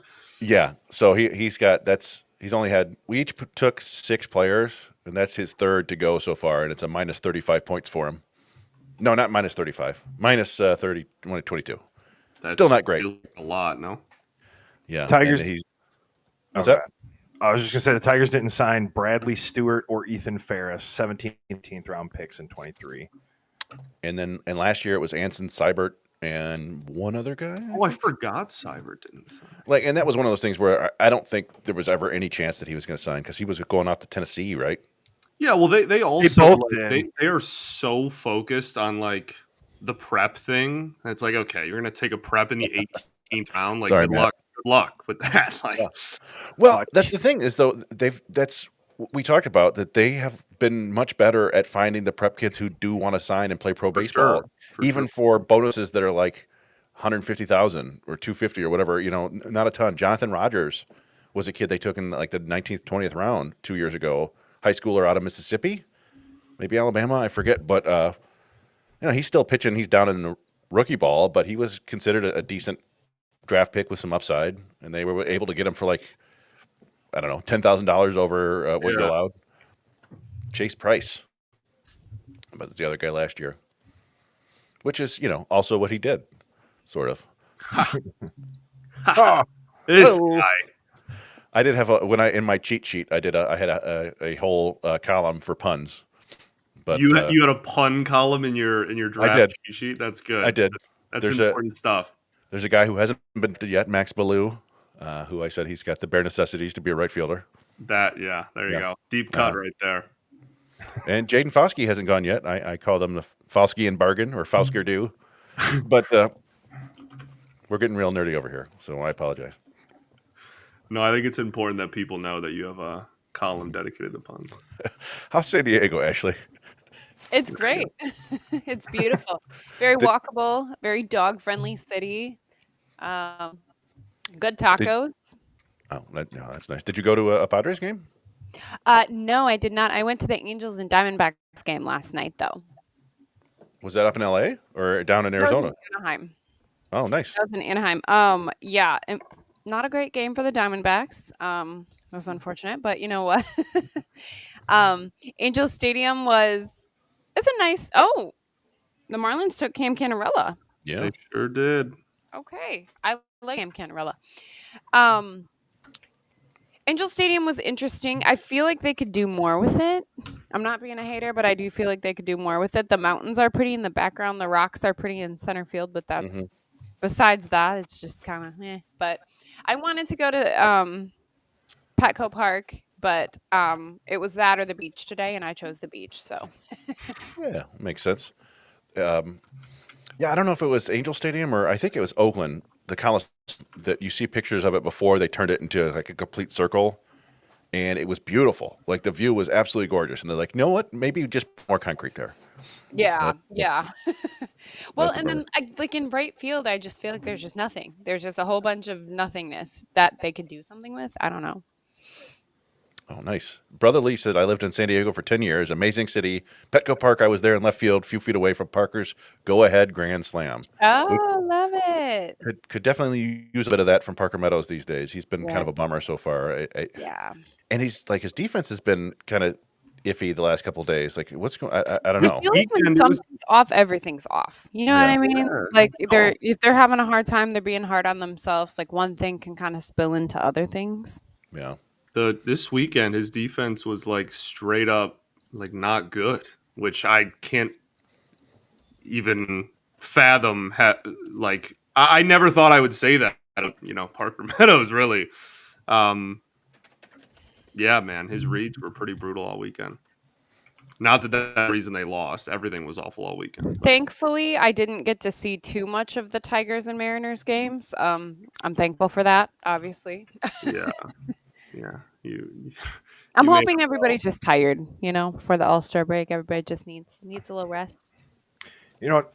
It's funny. Last year we were talking about how Parker Meadows can't start out last year or this year like he did last year, and kind of looks a little more lost than he did last year. Yeah, I don't know. It's weird. I was looking into because I remember people looking up to see, okay, like you can now judge the bat speed and the swing length and stuff, and from when he went down it was much longer, and it was more bat speed, but the swing was longer. And when he came back, it was lower bat speed and a shorter swing, and that's when he had all the success. So I was like, I wonder what it's looking like right now, and it's pretty close to what it was in the half of last year. So that's not the issue, it would seem. Yeah, I don't know. Really, it would be nice to see him, the Winsel Perez, like carry the team for a week or two. It'd be nice to see Parker Meadows do that because Winsel is falling back down to earth, For sure. which we expected. Yeah, wasn't going to have an 1100 OPS. Yeah, he wasn't going to have a 600 slugging from the left side. I don't know. Yeah, I think with Perez and I think Meadows too, it's just maybe to an extent Meadows is just extended spring training, I guess. I mean, it's just it took him a little while to get going before, and we didn't see him get going to late June, July when he came back from injury before. Yeah, that's a good point there from Brother Lee. Like, if Yearling hasn't done a whole heck of a lot either, it's maybe missing half the season is hard to come back from. Yeah, to the point where I checked, Veerling has 2 options left. I needed to know if that was a possibility, and I got 2. Yeah. So, look, I've said this once and I'll say it again. I still think that still need to trade for offensive outfield bat. I mean, you're not look. You can't expect Malloy to also come up too as well. And do you think they just with his brother Lee mentioned, Veerling and Meadows just shaking out the cobwebs? I think you also still need to have some more right-handed power in your lineup. I think this is what happens. I mean, it's great to see Zach McKinstry. The stats are there to indicate that he's going to be still a consistent hitter. However, I just worry that just a veteran bat would be nice. Just another just to have that kind of safety net there.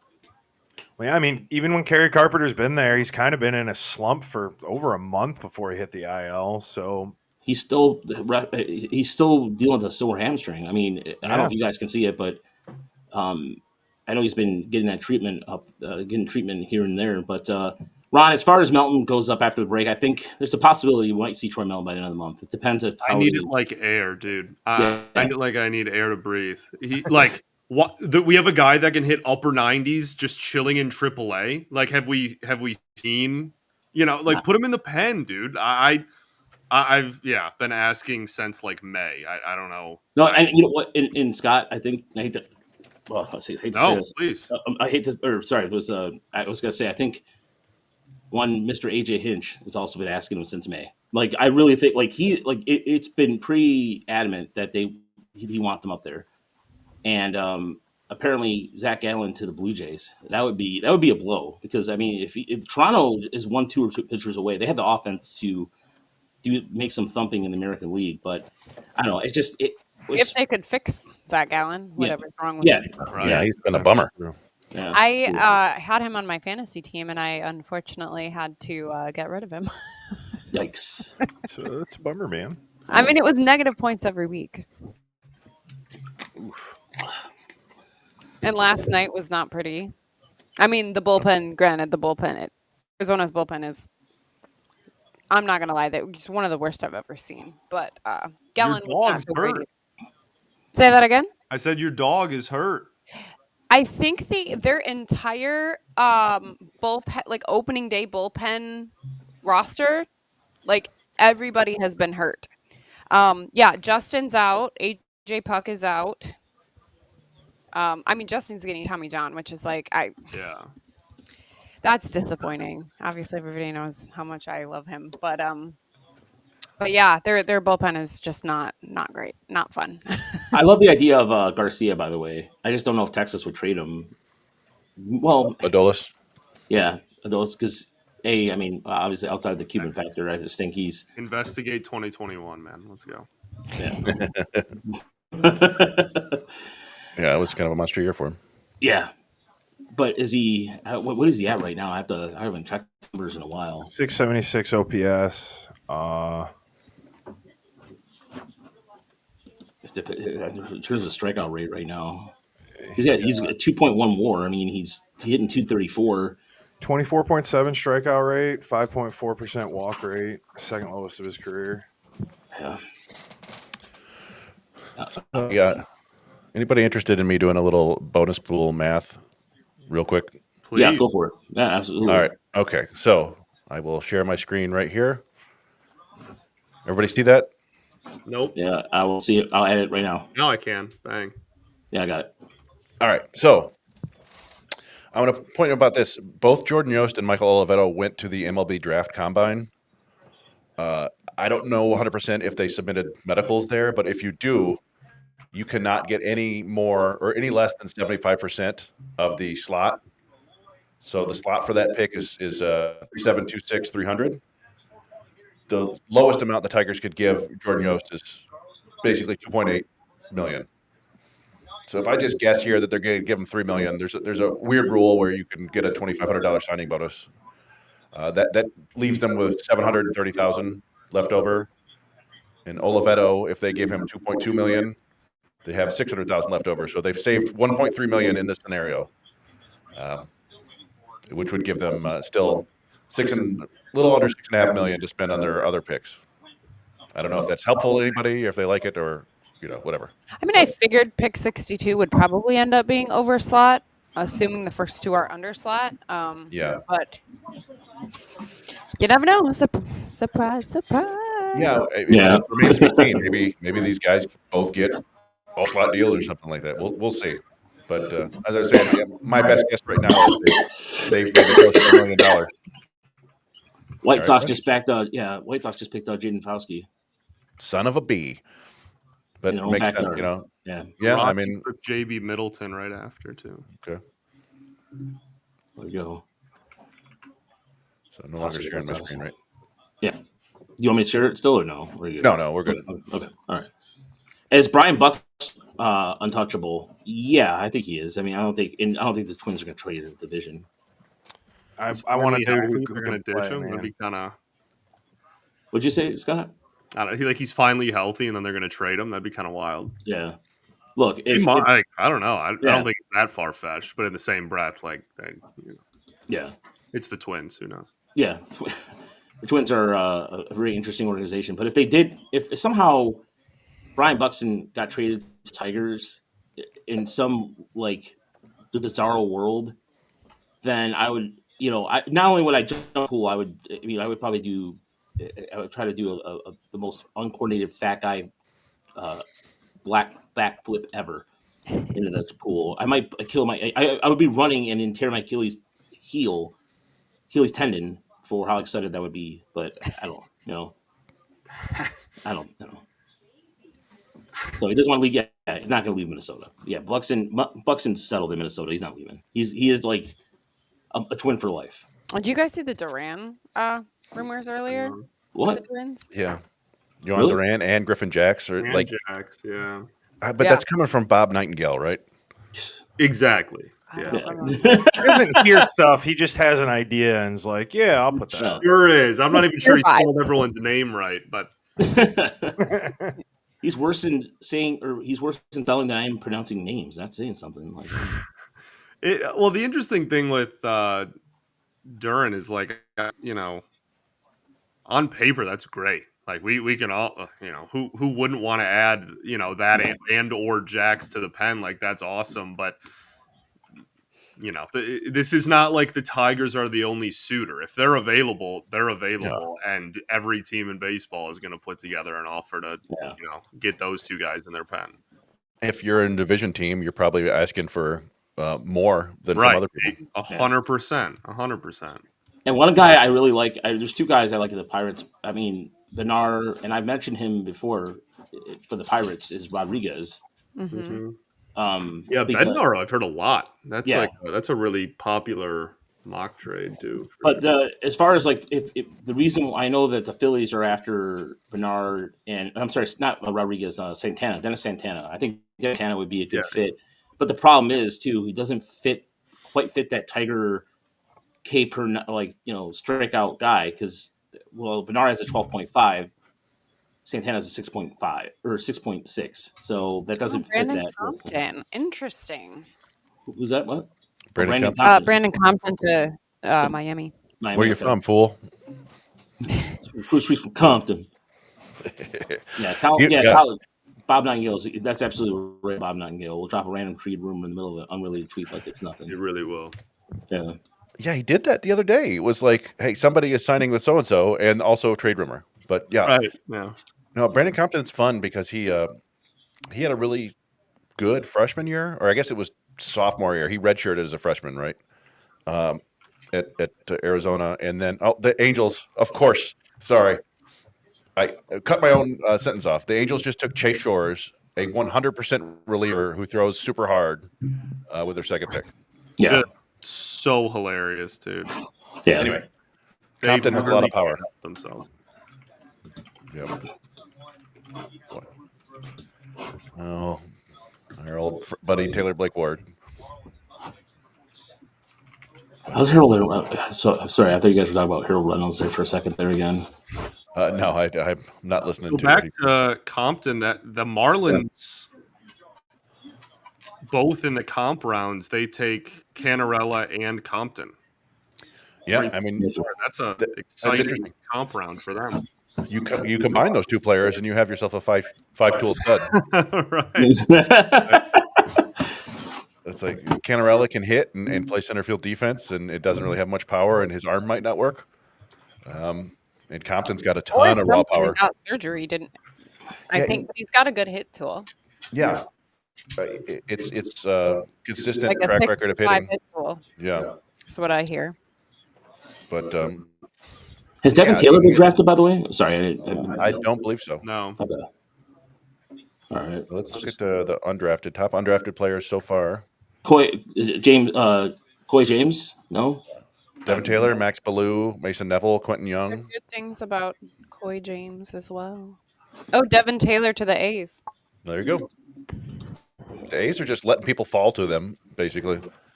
What they did last year too. Yeah, they've drafted pretty well lately. So I'm just catching up here on who's been drafted. Okay, so Slater Brown went to Baltimore. Yeah. Makes sense. That was while you were in midair. Actually, that happened. Really? You weren't in the water yet. Yeah.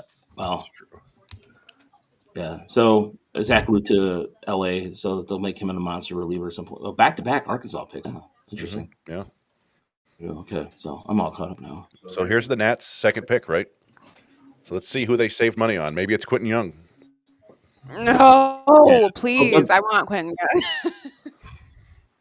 Man, I really wanted Devin Taylor too. Oh well.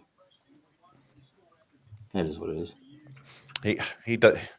He hits. He just does not fit the Tigers' profile. He's like a left fielder DH, you know. Yeah, that's true. Right.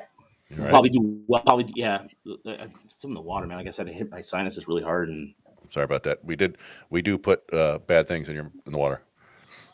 Things to make it clean. That's all that matters. Mm-hmm. But there was a big bug that was like right floating by there, and I was trying not to make sure I like landed near it. So it's but no, it's we're now. It's what? It's almost just a little bit before 9:30. We're already almost 50 picks in. That's impressive moving around. Did that Taylor play for the Lions? Oh, he was a defensive end, I think, out of Wisconsin. Nationals take Ethan Petrie. Wow. Yeah. That's wild. My reaction too. Now he was a big name, especially as a freshman. He's a long track record hitting a lot of power, but he's like a 30 athlete. They wow. First base / outfield. The outfield seems a little. I mean, I think is that stretch? Outfield. He better be Nelson Cruz at the plate. I'll put it that way. Wow, that's crazy. Apparently, he threw 96 miles per hour off the mound. That's the only reason the outfield's there, because he's got an okay. I mean, right. Yeah. I mean, he crushed the ball, and I think he had a good cape too. But I just I don't know. You like flashbacks to like Aaron Sabato. Like, this guy's got a lot of power, but if he can barely move. All right, we'll see. You know, just have a 40-year-old Victor Martinez. Cervantes to the Pirates. Oh, wow. Okay, well, that's not bad. Like, who? Cervantes. Cervantes. Ugh. So I didn't think we were going to get him, but I was a little delusional. Just this is. I mean, it's a case of leaning into what you do well. Right? Pirates take two of the top high school pitchers in the draft. Seth Hernandez and Angel Cervantes. Those are two really impressive arms. Good for them. Yeah. Miami is having a good draft. Jake says that Miami's having a good draft. Yeah, I mean, let's see. Who do they have so far? We're at that point. Ivar Arquette, Cam Canarella, Brandon Compton. So 3 college hitters. Yeah.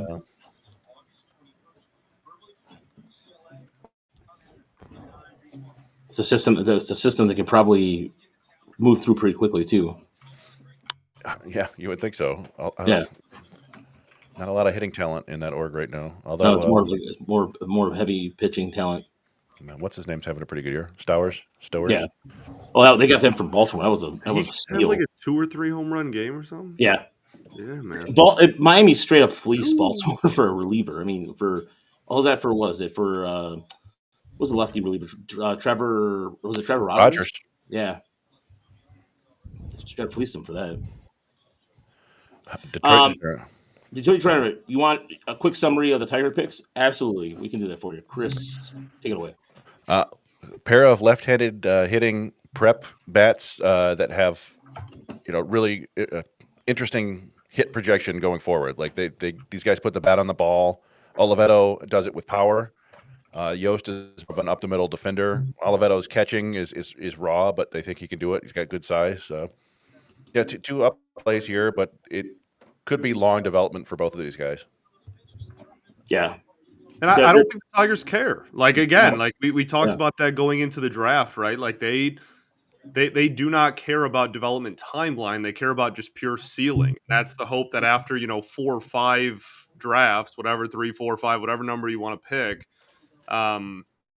that, okay, in a year or whatever, like the big 3 will be in AAA, and then the trickle down effect will start, and then guys, Rayner will be hopefully promoted and in high single A or in double A by the end of next year or something like that. You know what I mean? Like that's that they don't care about like the looking at it in a vacuum of like how close until these guys are ready. It's a cycle almost more than anything else. Yeah, Toledo is the final step, right? And yeah, if you're in Toledo, then they're heavily considering you as a possibility. It's not just lip service either; they really believe that. Whereas not as before, Toledo is just a place where veterans would go to die. Essentially, I mean, certain players that might be placeholders for other players, but yeah, I mean, we just talked about it today. The guy that they pitched today, we're like, wait, when did they get him? Oh, yesterday. Yeah.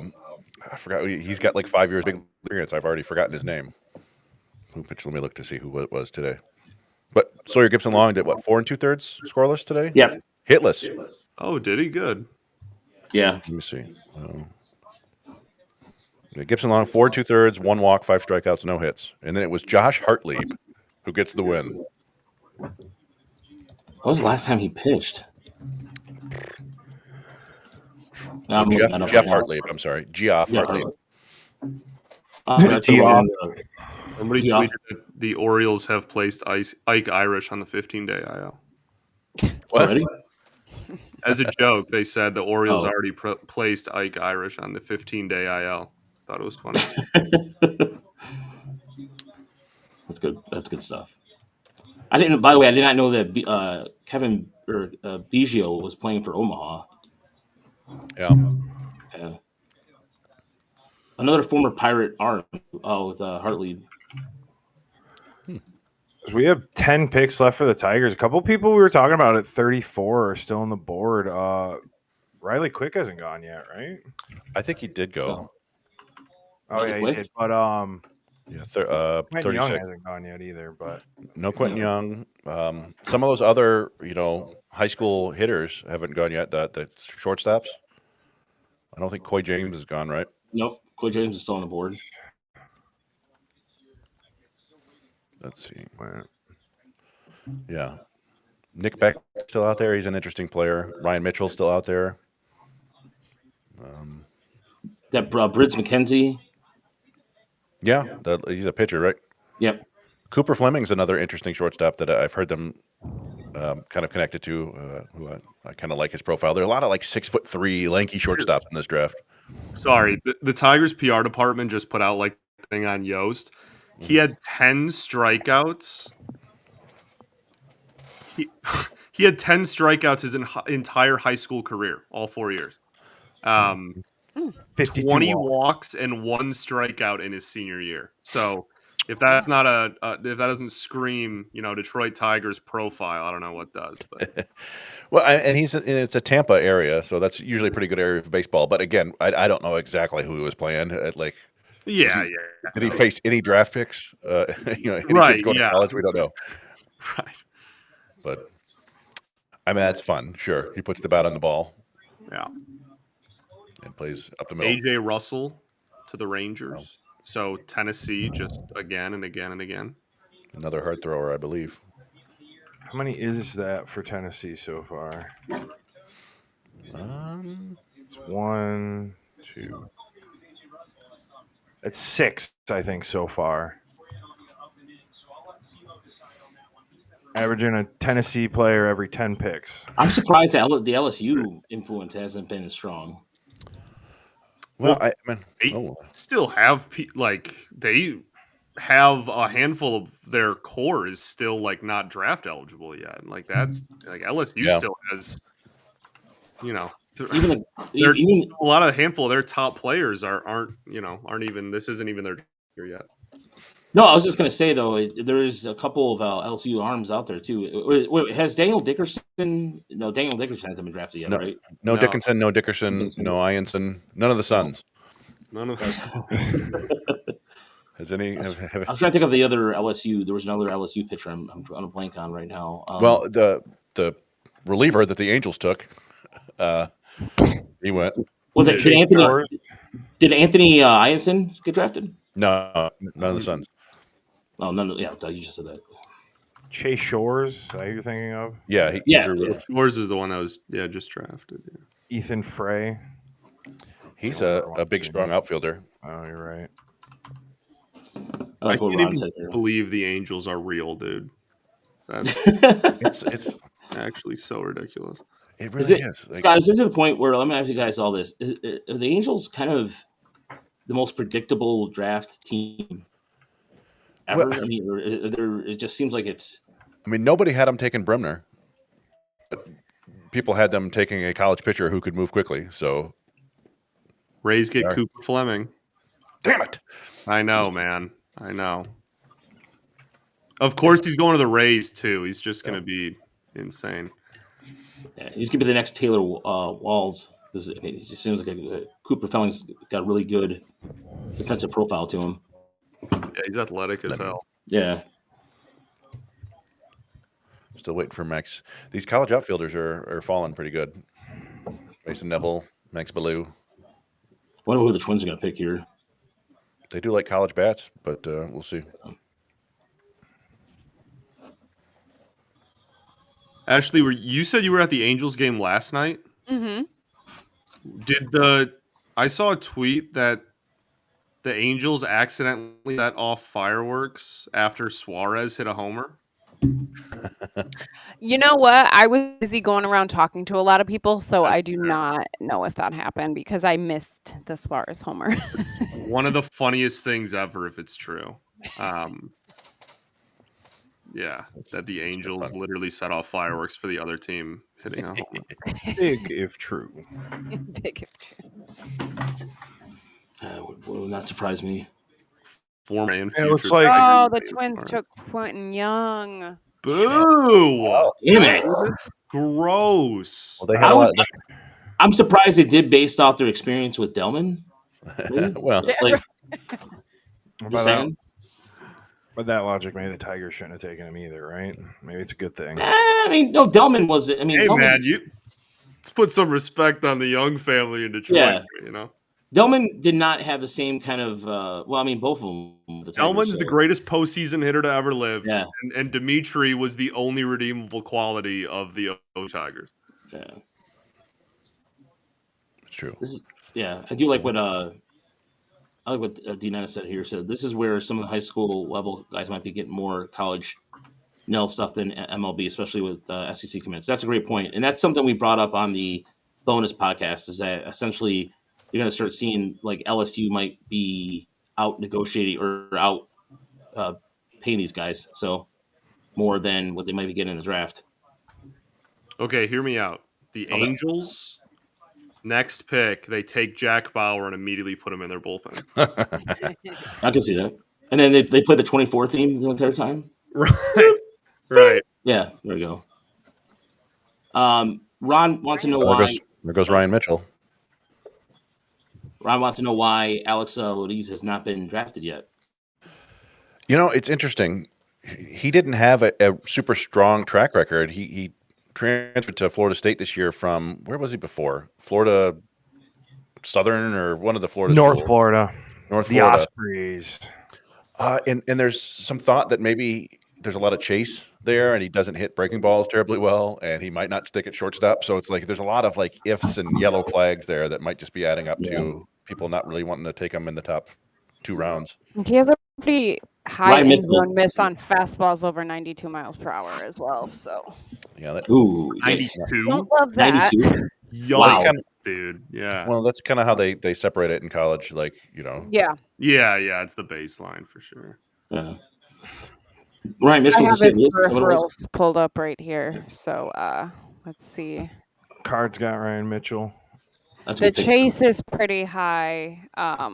Chase is pretty high on off speed, and the end zone miss is pretty high on velocity. So that could be why. Yeah. That's probably exactly why. Yeah. Well, Kane Kepley goes to the Cubs. He's a wee man. He's like 5'7". He's another guy that came from, I think he walked on at Liberty. And he's very much a leadoff hitter who can't hit for any power, but he's like a Carlos Mendoza. That makes, if people know him for the Tigers, just super pesky. I wrote up Lodice. I forgot about that. Sorry to interrupt. No, it's all good.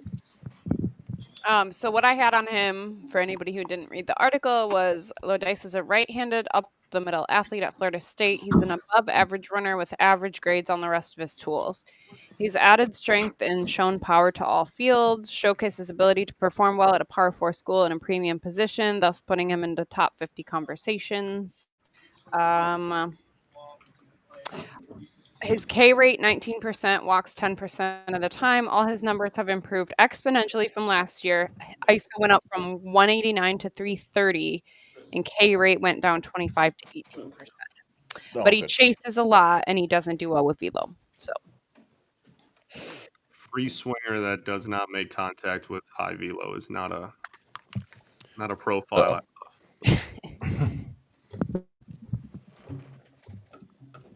Actually, not a Harris guy, yeah. Nick Becker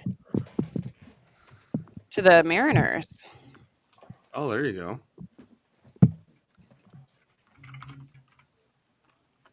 Another high school shortstop.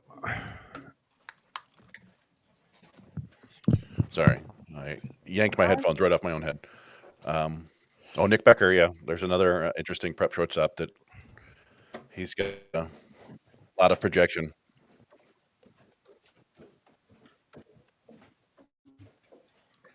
So we're 4 or 5 picks away now? Looks like 5, yeah. 5 59, picks. 60, 61, 62. Yeah, it'll be interesting to see where they go here. I'm trying to think of, I don't know, some of the college pitchers that I thought they might, or I would like to see, might actually cost money. Cam Leiter is a guy that might actually cost more than you would think at this spot. But I don't know. Oh, Joseph Zerwa to the Orioles. Zerwa. Nice. By the way, thank you for everybody who's watching. We're hit a new high in live views, 4,270. So thank you so much. What's wrong with you? We appreciate everybody. I like this one here. Give me Alex Blair or give me Def. I mean, I have a hard time picturing him signing. He's a legit 4-star basketball recruit. I think he's going to Oklahoma to play basketball and baseball. I mean, what was I? Michigan State pitcher just went to Baltimore. Yeah, I'm looking at the Tigers could theoretically give, based on my guess of the bonus pool, they could theoretically give Alec Blair $2.5 to $3 million, and basically go college guys the rest of the way. That would be consistent. If playing basketball, that's like if he's any good, that's like the average starting salary for like a basketball player in the NCAA. Yeah, no, like he's 6'6", super athletic, plus runner, huge power potential. Noah, see, keep an eye on Landon Hammond for the Tigers. Oh, Landon Harmon, Yeah, Harmon, yeah. He's got a really quick arm. That's a good call there. You all right, Scott? You all right? Yeah. Oh, no. Yeah. All right. You know, pretty sure on fixing my hair. I'm all right. Okay. All right. I wrote up Landon Harmon as well, and I liked him. Yeah.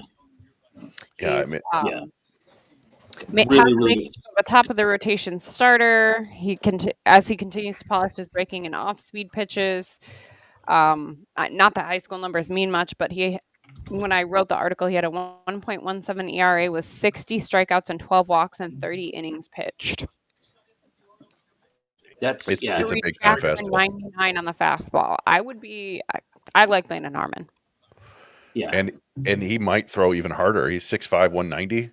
Oh, he's got all the projection in the world left. Yeah. That slider is really good too. Like Let's see, I put him. I'm trying to think of because I was thinking of Jack Bauer. I was thinking of I did put I did put him on my list too. Jack, he's on my list as well. He still has a little bit of projection to do, but I mean, honestly, like mid rotation or back end starter type. But yeah, I think he would be a good fit here too. Definitely, good call.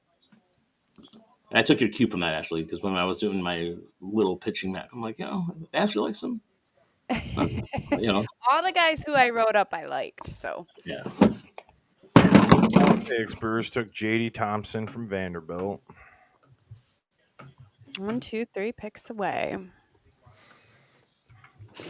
Royals, Tigers. Let's see. Yeah. I mean, I hadn't considered it, but this would be the sort of range you could expect in what they've done so far. We know that they like prep pitching. Mm-hmm. For whatever reason, in my head, I keep thinking they were going to take a college player Well, here. guys to Atlanta. There you go. Pick 60.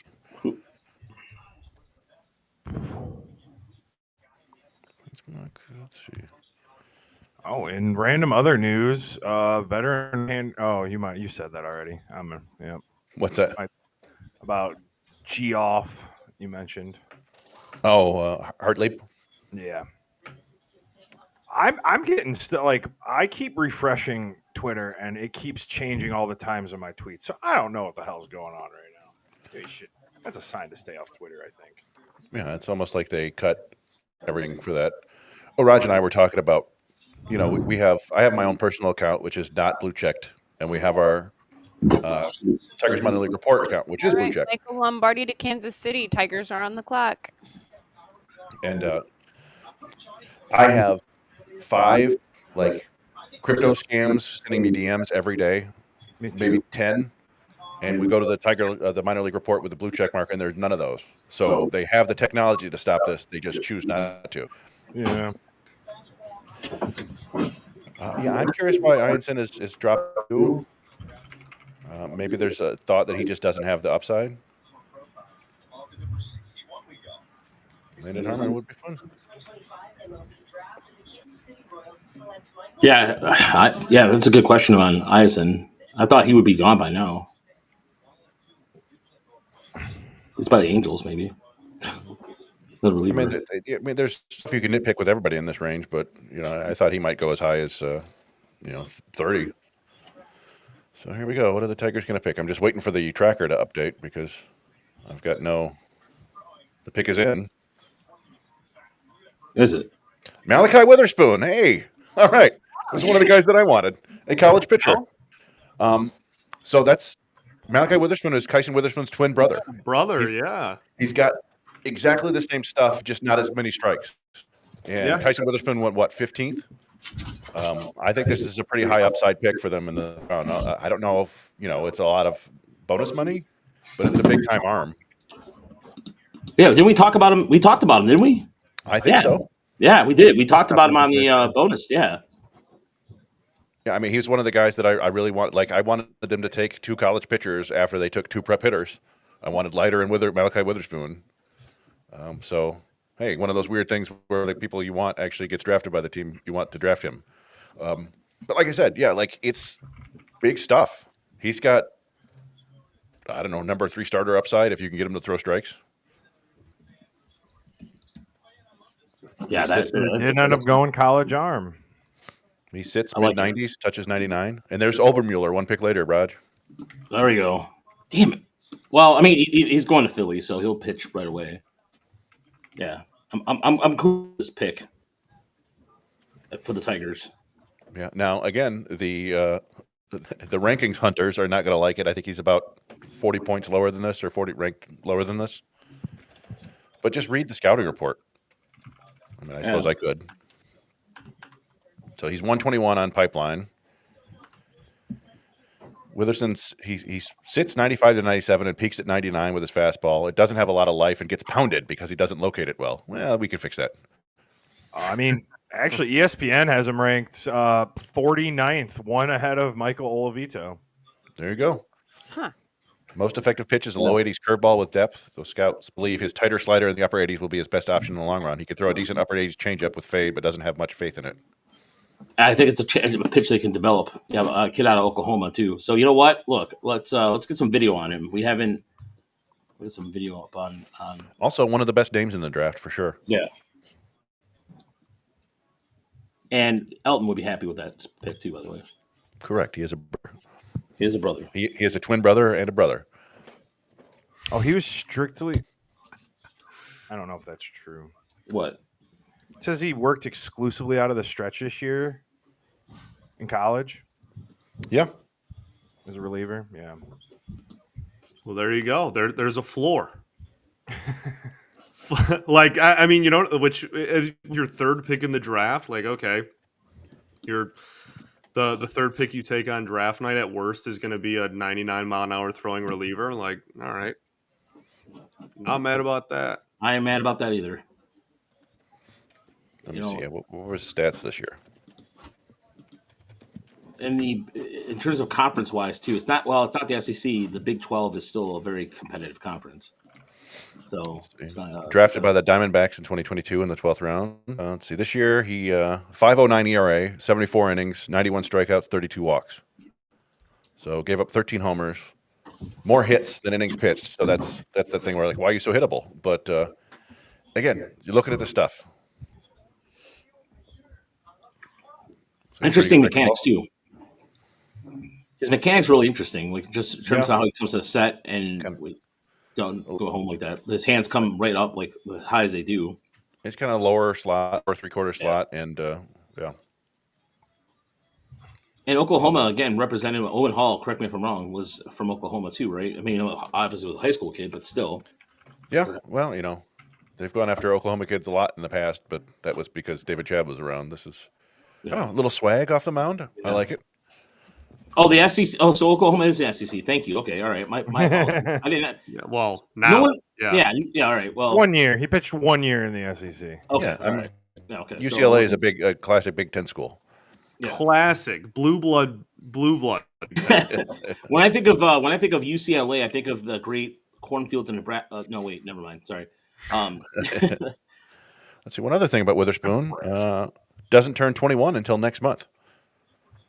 So that's a young for college. Yeah. I mean, I don't know if there's a whole lot of projection there, and he looks pretty maxed out in terms of his body. Maybe get some more strength in his lower half, but I don't need to really. You just kind of work on the shape of his pitches, right, and get him throwing more strikes. The interesting, if we just look at his mechanics here for a second, look how there's a difference in every time his hands come to the set a little differently each time, like almost a little higher there than it was earlier in the video. Like if I tend to notice really weird things about maybe it's just the way I don't know. I'm not noticing much movement on the fastball at all, though. Well, that's what they say. They say that the fastball gets hit. Some of the best fastball velocity in the class. Hey, I like it. Both poor feel for command and control, struggles to consistently land his fastball. Cam Leiter to the Dodgers? Son of a bee. There we go. And that was the other guy I wanted, but that's a perfect Dodgers pick, though. Yeah. They said Dylan Smith. Matt was saying that Dylan Smith was similar to the young age at draft day. So, yeah, and Dylan Smith, the development has been very up and down, but I think he's back on the injured list now, unfortunately. but looked like they might have gotten a decent reliever out of him if things go well. You would hope for more from Malachi Witherspoon, but again, yeah, it's the second round of the draft. You take what you can get. Well, even a lot of Smith's development, the roller coaster has been because of injuries, right? Yeah, correct. Yeah, and the one thing too that I did get out of Erie about Smith in general is like they were starting that idea in the offseason to have Dylan Smith go to the bullpen because they felt that the arm was going to be, in terms of like second time or third time through the order, more hittable. And so I think it was that I know for a fact, but the rest of it was just also his stuff plays out a lot better too. So, but Smith on the IL, I believe too, right now.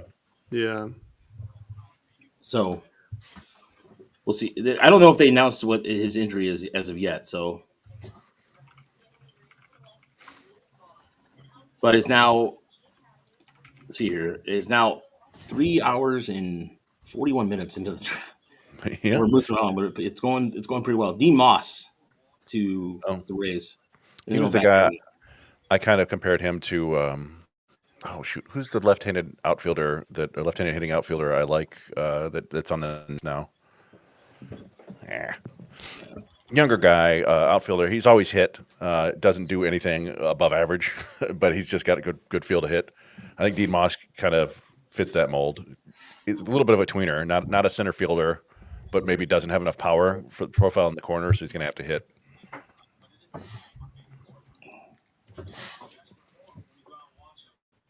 See here.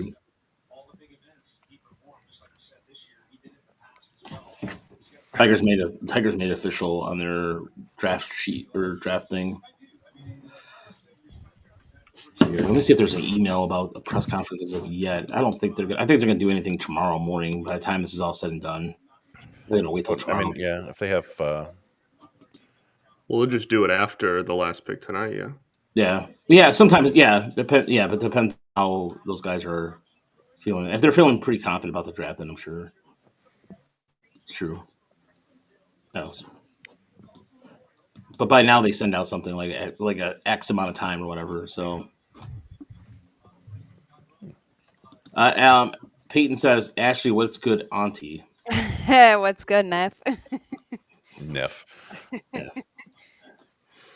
All right, so Am Frank. I not old? Am I auntie status now? I was gonna say, I'm not gonna say a word to that. Yeah, I was gonna say, I'm with Scott. I'm like, I'm not touching that. Yeah, it's impolite to talk about a woman's age. That's all I know. I'm gonna keep it at that. If it's rich, kidless auntie vibes, I'm okay with that. As you know, with the glasses. Oh, Frank Chiron. Oh, there's a name that I don't recognize. That sounds like a very New Jersey name too. Yeah.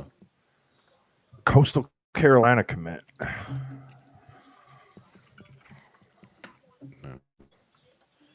me see. Frank Chiron. Oh, there he is. Okay. Yeah. Top 100 on Baseball America. 109 on ESPN. JT Colin. Apparently, Colin's an uncle. And he's a uncle. He's a uncle. Good young Colin, who we met in Toledo, is an uncle. Oh, wow. Yeah. Well, I was an uncle at 19.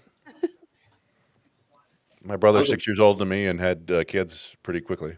I was a dad at 19. Yeah, that's tough out here. Yeah, tough out there. Tough out here on the streets. Raj wins. Sorry, Chris. Damn. Yeah. I wasn't trying to one up anybody or anything. So I wasn't trying. It wasn't my intention to be like, "Oh yeah, I was a teenage dad." Said, "Oh yeah, tough guy." Yeah. Like this out. Yeah.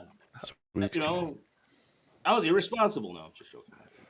Anyway, let's see. Did I miss anybody? No. So we're into comp round 2. This is Tigers will have a pick in this range next year. Yeah. Next year is going to be interesting. A bit of a bummer for them unless they trade for a draft pick. Assuming they continue to play well, they're going to have a pick in like the late 20s and then not again until the 70 range. But that's fine, right? If they're playing well, go win a championship. This is Dean Ennis. I agree with you on this. This is the wrong crowd to ask what is considered old these days. Yeah. All right. We pick at 92. So the first Canadian player went off a good call there, Jake. Jake Will Hines. Hines? Yeah. Well, is it Will Hines or Jake Hines? Will, I see Will. Oh, okay. Justin Lampkin. The picks are rolling in now. Oh, Will Hines. Okay. So, I mean, this will be interesting. When's Detroit's next pick? Sorry. 92. 92. Oh, 92, yeah. I'm I interested. see 98. Oh, is it 98? I'm sorry. It's 98. 98. It was 62 and 98. Yeah. you're Oh, right. 62. Sorry, I got my mixed up there. All right. So. All right. Well, My wife and mom were both aunts at 8. wow. So, Yeah. we're Oh, I went to high school with 2 kids in the same grade that were uncle and nephew. no. Interesting. There you go. I think the uncle was a little bit younger too. So crazy stuff happens. Yeah, I do know. I know a girl I used to Heard work that. with. Girl I used to work with had a kid when she was like 19. And then he had a baby when he was like 18, and then she had a kid when she was like 42. So there was a grandson that's older than her son. I met the first time I went to Soaring Eagle. I met this dude who said that he was 28 years old, and he was bragging about being a grandfather. Dear God. Oh my God. How in what? Yeah.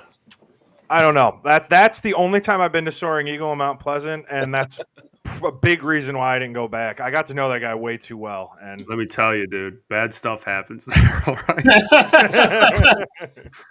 right. I'm retired from that place too, man. I hung it up. We don't. I want to hear stories. Scott, next time we go out for tacos, I want to hear stories about this place. 'Cause I've heard somebody making a joke about, well, you can get crabs there, but not the crabs you're thinking of. You can get those anywhere. That place was rather accessible in my college days. Yeah. Nick Spillane, congrats to everyone on the sex. Thanks, Nick. Appreciate it. Tanner Franklin? Yeah, so no, I've any casino a disaster. I have had some unfortunate times in Windsor when I was before I was 21. Alan wants to know any surprises so far that includes the Tigers or 2 as well.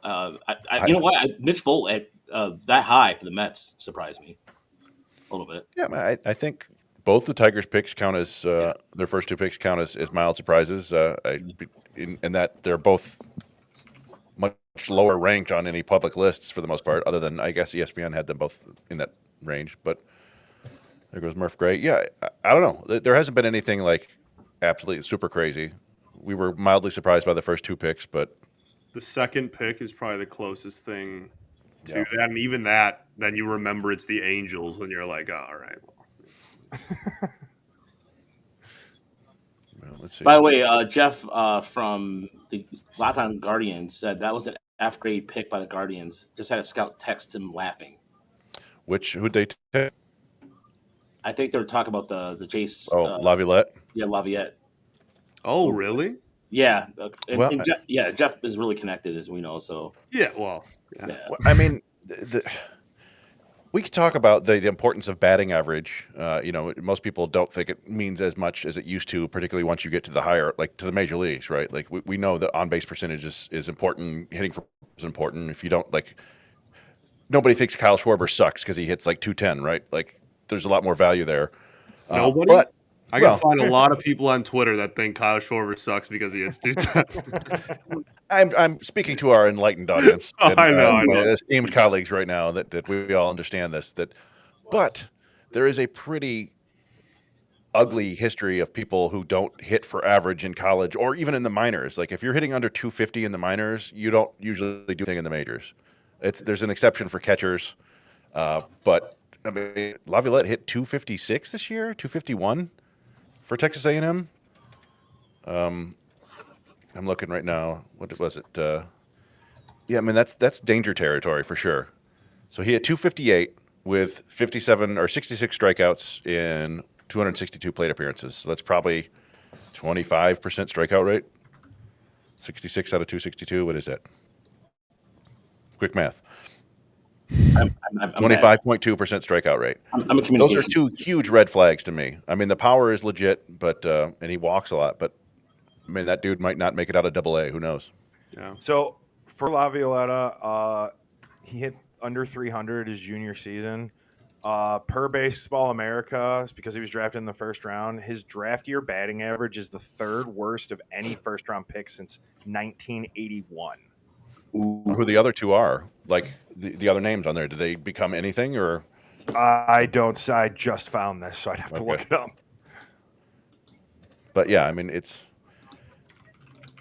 Oh, there's Max. Max Ballou finally goes off the board at pick 74. That one's gonna cost me. Oh boy. Wonder how, that tanks my whole draft. Oh well. Seeing Matt Bush, Sean Abner, and Danny Goodwin. Well, Matt Bush was a high school player. Yeah. This is just a overview. Matt Bush was a first-round pick hitting under 300 in high school. That would be that's even worse. That would be crazy impressive. Wow. He was the guy that San Diego took ahead of Justin Verlander. Right. Yeah. And he was a local kid, and I think people thought that they really skimped out on that one. It's. I mean, his story is kind of a giant bummer. He had huge alcohol problems, but it was crazy that he actually made it to the big leagues eventually as a pitcher and had some good seasons as a reliever. AL, NL rotate first overall pick, right? Like the Tigers lose 119 and don't get the number 1 overall pick. Yep. Peyton, to answer your question, who do I want us to target at 98? I feel like this draft has been so, I guess, unexpected already. But since we're apparently okay with taking dudes who are ranked by MLB like the later hundreds, I would not be mad if we went after Isaiah Jackson. Oh, okay. I mean, he's ranked 214, but I wouldn't be upset about it. MLB Pipeline, I know they're pretty conservative with their grades, but they had his hit tool at a 45, which I mean, when I scouted him, and what do I know? But I had his hit tool at a 50, future 50. I had slightly open setup, slight leg kick, occasional toe tap, very in his legs, pull heavy approach, but does have the ability to use all fields, struggles a bit with off speed, but I feel like a lot of guys do. His chase rates are good. He can be aggressive, but he'll take his walks. He does have pull side power from the left side. He definitely backspins the ball. He could be like a doubles and triples guy in the future. Very athletic. I talked about him kind of earlier, but honestly, I would be okay with us taking him at 98. Just a thought. Sure. He's another guy with a brother who plays baseball, right? I thought. Yeah, his brother played at the big leagues. Yeah. Yeah, some bloodlines. There's Kyle Lodis, the other Lodis. We're kind of getting to the point where, like, some of these high school players who haven't gone yet, I'm kind of assuming that maybe they're going to go to college, but I'm assuming that about Cam Appenzeller. Yeah. Josh Owens was a guy that I really liked heading into this draft, and I thought he might have gone much earlier than this. Now, I think, was he committed? I'm looking, but he's still available. Another, he's the one he's committed to Georgia Southern. I wouldn't think that that's too expensive to get him out of. Yeah, but what do I know about Georgia Southern? But yeah, he's a guy that was like getting a lot of steam heading into this draft, and he'd be a fun pick. Another guy I like that college, but he might be I'm not sure if he will be there in 98 for the Tigers, is Ben Jacobs, the lefty out of Arizona State. If we're talking about arms left, I mean, if they're going to go with another arm, if they don't decide to go with a prep player, but I still think they're going to get a left-hander in the first 5 rounds. I don't. So that's what I think. Who I like. I mean, in other players I like too. That period of time they're around, it depends. I mean, honestly, if I'm trying to think of what is it? Has Corbin Dixon been drafted yet? Mm-mm. That wouldn't be a bad idea either. But yeah, Ianson's still out there. With Ianson, it's almost like, he's at LSU. They have a lot of money. I wonder if they're just going to pay him to come back. Like, you know what I mean? Like, at this point, is he going to get more than $1.5 million or $1 million? Like, LSU probably afford that easy. So I don't know. Brock Sell is another interesting guy who seems to fit the Tigers' profile as like tons of contact up the middle, probably no doubt center fielder. He's committed to Stanford though, as you could tell from his name. So that's usually considered a tough school to get people out of. But somebody mentions Tatum Gray in there. I don't know if they'd go 2 prep catchers, but as you said there, he could also be an outfielder. He's got surprisingly good speed and for a catcher. Yeah. Who's going right now? Max Williams. Ooh, I like Max Williams. Yeah. He went to the Marlins. You've liked a lot of these Marlins picks. I did a scouting report on Max Williams, actually. Let me pull it up real quick. I have it in my notes. Left-handed hitting out there with good field to hit and power potential. Had him at a 50 future hit to a wide stance with the knee bend, slight hand pump, direct to ball. Good bat path through the hitting zone, rotational swing, generates bat speed, ability to drive the ball to all fields and catch up to velo in 2 strike counts. 60 raw power, 55 power production. Will need to cut down on chase in order to tap into in-game power. Alert fielder, only 1 error in 57 games. 50 range, 50 arm strength, fringe runner, fringe base runner, 50 instincts. I really liked him. By the way, if I could, I wanted Evan Petzold to come on. I invited him on the podcast. I'm sure he's busy, but I wanted to get his pick draft. Johnny Slewinski goes to the Angels. Darth, apparently everybody's concerned about your look on your face, Scott, apparently. That's the second. That's the Raj, second by the way, time. the pizza is upstairs if you want it. All right. You want me to grab you a slice? No, I'm good for now. I might grab some in a little bit. I just figured to let you know in case you want some pizza. Brock Sell territory, Noah said. I mentioned him. I know, like I said, that Landon Harmon would be fun here for sure. Getting that high school pitcher with upside. I love that. And I mentioned the Owens. There are some interesting names out here. Landon Harmon to Washington. Well, there you go. Never mind. Well, so much for that. That explains. That's where their money's going. Then that they saved with the first pick. Sure. Eli Willits and Landon Harmon. That's a lot of upside to go along with. I love those picks. Ethan Petrie. The Tigers have gone, high upside, like prep arm around this point for both of the first 2 Scott Harris drafts too. So that wouldn't shock me if they walked out of, night 1 with an 18-year-old pitcher in some capacity. Yeah. Now we just got to figure out which one it is. Let's see who's left out there that we talked about Appenzeller. I love Appenzeller. He's a big lanky guy. I watched his. I went back and watched his performance at the Perfect Game Classic last year, and I was just really shocked by how easy he was throwing 94, 95 from. It's more of a sinker than a 4-seamer, I thought, but scream starter though. And he was that he throws with. Had some feel for the changeup. Had a really nice sweeping breaking ball. I was Owens at 98. I would take Owens. But so many picks left to go. I don't know. They're flying through. They are. At this point. But we're at that point where what about this guy? He's interesting. Oh, there he goes. Right. Yeah. Or just there's someone we have literally none of us have ever heard of. Yeah. From some military academy in Arizona. California Penal. Right. What was the one? There's one a few years ago from the Tigers. It was an 18th or 19th rounder that literally was some academy in the West Coast that I've never heard of. He was literally pitching on a military base. When was this? I don't know, man. 3 years ago, give or take a year. I can probably look it up relatively easy. It was definitely a late Tigers pick, though. There's a junior college in the middle, in Oklahoma, that's the College of Arts and Sciences or whatever. You're like, what? Why do you have a baseball team if you're the College of Arts and Sciences? Oh yeah, Ron LaFleur did come straight from jail. Oh yeah, that too. We don't really do that much anymore. The baseball programs in prison, they need to up their game. Yeah, man, bring that back. back. I want somebody to get like Contavious Caldwell Poped to a game, like literally just, like straight from a bus, ankle monitor on, pop that off, draft night, let's go pitch. Down in when he was down in San Quentin, he could throw a split finger fastball and he used a shivvy right to the neck, something like that. The old shiv.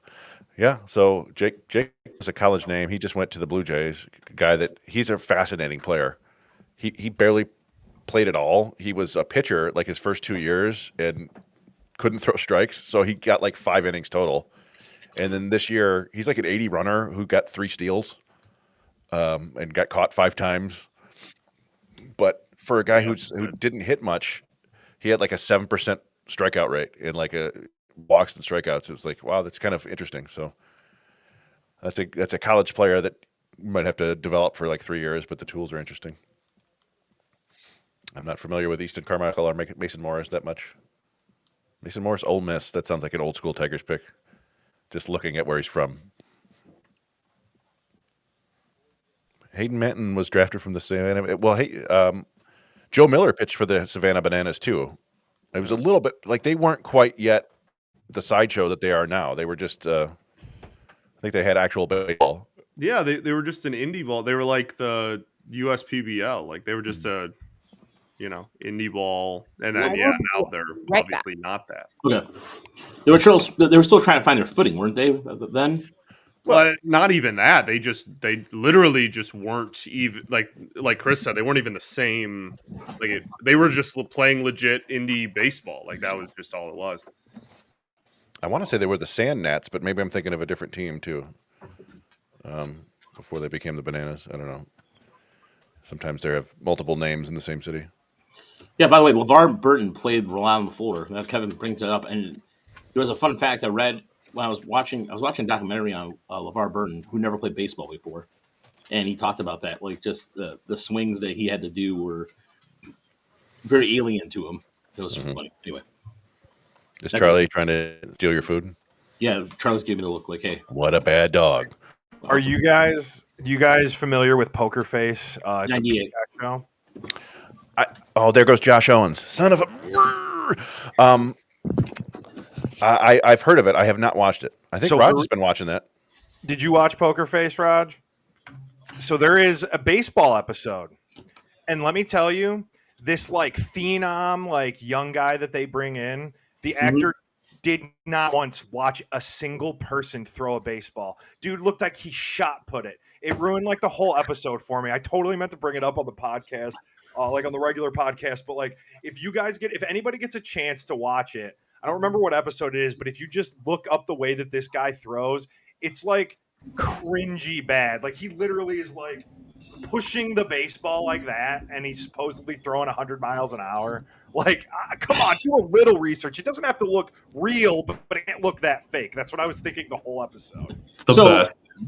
By the way, in terms of where am I at, I just watched the episode where Judith Light, the mom from Who's the Boss, and she was the judge on Law and Order, literally stabbed the main character in a nursing home. So that show's been really, really like a lot of holy crap moments already.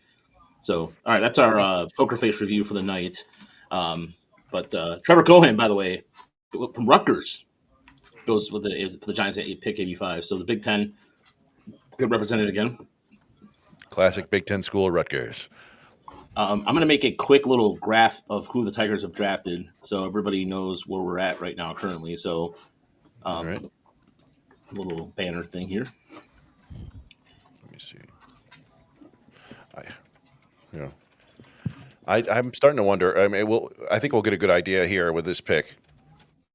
But I do wonder if they're just going to if they saved a decent amount of money, but they're just going to hand it out to guys instead of handing it out to one guy for like an extra $1 million. It might just be 4 different guys who get like an extra 100,000 or something like that. Yeah, I'm surprised. There's only been as far as like I don't know. I expect another pitcher to go here. I think the Tigers might go with another pitcher. I just I feel like they're really just made a run of pitchers here. I don't know. It's possible. Noah said Uli Frenzler probably deserves a look too. Keep the home state Gatorade Player of the Year in the org. Talented southpaw. I don't know if we discussed it on this show, but I don't think he pitched in the later rounds of the playoffs because there's some knee issues going on there. There goes Ianson to the Red Sox, but yeah, Frenzler has some potential genetic knee issues. I think that might preclude him from getting drafted and might get him to TCU. Or not. Maybe they'll take him. I don't know. Yeah, Ianson. That's interesting. The Red Sox have gone pretty heavy pitching in this draft, haven't they? Yeah. Primarily almost all pitchers, right? They took Henry Godbout as a shortstop. That's not happening. Second baseman. Witherspoon, the other Witherspoon, Marcus Phillips, Anthony Ianson. Yeah. All right. So there we go. So for everybody who's just coming in for the first time this evening, here are the picks so far on the bottom. So shortstop at pick number 24 with Jordan Yoast, a left-handed hitting shortstop, 18 years old, controls the strike zone out of Tampa. Pick number 34, Michael Alvaterio, a catcher out of the state of New York. And Malachi Witherspoon, pick number 62, a reliever out of the University of Oklahoma. So those are your picks so far if you're just joining us for the first time. Yeah, I'm losing all my favorites are going away quickly. I don't even know who I have a secret favorite anymore. Who's left? Let me look. Let's see. Undrafted. Mason Neville still out there. Ison's gone. Jack Bauer. Everybody's excited about that, but I don't want that. Coy James is still out there too, isn't he? Who is? Coy James. Yeah, he is. So is I mentioned Broxell earlier and Appenzeller. Those guys are probably getting too expensive now. Henry Ford. Yeah, that would be an interesting one. Miguel Cime is out there. You talked about him before as another really hard thrower. Miguel, I have a scouting report on Miguel Cime as well. He's actually one of the guys. I used him, Max Williams, and Isaiah Jackson as my scouting reports that I submitted for scout school. Like when I applied for scout school. I really like Cime's breaking ball. His curveball is absolutely beautiful, but he's got zero command, like 20 command, I should say, in scout talk. He's got 20 command. I think he's going to end up a reliever. He throws very hard, but yeah. He throws very hard, but I think he hit the same guy like 3 times or something at one of the, I don't remember if it was. Maybe he just didn't like him. Perfect game.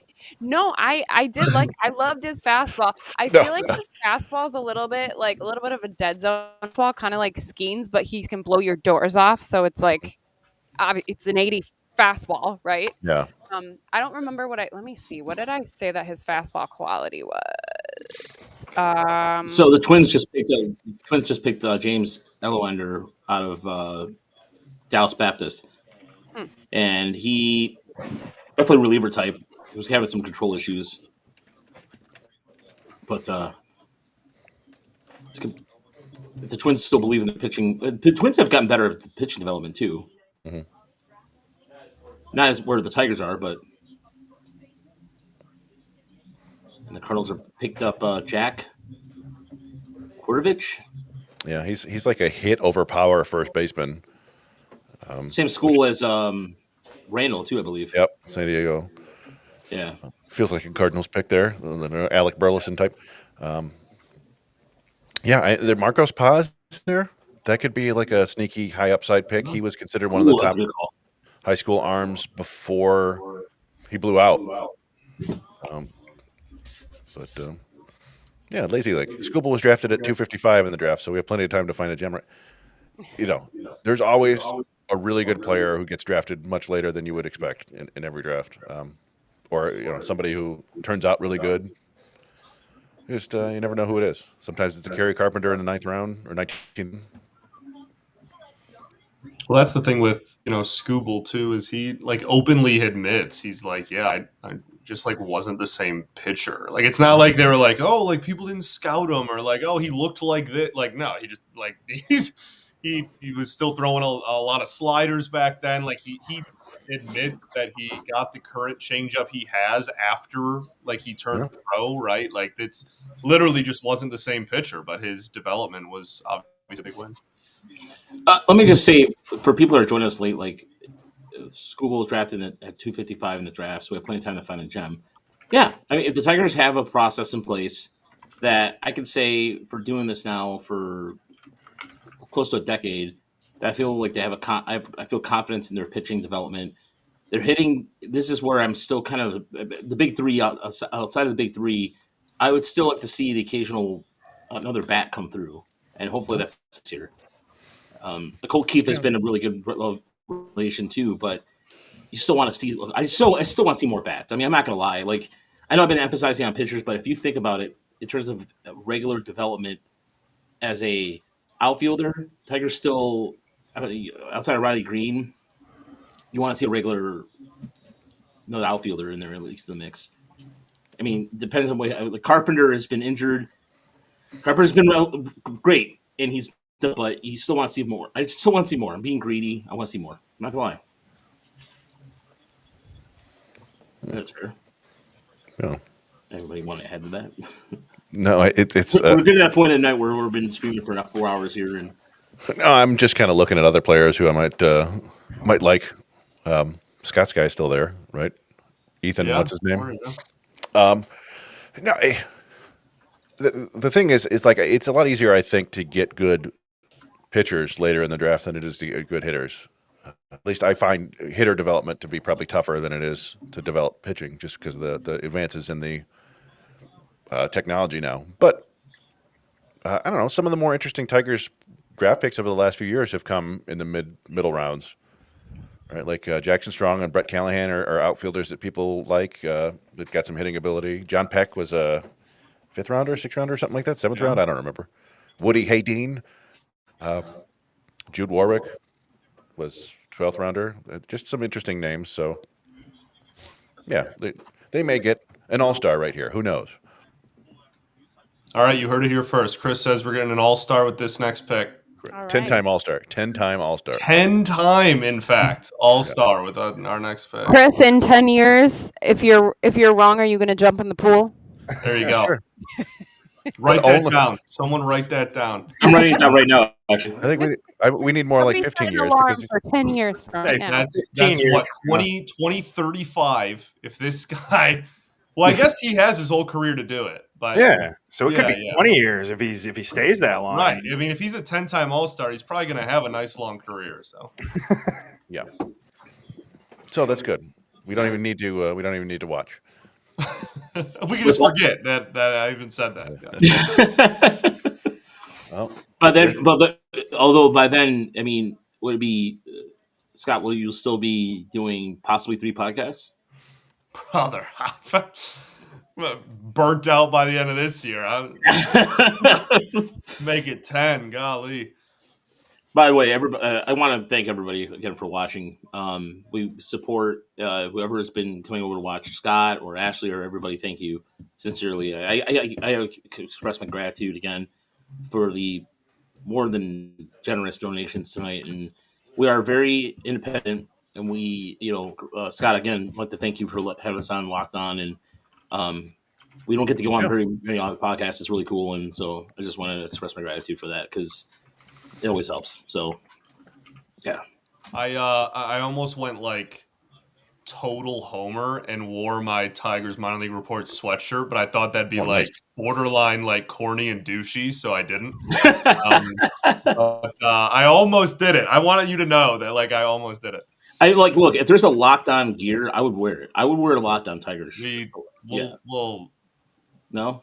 Anyway, no, I wouldn't. I mean, no. I agree with you. Yeah.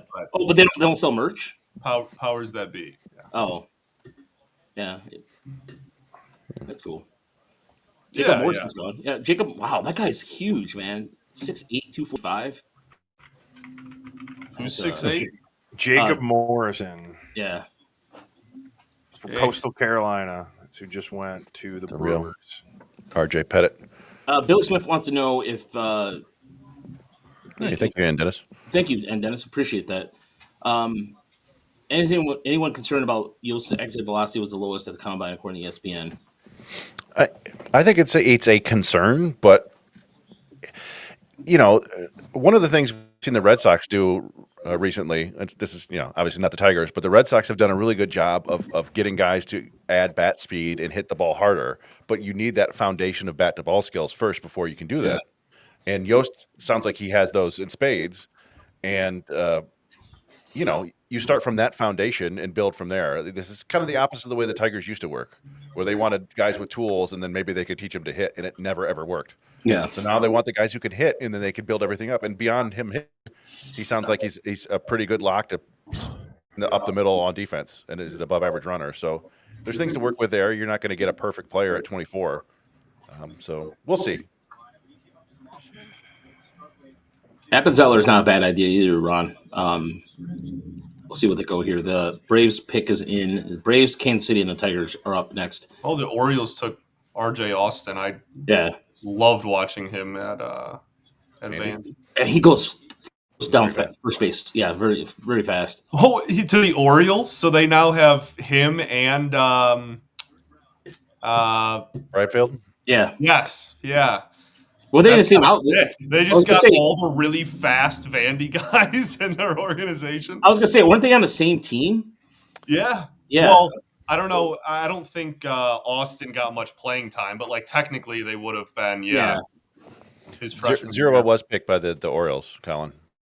Yeah. He has to. Yeah, that's R.J. Austin was a one because he comes like he's a super athletic family. I think his dad played for the Bears. Yeah. Bears. Yeah. Bears. But yeah, he stopped hitting for power this year, which is always weird. There were a number of guys who had good sophomore years and then bad junior years, and I wouldn't say it was bad, right? Like it just I think he hit more home runs with wood bats in the Cape than he did with metal at Vandy this year. Sure. But there's some interesting tools there. Jake's pick is Pike. That's what he wants. Mason Pike? Yeah. Mm-hmm. It works. You know, you get a Mike Trout, you get a Mason Pike, get a Steve Bluegill. You should put that one on the spreadsheet. Yeah, there you go. A two-way player, switch hitter. That'd be kind of fun. From the Washington area, they did take Zach Swanson from up there the other year, and also Paul Wilson. Paul Wilson, baby. Is Ben Jacobs still hasn't been drafted? I'm surprised. We're 2 picks away from the Tigers here, huh? Yeah. There we go. All right. In a tidy 4 hours and 20 minutes. Yeah. Something light. Yeah, 420. Catfish Hunter, yeah, there you go. Yeah. I do love that there used to be a guy named Mike Fish. It just I don't know why that cracked me up. There's Cameron Millar. And this is third. Oh, this has been the third round, technically, right? Or is this the third round? This is the third round. Yes. Okay. Tigers' third rounders of the past include Dylan Smith and some other guys. So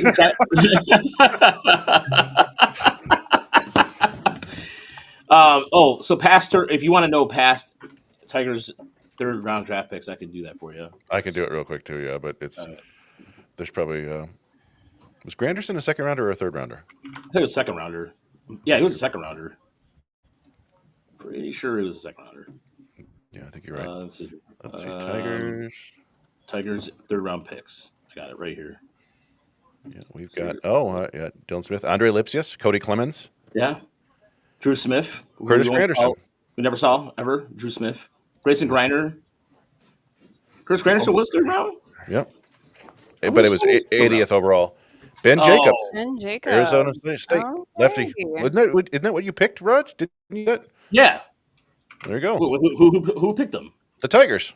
Really? Yeah. Sweet. There you go. Left-handed pitcher. All right. I like it. Yeah. Spin it. I like it. Left-handed starter. Hell yeah, man. I got that right. Damn. I'll be damned. I'll take that all day. Anybody want to watch some video of him? I think people would like to see Ben Jacobs pitch. Yeah. Ben Jacobs. Let's see. That could be a tough name to. There you go. Ben Jacobs. Yeah. Well-rounded, polished strike thrower in high school. Started at UCLA through just 5 innings before transferring to Arizona State for the last 2 years. One of the team's most reliable starters. 6'1", 190-pound left-hander. Solid pitchability at a 4-pitch mix. Sits in the low 90s. Will touch 95 with above-average riding life. Yeah, that's that Tiger profile, man. I knew they were needing a lefty, and I just Low 80s slider will take on more of a cutter look at its hardest. Solid feel for upper 70s curve and a low 80s change. Changeup might be his best pitch in a vacuum. Ooh, does a nice job killing spin with it and generated 52% whiff rate versus righties. Beauty. Yeah, I'll take that all day. No, it's a spin I saw. It just has that delivery to him. He's in Arizona. It fits kind of what the Tigers have done there. They have really good scouts in Arizona. I just Lefty spin, and that's yeah. You can do a lot with a lefty spin like that, and he's projectable. So all right, here we go. Here's some Ben Jacobs for you, and he's got a porn stash. There you go. That's pretty sweet. Is it a porn stash when you look like you're 12? Oh, he's got that Brian Wu leg kick at the end. Ooh, there we go. See, that's nasty. Yeah.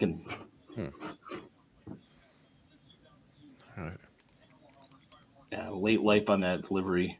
Late. I don't know. My immediate reaction was it looks like his arm lag's behind a little bit. I'm not great at picking up mechanical stuff, but I do wonder if there's more they can squeeze out of there. Yeah. I almost wonder if I was gonna complain about the release point, but actually that last one was a little bit more like 3/4 E. I just feel like a lefty like going over the top is like just kind of pointless, but not actually. It's far too dramatic. But like when they went head on there, it actually looked a little bit more 3/4. So I retract my statement. Anyway. You know what? I want to slow this down only a little bit because I do want to. I always like slowing it down a little bit more. When I watch it sometimes over and over again, and just because I want to make sure I get that release point. Such a big deal. Ashley, is that fair to say that release, as far as like mechanic wise, from who you talked to about like just how important is setting up that release point? I mean, any release point's going to add to deception, right? So if I'll have to look into him, and I'm going to do an article on all of our picks. I'm going to do scouting reports and all of that. Okay.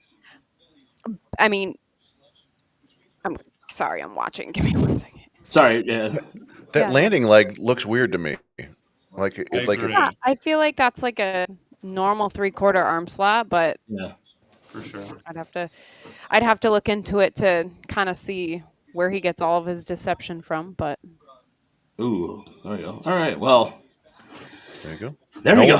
Nolan Schubert just went to Cleveland, another giant power guy who might not hit. Interesting. Orchard Lake St. Mary's kid, though, right? Yeah. Yeah. They had a big night. Orchard Lake St. Mary's. Yeah. No. Ike Irish and Schubert. Yeah. All right, let's see here. So, yeah, pair of kind of what we might have expected, right? Pair of up the middle high school hitters, pair of collegiate arms with some interesting stuff. Yeah, Nate Robertson glasses. Yeah, Ron, good call there. Looks like Joe Kelly. Okay, I can see that a little bit. I got a Gum Time shirt somewhere too. Yeah, Torkelson probably likes to pick. Yeah, I definitely can see that. ERA was 4.95. I'm not worried about the ERA. It's a strikeout K ratio that's really nice. Yeah. Especially after the first round or two as well. Yeah, Noah, thank you for being so helpful tonight. By the way, you've been a very good chat. Everybody in the chat tonight has been awesome. Yeah. Brother Lee, I would jump in the pool, but it's already late and dark, and I don't feel like it. I did it 3 times, and yeah. You did do it 3 times. That is true. Yeah, it did happen. Yeah, so I'll take it. Like I said, it's the Tigers got 2 arms that they definitely needed arms, and I'm glad that they went with the college side of things there too, because again, talking in the brief conversations I've had with people, they were really they were saying the system was short. They were the arms right now with all the injuries they've had. They've been it's been really thin. So it's not just in this case the Tigers had a draft out of necessity a little bit versus really for need. So someone check the Discord name. Check Kurt Rambis for the glasses. All right. Well, that's right. an old reference there. All right, folks. All right. There's Now one pick left in the third round goes to the Dodgers. Yeah, we'll see. But I don't care. I don't care about the yeah. Dodgers. Yeah, we don't care. We don't care. But thank you. This is like I said, record live. 4,726 people tuned in. On YouTube, I know it's a little different, but we have people tune in from all night. So thank you again. Thank you for the donations. And I will be writing up an article here shortly. Ashley will be doing more of a further breakdown. I'm just going to do a summary of who they picked. And so we'll continue our draft coverage tomorrow. The draft starts at 11 a.m., Chris? I believe so, yeah. I think so. And we're both working, aren't we? Yeah. 17 picks tomorrow, 16? Yeah. 17. I'll be around to some capacity. Oh, Landon Vitterick they took. That's interesting. Sorry. Outfielder out of Cincinnati that's like crazy tooled up. But anyway. Of course, the Dodgers. Stupid. Yeah. Well, yeah, I'll be once I have better Wi-Fi because I'm on the hotel Wi-Fi right now. But my articles will be breakdowns. I got to watch a bunch of video on everybody. So like Raj said, mine are going to be probably more in depth. Yeah, she does. Ashley's again. You've done a very long time. I'm a perfectionist. Yeah. No, and that's what I'm saying. And you've done a really good job with everything, with all the articles. So thank you. Thanks, Mike, for quarterbacking, doing the notes, hosting. Chris, same thing. Again, everybody who's been patient with the echoes and all that stuff, I appreciate it. And Scott, I know that you have to. Are you doing a show tonight? I sure am, brother. Oh wait, there was one last pick. The Angels. Nate Snead to the Angels. Who? Nate Snead to the Angels, a pitcher out of Tennessee. Sweet. He'll be in their pen in a few weeks. Get ready, bud. Scotty Monahan. Yeah, he says a nice chunk of bonus pool to use tomorrow. Yeah, definitely. Well, we'll see. Maybe they paid a bunch of money to those top two picks. Maybe they like them a lot. I think Chris had a great point too, where like it might. I think there's a belief, I guess I'll say, that if you go under slot a couple picks in a row, then like, oh, you're setting yourself up to go way over on one pick, and it's like that doesn't have to be the case, right? Like you can go under on your first round or your first and second round or whatever, and then go. I think in the example you said, Chris, you had said like 100K or whatever, but like you can go a little bit over then on the next 3 or 4 straight instead of like splurging all on one. So I think that it we'll see. There's most of the draft is still left, but there is definitely a possibility of just stuff like that too, where they just go 50, 100K over on 5 picks in a row, and that pretty much is the difference too. In the last 2 drafts, they've taken like 50-50 high school and college players. So you need extra money usually to get those high schoolers and maybe some JUCO kids too. So for sure, yeah, they took 11 preps in Harris's first year, I think. Jerry had a couple. I gotta hop off of here. But thank you so much for having me. Thank you to everybody who watched. Thank you for all the comments. And I look forward to getting good articles out soon. All right, see you, Ashley. Safe travels. Thank you. All right. So, anyway, as you were saying, guys, keep going. I'm just pretty much my thought. Talking about projecting what they might do tomorrow. There'll be a couple like, who's that high school player? And we look it up and like, oh, that's interesting. Yeah, I mentioned it. I think I mentioned it. Was it the Mason McCrane kid that kind of popped up out of nowhere? Big lefty pitcher who's also a hitter. Tigers were connected to him, so we'll see what happens. But just remember, folks, this is why we love doing the show. The reason why we like doing the show is that no matter how many people tell you that they know who the Tigers are picking, people who want to do that voice, you don't know. So just you think you know, but you don't know. You don't know.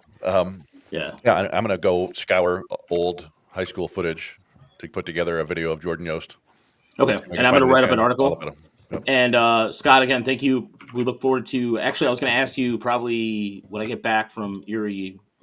Chris can't read Ashley's Twitter handle. I'll get Ashley's Twitter handle here in a second. When we get back, Chris or Scott, we are definitely going out to tacos. We'll for sure. Well, yeah, and like I said, I always appreciate you guys having me on. This is I think we said 5th draft now. Yeah, Fifth draft show. I've been here for 5 drafts in a row. That's Yeah. pretty crazy. Been in a lot of different locations. Yeah. For me and y'all have been in a lot of different locations over the years. But appreciate the heck out of you two. We'll definitely catch up. Mike, appreciate you. Ashley is the coolest person I know, and I will. I'll be around. I'll be annoying everybody. You know what though? Wait, I want to catch a game that we're there for the game. We're not there to cover the game. We're there to actually watch a game. Ain't that the dream? Yeah, and literally, like I don't want anybody to go up to us and just go, "What do you guys think of this?" No, just shut the fuck up. Let's watch the game. Maybe a beer and a brat and watch some ball. Yeah. Yeah, we go. All right. Have a good night. Stay close, everybody. Appreciate everybody. We'll continue this coverage tomorrow. Have a good night. Hey.